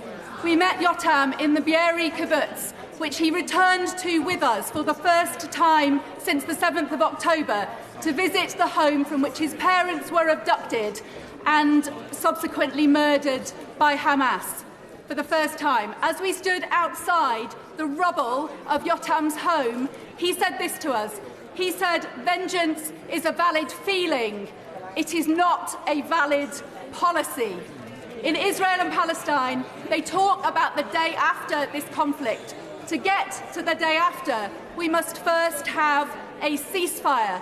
We have to have a ceasefire now before more atrocities are committed in Rafah. We need to have a ceasefire so that humanitarian aid can get in to Gaza. We need a ceasefire for people like Yotam, who are working for peace. And if they can set aside their differences, and focus on what really matters, the future that Israelis and Palestinians can build of peace and security, we can put aside our differences in this House tonight and vote for a ceasefire. SNP spokesperson Alison Tobias. Thank you, Madam Deputy Speaker, and I want to thank the speakers that have come and raised their voices on behalf of the people of Gaza today. Madam Deputy Speaker, we are here today in condemnation of the atrocities committed against innocent people in Israel by Hamas on the 7th of October.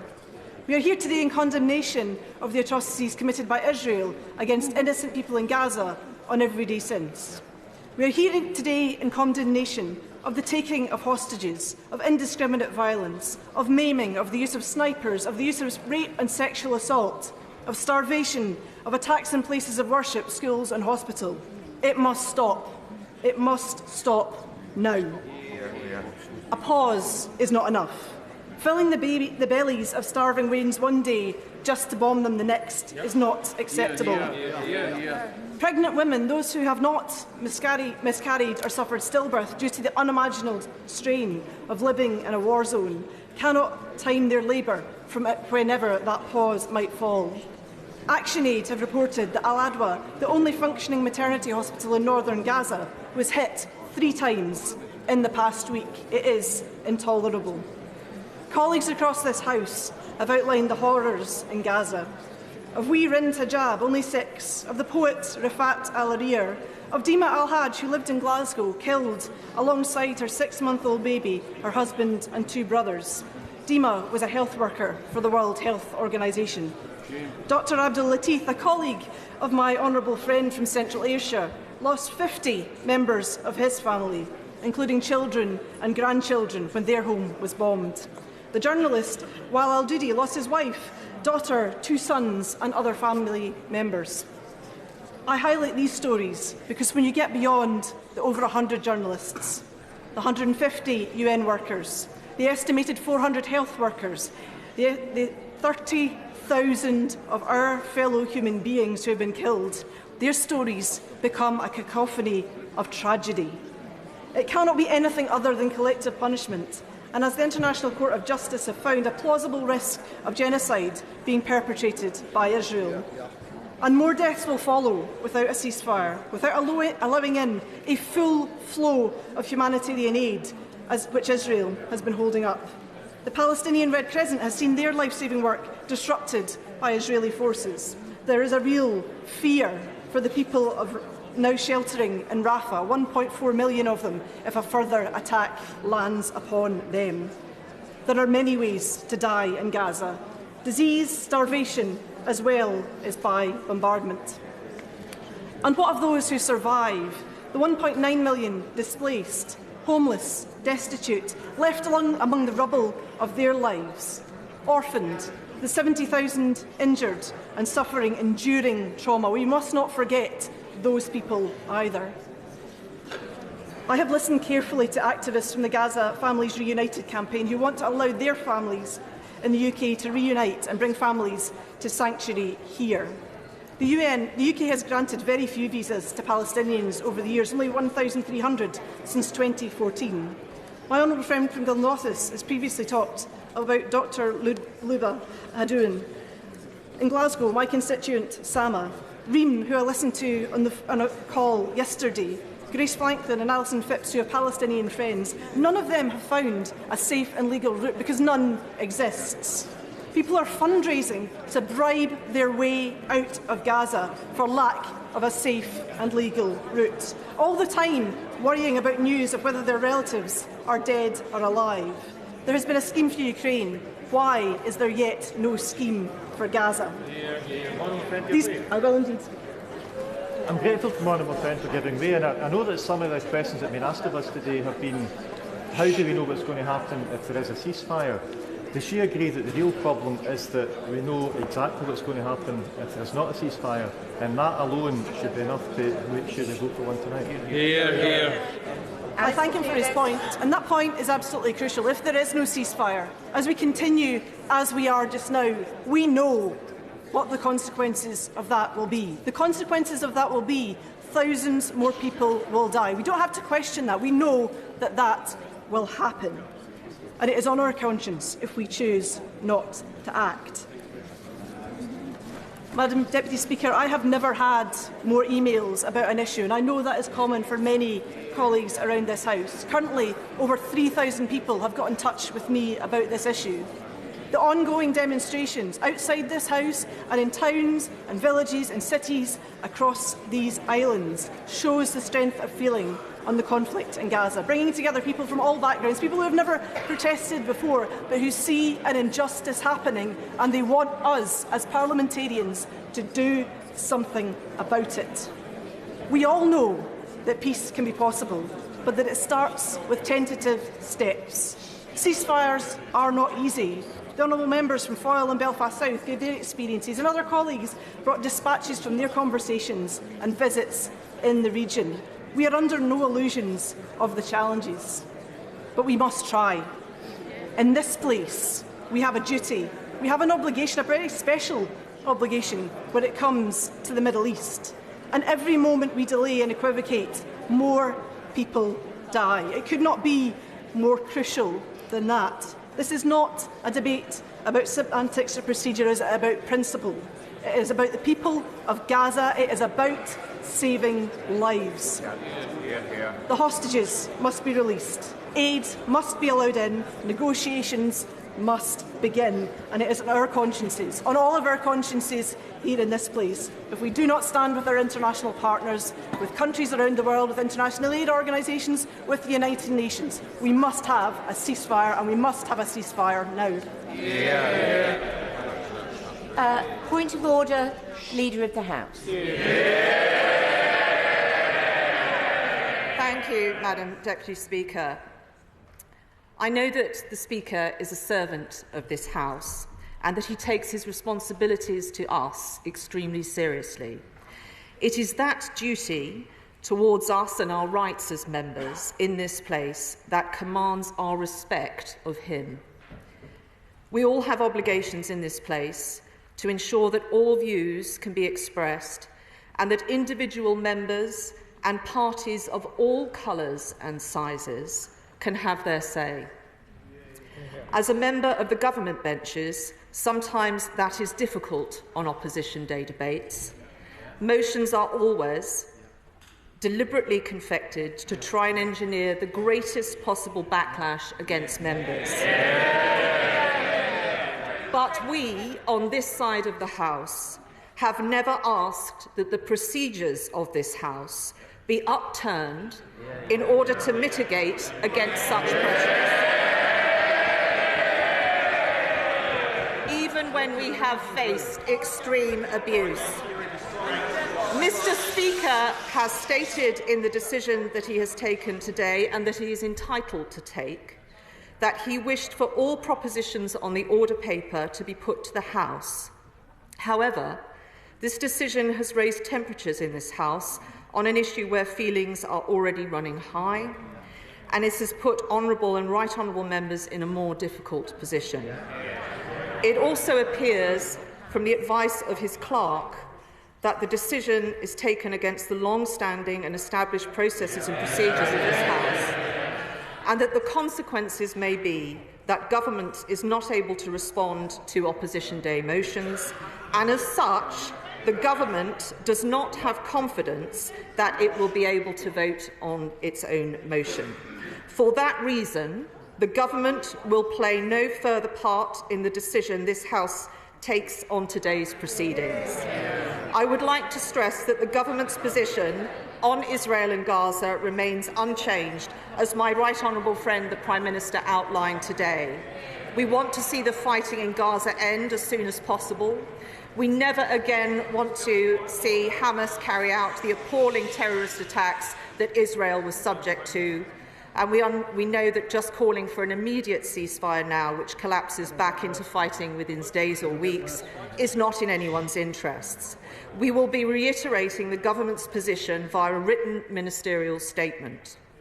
I fear that this most grave matter that we are discussing today and this afternoon has become a political row within the Labour Party, and that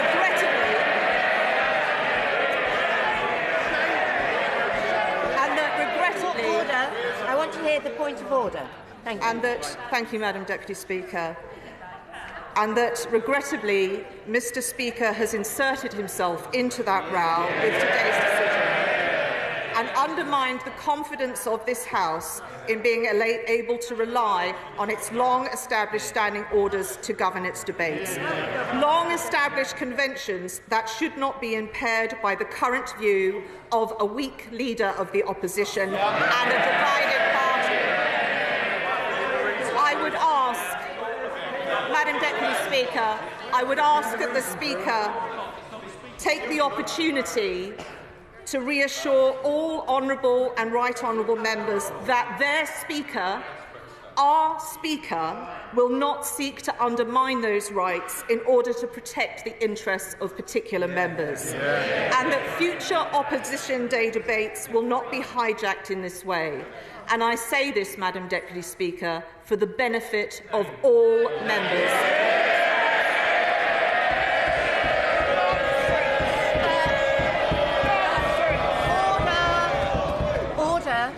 Order.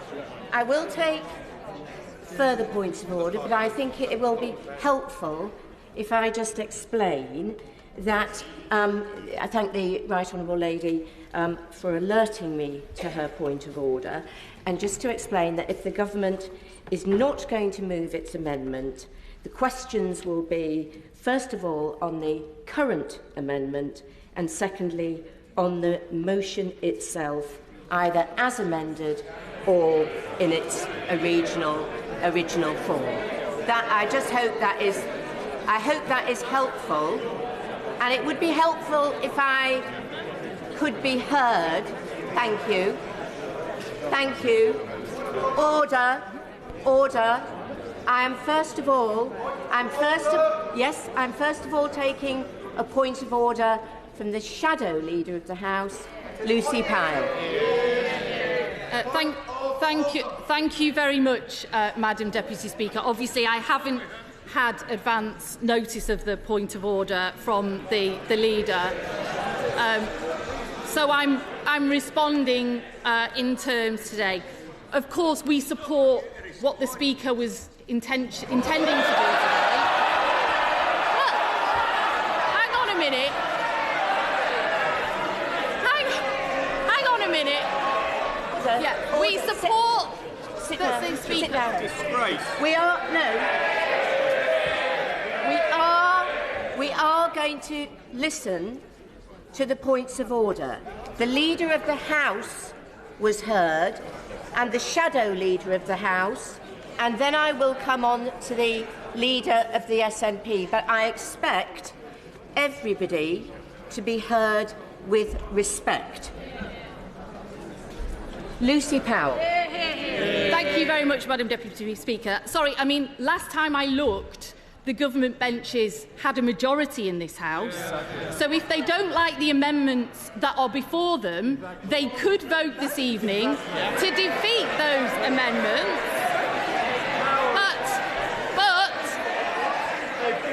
But they have decided now not to, I understand, vote in those debates.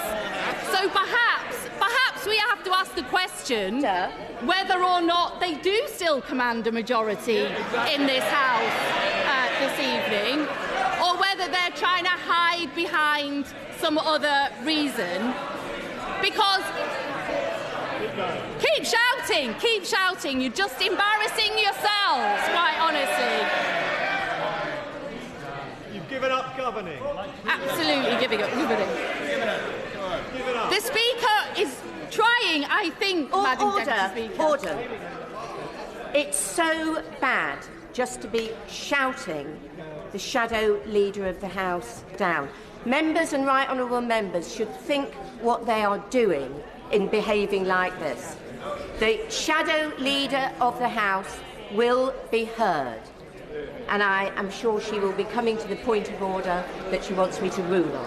A large number of members on this side of the House who wanted to express their view this evening in being able to vote for a motion in their name, for an amendment in their name. OK? They're still still shouting me down, Madam Deputy Speaker. They have an amendment in their name, which they obviously clearly don't have the numbers to now get through this House, because and it's astonishing, really, Madam Deputy Speaker, that the party opposite are now suddenly finding themselves standing in defence of the Scottish Nationalist Party, something I didn't think I'd see very often. But if they've got the numbers to command a majority in this House, then they should vote for their amendment. The Speaker had every right to let us have a say on ours this evening, to have the maximum number of options. And the Leader of the House might want to consult the former Leader of the House, the member for North East Somerset, who said that the Speaker had in fact taken the right decision to make sure that the maximum number of options were available to this House this evening. So thank you very much, Rhoda. Well, let me just confirm again that if the government doesn't move its amendment, the other amendments and the main question will be taken. I just think Stephen Flynn, point of order.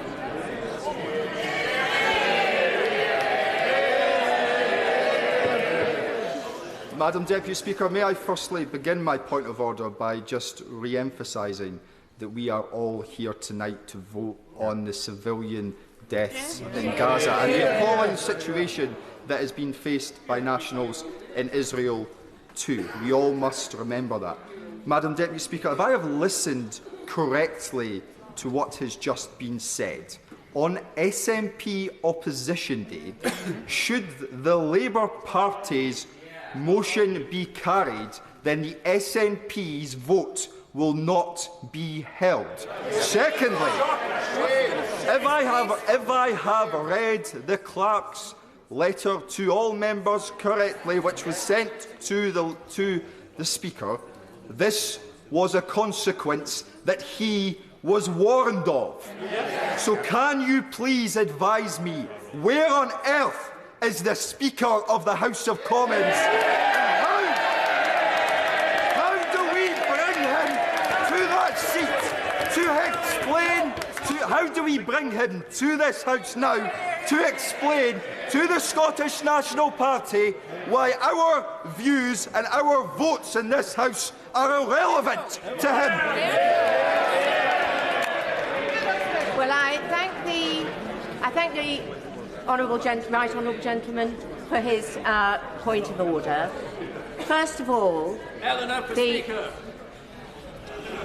who is that? It really is. It really would be helpful if. Sorry, she's just here.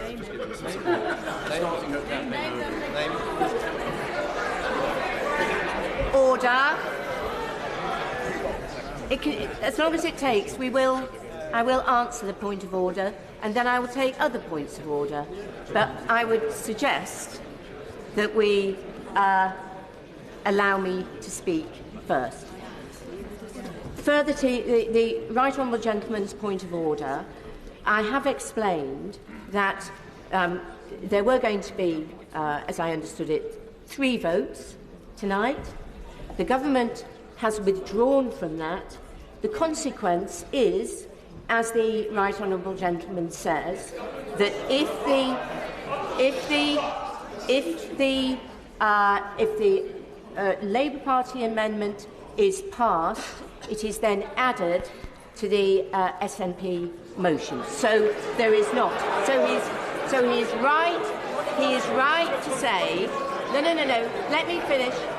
He is right to say that there would be, if there was a division, there would be just 1 vote. But if it goes through, then we move on to the next business. Let me first of all take the point of order from the chair of the Procedure Committee.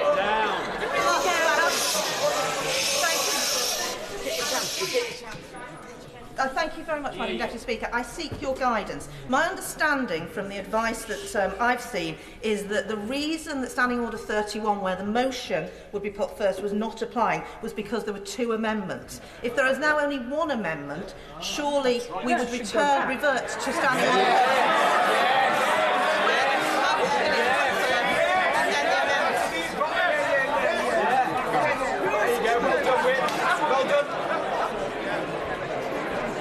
thank the Chair of the Procedure Committee for her point of order, but if the government amendment is not put, then we revert to the amendment from the Labour Party.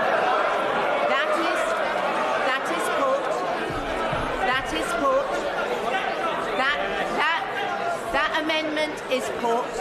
If it is passed, then the SNP amendment is amended, and there is then the question is put on the SNP amendment.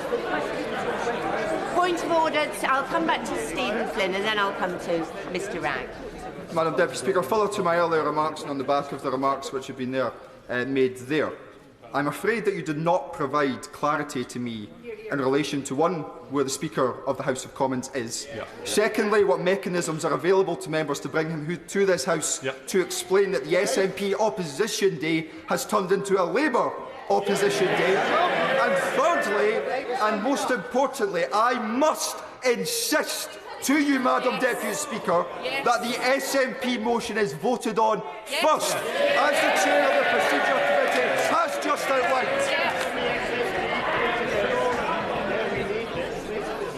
First, I am going to take the other member of the Procedure Committee, then I will come back to the honourable gentleman's point.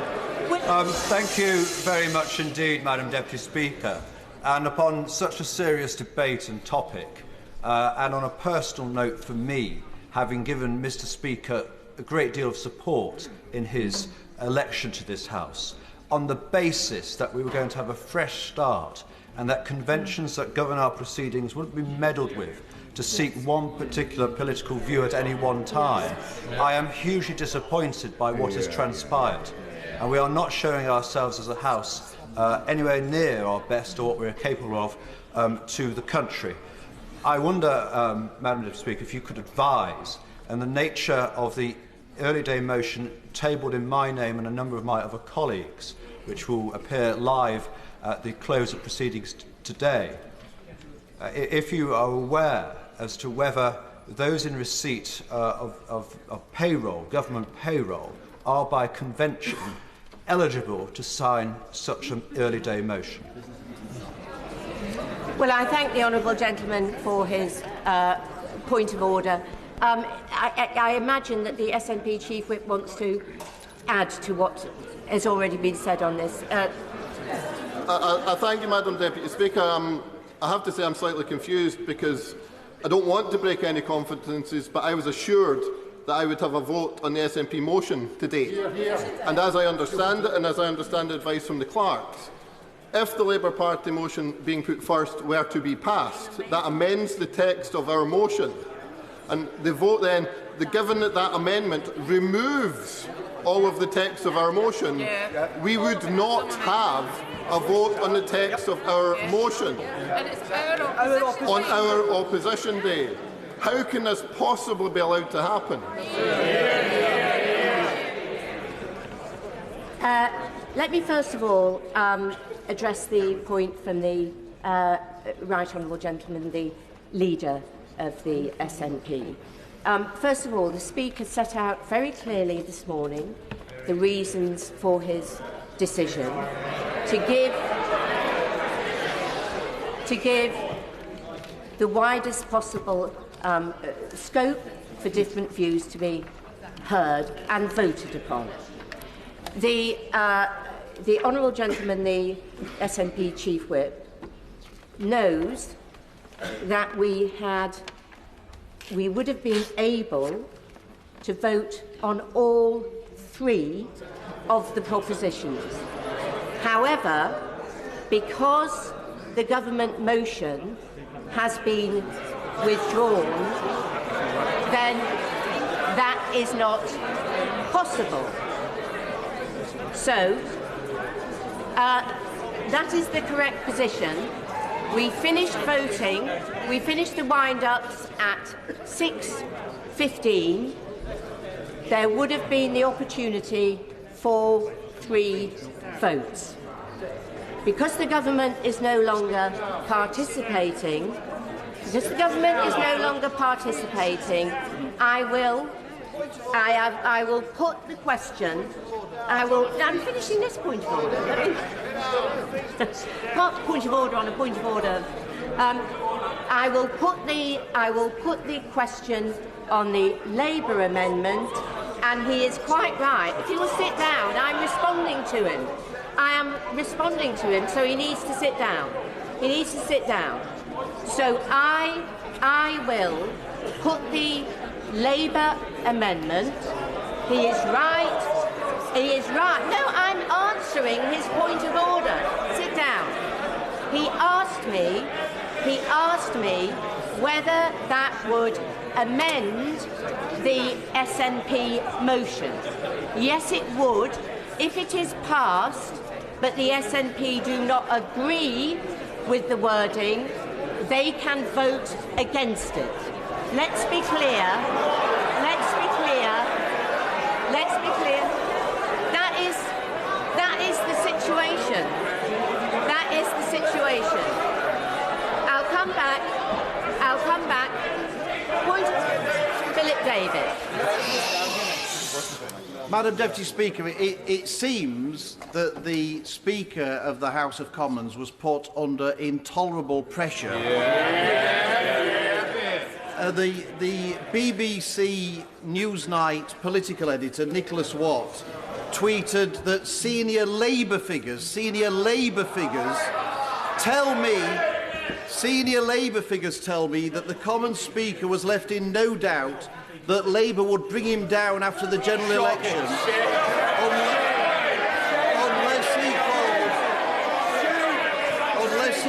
unless he called Labour's Gaza amendment. That was a Labour figure told him that. I don't say rubbish. That was a Labour figure. Madam Deputy Speaker, can you assure the House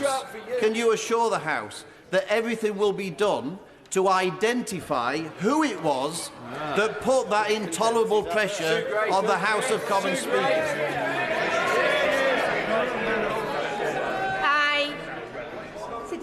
Sit down. I thank the honourable gentleman for his point of order. That tweet is wrong and the statement is incorrect. Just to reassure him. I know he would want that reassurance.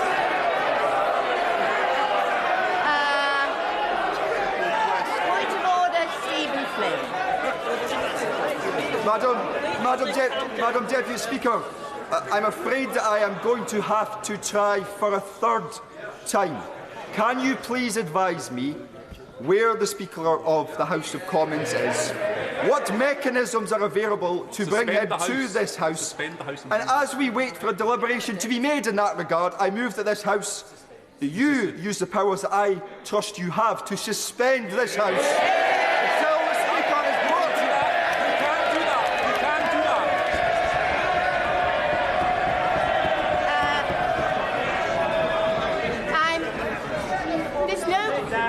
Sit down. The honourable gentleman asks a point of order, then interrupts his own point of order. If he would just... I will not be suspending the House. We need to put these questions. Mr Speaker will be in his place tomorrow. Point of order, Dr Matthew Ufford. Madam Deputy Speaker, where is the Speaker? The honourable gentleman is... I'm afraid he'll have to make do with me. I know it's a great disappointment. Mr Speaker will be here tomorrow in his place. Point of order, Dame Angela Eagle. Thank you very much, Madam Deputy Speaker. Will she confirm that traditionally, many years ago, opposition day debates used to be taken seriously by governments,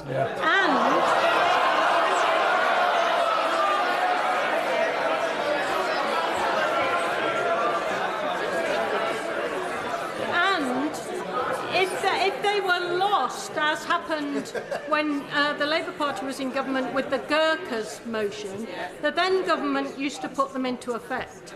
But since we've had successive Conservative administrations, they have largely ignored ignored Opposition Day debates.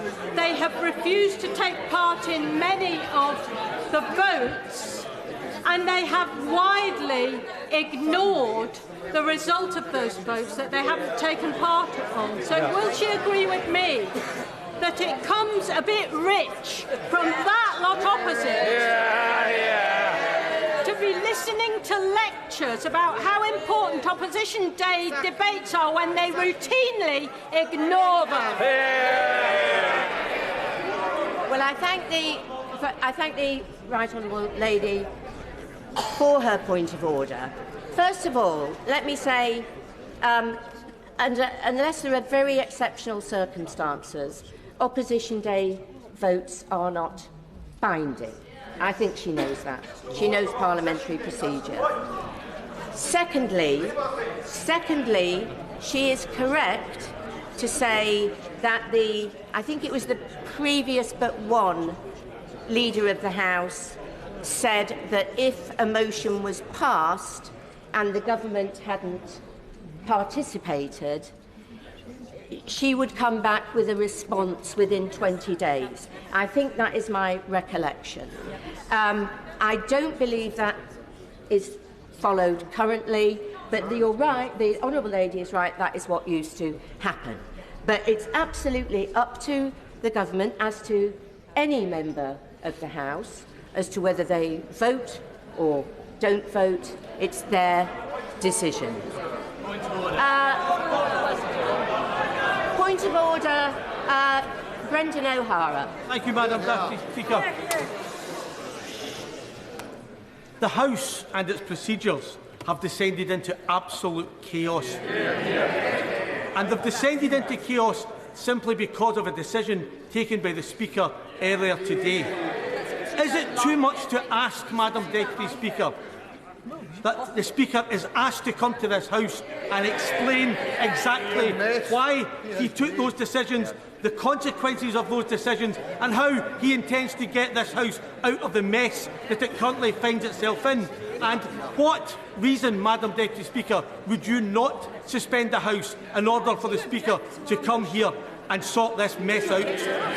No, I've said twice already that the Speaker set out this morning in detail why he'd made his decision, and he will be in his place tomorrow. Point of order, Sir Chris Bryant. Madam Deputy Speaker.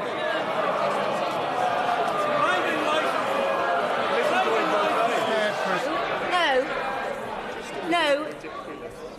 You will listen to the points of order. And listen politely. It looks so bad on such an important issue. And no point in shouting me down now.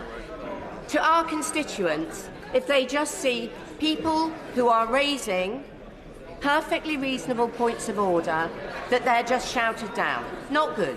Not good. Sir Chris Bryant.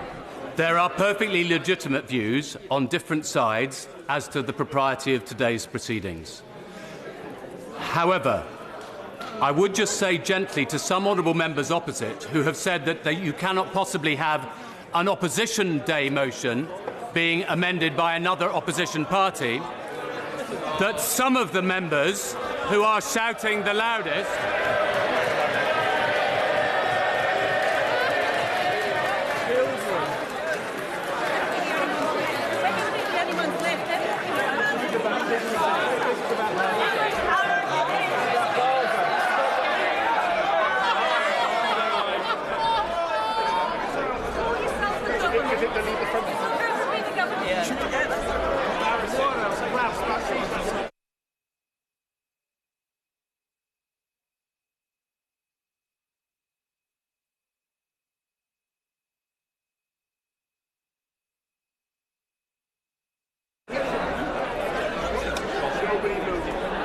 this CLP meeting. That is unacceptable. Sir Chris Bryant. No, it's the CLP. Thank you, Madam Deputy Speaker. I would just remind some of those who have been shouting the loudest on the other side of the House that they personally voted on the 13th of May 1999 for a Conservative opposition motion amending a Liberal Democrat motion on an opposition day. But far, far more importantly, surely, Madam Deputy Speaker, is the fact that the behaviour of many honourable members in the chamber today will have made a lot of people in this country very nervous about the way we conduct our business when we're dealing with some of the most important matters of state. And most significantly, it has been the tradition of the British parliamentary democracy that if a government loses control of its foreign policy, it has lost the confidence of the House by definition, and consequently you have an immediate general election. Well,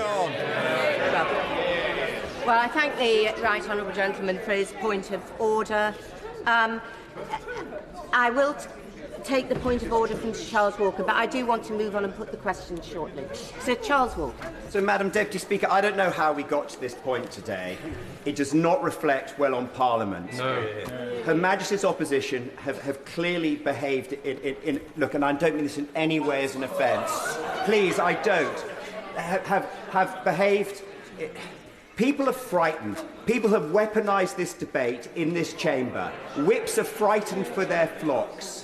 They are frightened for their flocks because members of Parliament now feel that they have to vote in a certain way to safeguard their safety and the safety of their family. This is a far bigger issue than the debate we're having tonight, because if people are changing their votes in this place or changing their behaviours in this place because they're frightened what may happen to them or their families out there, then we have a real problem. So this point scoring off each other is not going to resolve many issues.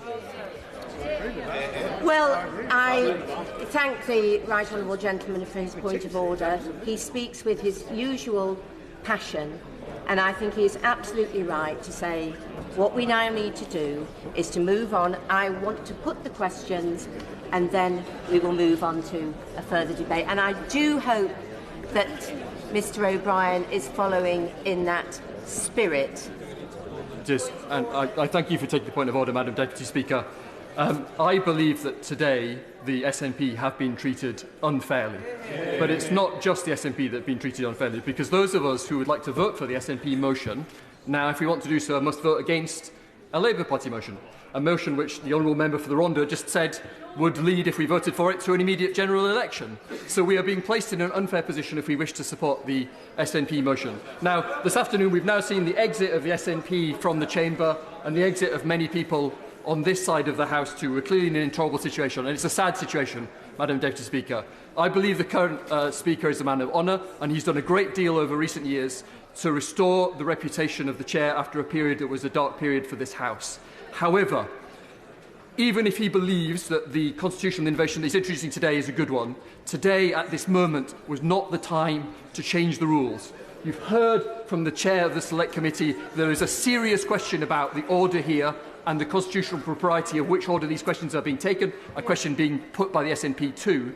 And can I suggest that if you're not prepared to suspend the House, that we at least defer the divisions that are supposed to be happening this evening until we can resolve these issues? And as a final point, because in this House it is courteous and traditional that the person who you are talking about is always there when they are discussed, that we should defer those divisions so that we can hear from the Speaker himself before we come to vote on these issues, because otherwise I believe a great injustice is being done to the SNP, but other members as well of this House. I thank the honourable gentleman for his point of order, but I just want to be clear again. There was the ability to have a vote on all three of the motions that were before the House. The situation has changed, but that does not mean that I would then withdraw the questions and not put them, because they are still before the House, and I intend to proceed with them in the way that I have suggested. And I'm just going to take a point of order from Mr MacDonald. John MacDonald. I was going to suggest that the Speaker displayed immense flexibility this morning, and I was going to suggest that that flexibility was exerted again to enable us to have a separate vote. But now the SNP have gone, there is no other way than I can do this to ensure that my constituents know that I will be voting for the Labour amendment, but I would have also voted for the SNP motion. I want that on the record.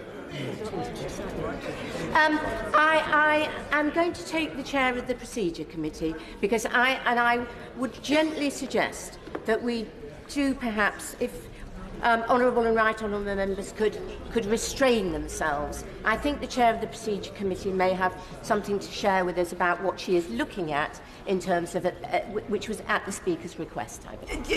Thank you, Madam Deputy Speaker. On a point of order, I just wanted to make the point that the honourable gentleman from the Rhondda is correct that in the precedent we've seen, there was a Conservative Party amendment to a Liberal Democrat Opposition Day motion, but there was no government amendment, and that is the difference. As there is now no longer a government amendment, I'm still confused as to why we're not returning to the rule, the order of precedence set down in Standing Order 31. Because of I think it is Standing Order 31, I am bound to take the Labour Party amendment first and then move on to the SNP. That is all the advice I have received, and I'm sure that when she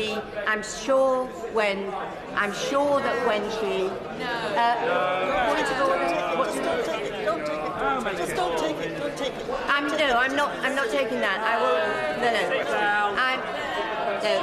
Just don't take it. Throw him out. No.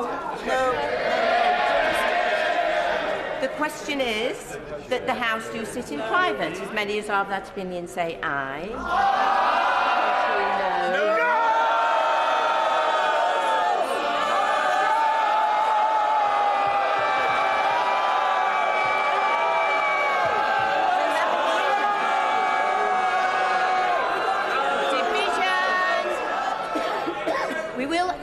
We'll have a division. Division, clear the lobby.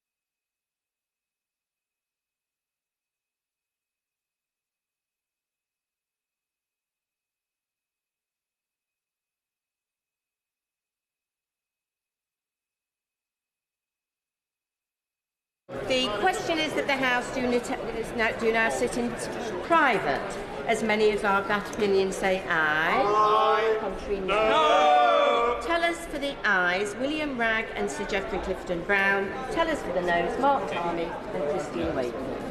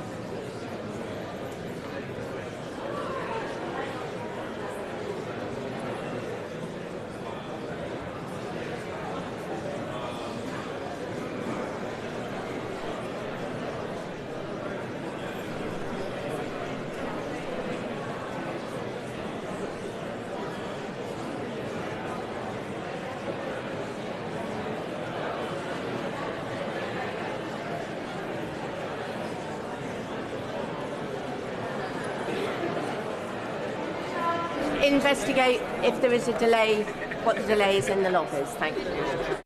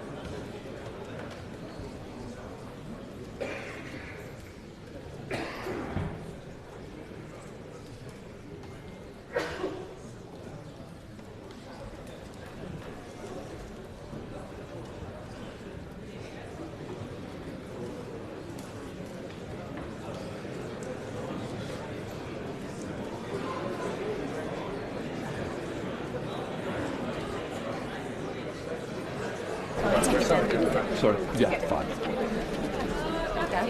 Why don't we let the...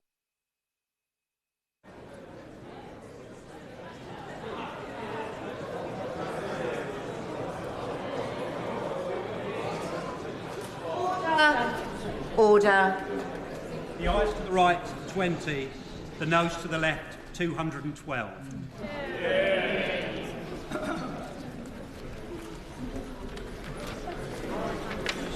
The ayes to the right, 20. The noes to the left, 212. So the noes have it, the noes have it. Unlocked. The question is that Amendment A be made. As many as are of opinion say aye.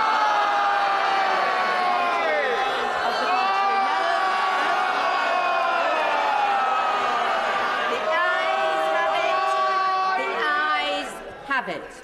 The question is the motion as amended. As many as are of that opinion say aye.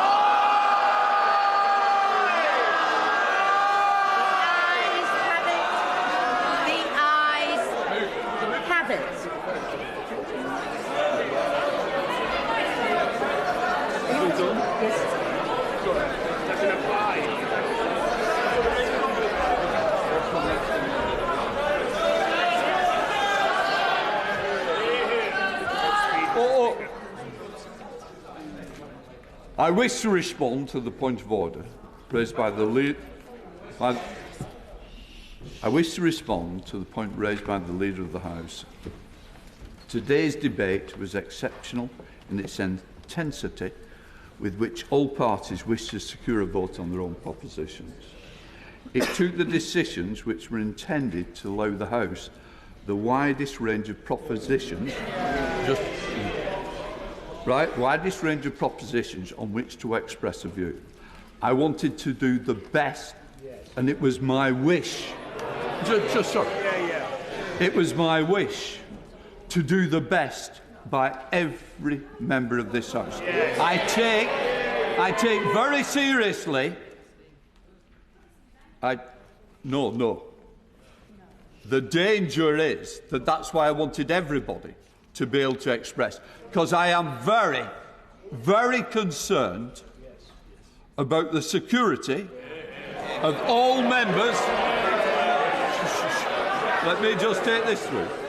I was very concerned, I am still concerned, and that's why the meetings I've had today is about the security of members, their families, and the people that are involved. And I've got to say, I regret how it's ended up.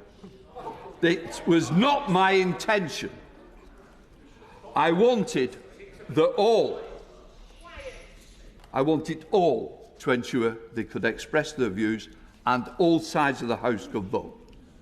As it was, in particular, the SNP were ultimately unable to vote on their proposition. I am, and I regret, with my sadness that it's ended up like that, in this position. That was never my intention for it to end up like this. I was absolutely convinced that the decision was done with the right intentions. I recognise the strength of feeling of members on this issue. Clear today has not shown the House at its best. I will reflect on my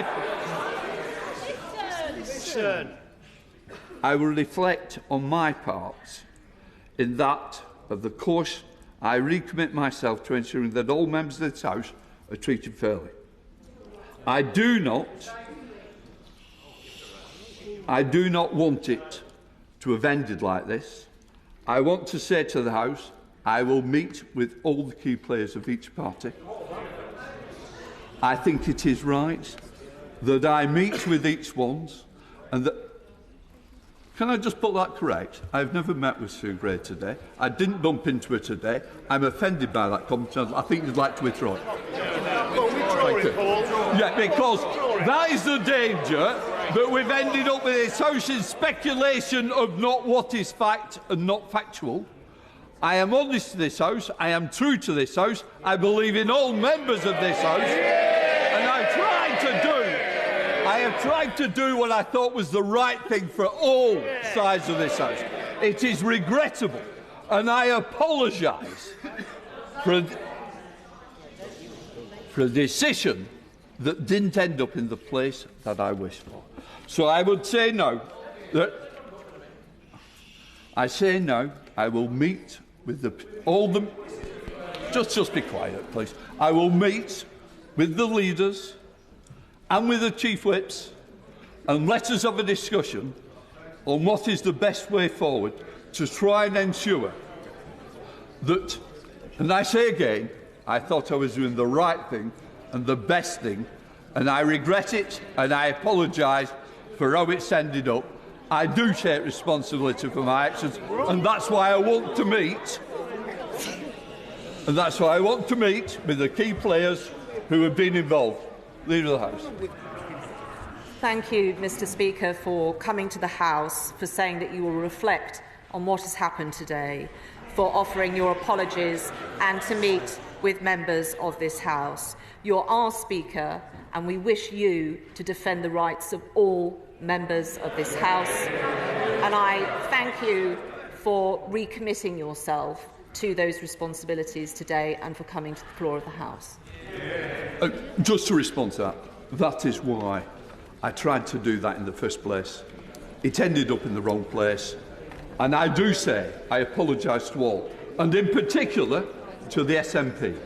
And I say it's not where I wanted, it is where I am. I will now leave it at that for the moment, but I do want to meet as soon as possible. Point of order, Sinclair. Point of order, Mr. Speaker. Can I firstly begin by echoing your sentiments in relation to the debate that was had in this chamber in relation to the most important of matters with regards to the safety of civilians in Gaza and indeed those in Israel. There has been a difference of view in the House today, but I think that difference of view has been expressed in a way which we can all agree has been in a positive fashion, in the best fitting way of any democracy, any functioning democracy. Mr. Speaker, whilst I acknowledge your apology, the reality is that you were warned by the clerks of the House that your decision could lead to the SNP not having a vote on our very own opposition day. As a result, we have seen the SNP opposition day turn into a Labour Party opposition day. I'm afraid that that is treating myself and my colleagues in the Scottish National Party with complete and utter contempt. And I will take significant convincing that your position is not now intolerable. To respond to that, and quite rightly, I understand the feeling.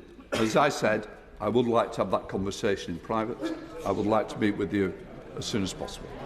I'm now going to leave it to continue. Sorry. Point of order. No, come. Thank you, Mr. Speaker. Can I just make a point of order that actually the amendment in the name of the Leader of the Opposition was this evening passed unanimously, and therefore, yes, it was, and therefore. Order.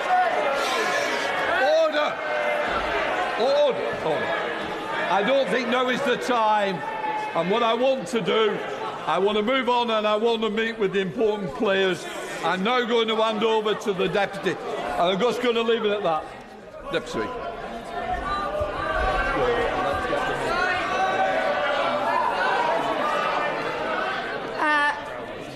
I will take one more point of order, and then I really think we need to move on. Kit Malthouse.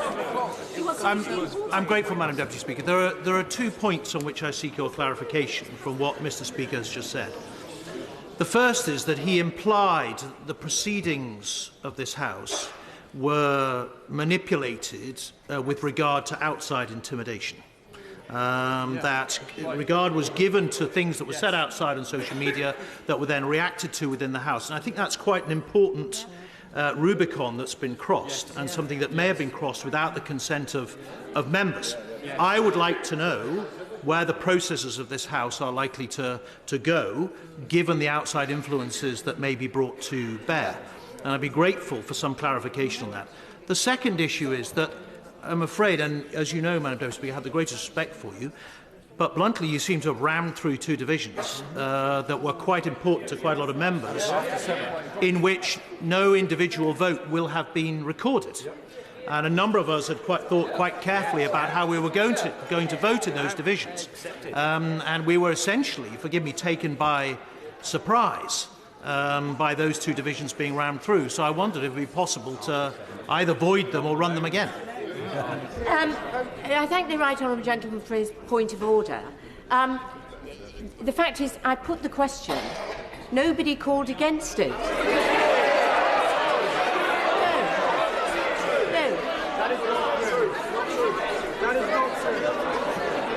Point of order, Sir Jacob Rees-Mogg. Thank you, Madam Deputy Speaker. It was quite clear from the level of noise when the question was put that the view of the Deputy Speaker was being challenged. I think it is absolutely extraordinary that that noise level was deemed to be I. It is inconceivable that anybody hearing it would have thought it was I. And it is quite clear from all our standing orders, all our traditions, that when the Speaker or Deputy's decision is challenged, it should go to a division. Well, I'm extremely sorry. I took on the voices. I was quite clear where we were, and the whole thing would have been considerably clearer if the government had not withdrawn at that position. Point of order. Consider how this looks to people outside. Completely in order, it looks like chicanery. But I rise to ask a question on behalf of the small parties. What precedent has been set today in the way this opposition day has been handled? And how can we ever have faith in the future that our voices and our votes will actually be heard? Or will it be always the two big parties here? Well, I think the Honourable Lady has heard what Mr. Speaker said, that he does intend to talk with people. I also understand that the excuse me, I'm answering this of order. The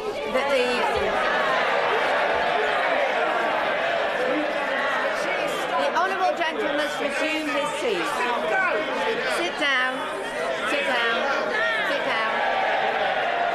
I also know that the chair of the Procedure Committee is going to be looking at some of the issues that have been raised as well, at the request of the Speaker.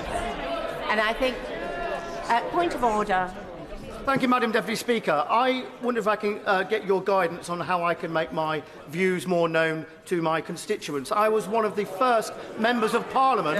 I was one of the first members of Parliament to call for the release of hostages combined with a permanent ceasefire. I lost my government job as a result of it.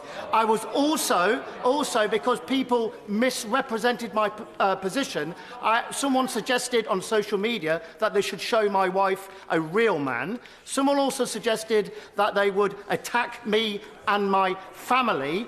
Already today, Labour councillors in my patch are tweeting that I have not supported a ceasefire. I wanted to vote with the Scottish National Party motion on a ceasefire. Can you advise how I can make my constituents clear of my views if I'm not able to vote on it? Well, I think the honourable gentleman has put his views on the record by what he's just said. Thank you. Point of order, Allan Brown. Thank you, Madam Deputy Speaker. On a point of order, is Mr Speaker going to explain how many Labour Opposition Day debates have taken place since October the 7th, whereby no motion and a ceasefire was brought forward, and why Mr Speaker thought suddenly today, an SNP Opposition Day, that it was really important that a Labour amendment was taken when they had their own chance several times to bring forward a debate and a motion and a ceasefire in Gaza. Well, I thank the honourable gentleman for his point of order. He has, Mr Speaker has said that he will be meeting with the leaders and the whips of the parties, and I'm sure that will be something that's point of order, Sarah. I thank the Madam Deputy Speaker for this point of order and hearing all of our points of orders. I cannot be alone in this place today in being utterly embarrassed at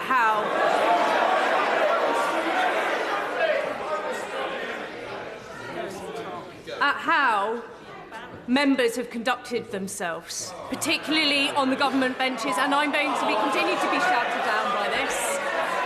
As a perfect example, on an issue so serious as we have heard today, and I am asking for clarification, Madam Deputy Speaker, because there are people within this chamber that clearly aren't aware of the rules and what's going on.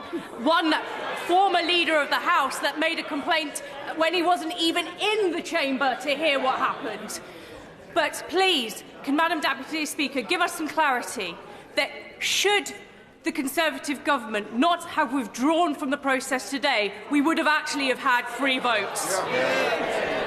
I thank the honourable lady for that point of order.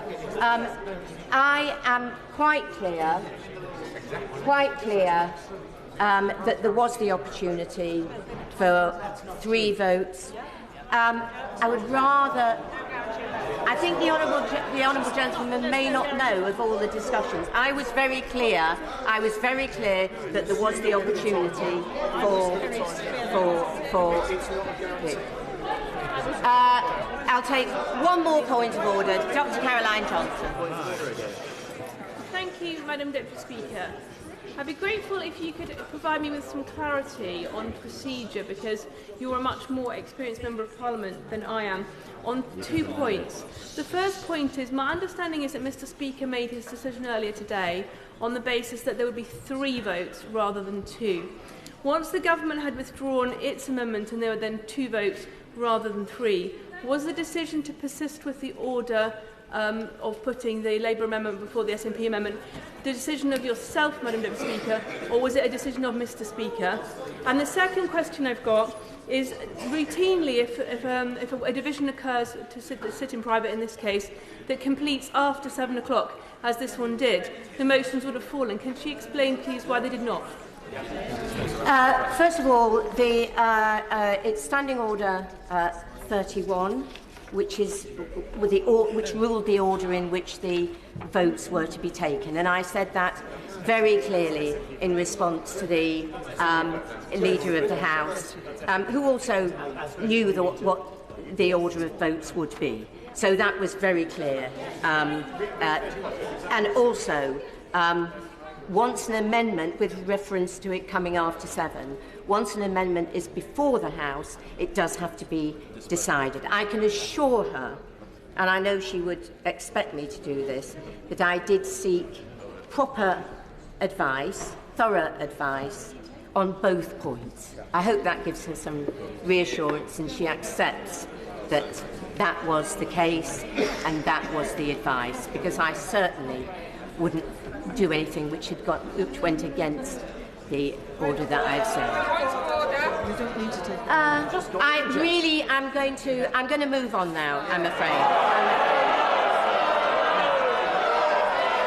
We're going to move on. Okay, I will take one more point of order from Marion Fellows. My point of order. Madam Deputy Speaker, back in October, when the heinous actions of Hamas took place, as soon as I could afterwards, I called for a ceasefire. I have held firm to that belief since. My constituents have written to me in huge numbers telling me to vote for a ceasefire.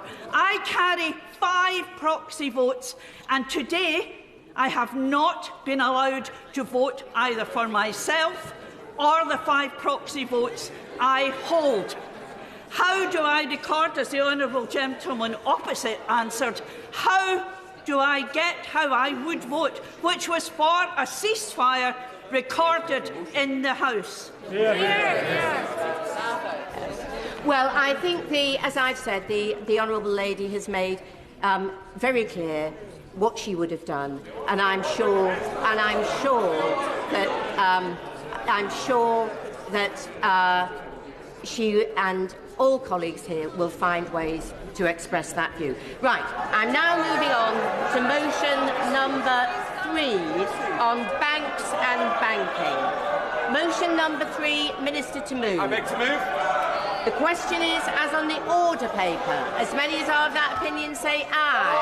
Aye. Contrary, no. I think the ayes have it, the ayes have it. We now move to motion number 4 on pensions. Minister to move. I beg to move. The question is, as on the order paper, as many as are of that opinion say aye. The contrary, no. I think the ayes have it, the ayes have it.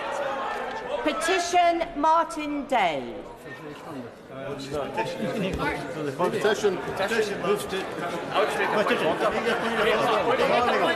Today might like to wait until the chamber clears.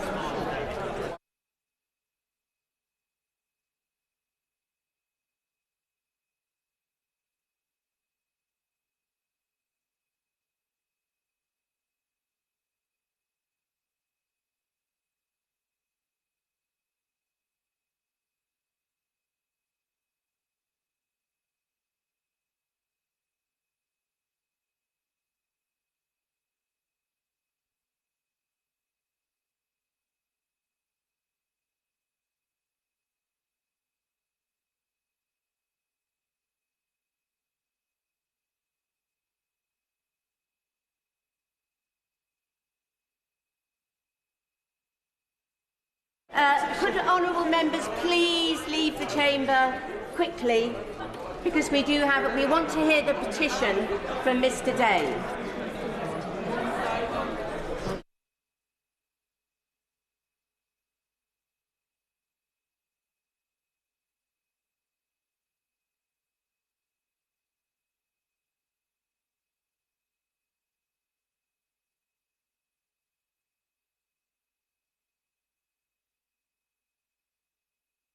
Petition Martin Day. Here.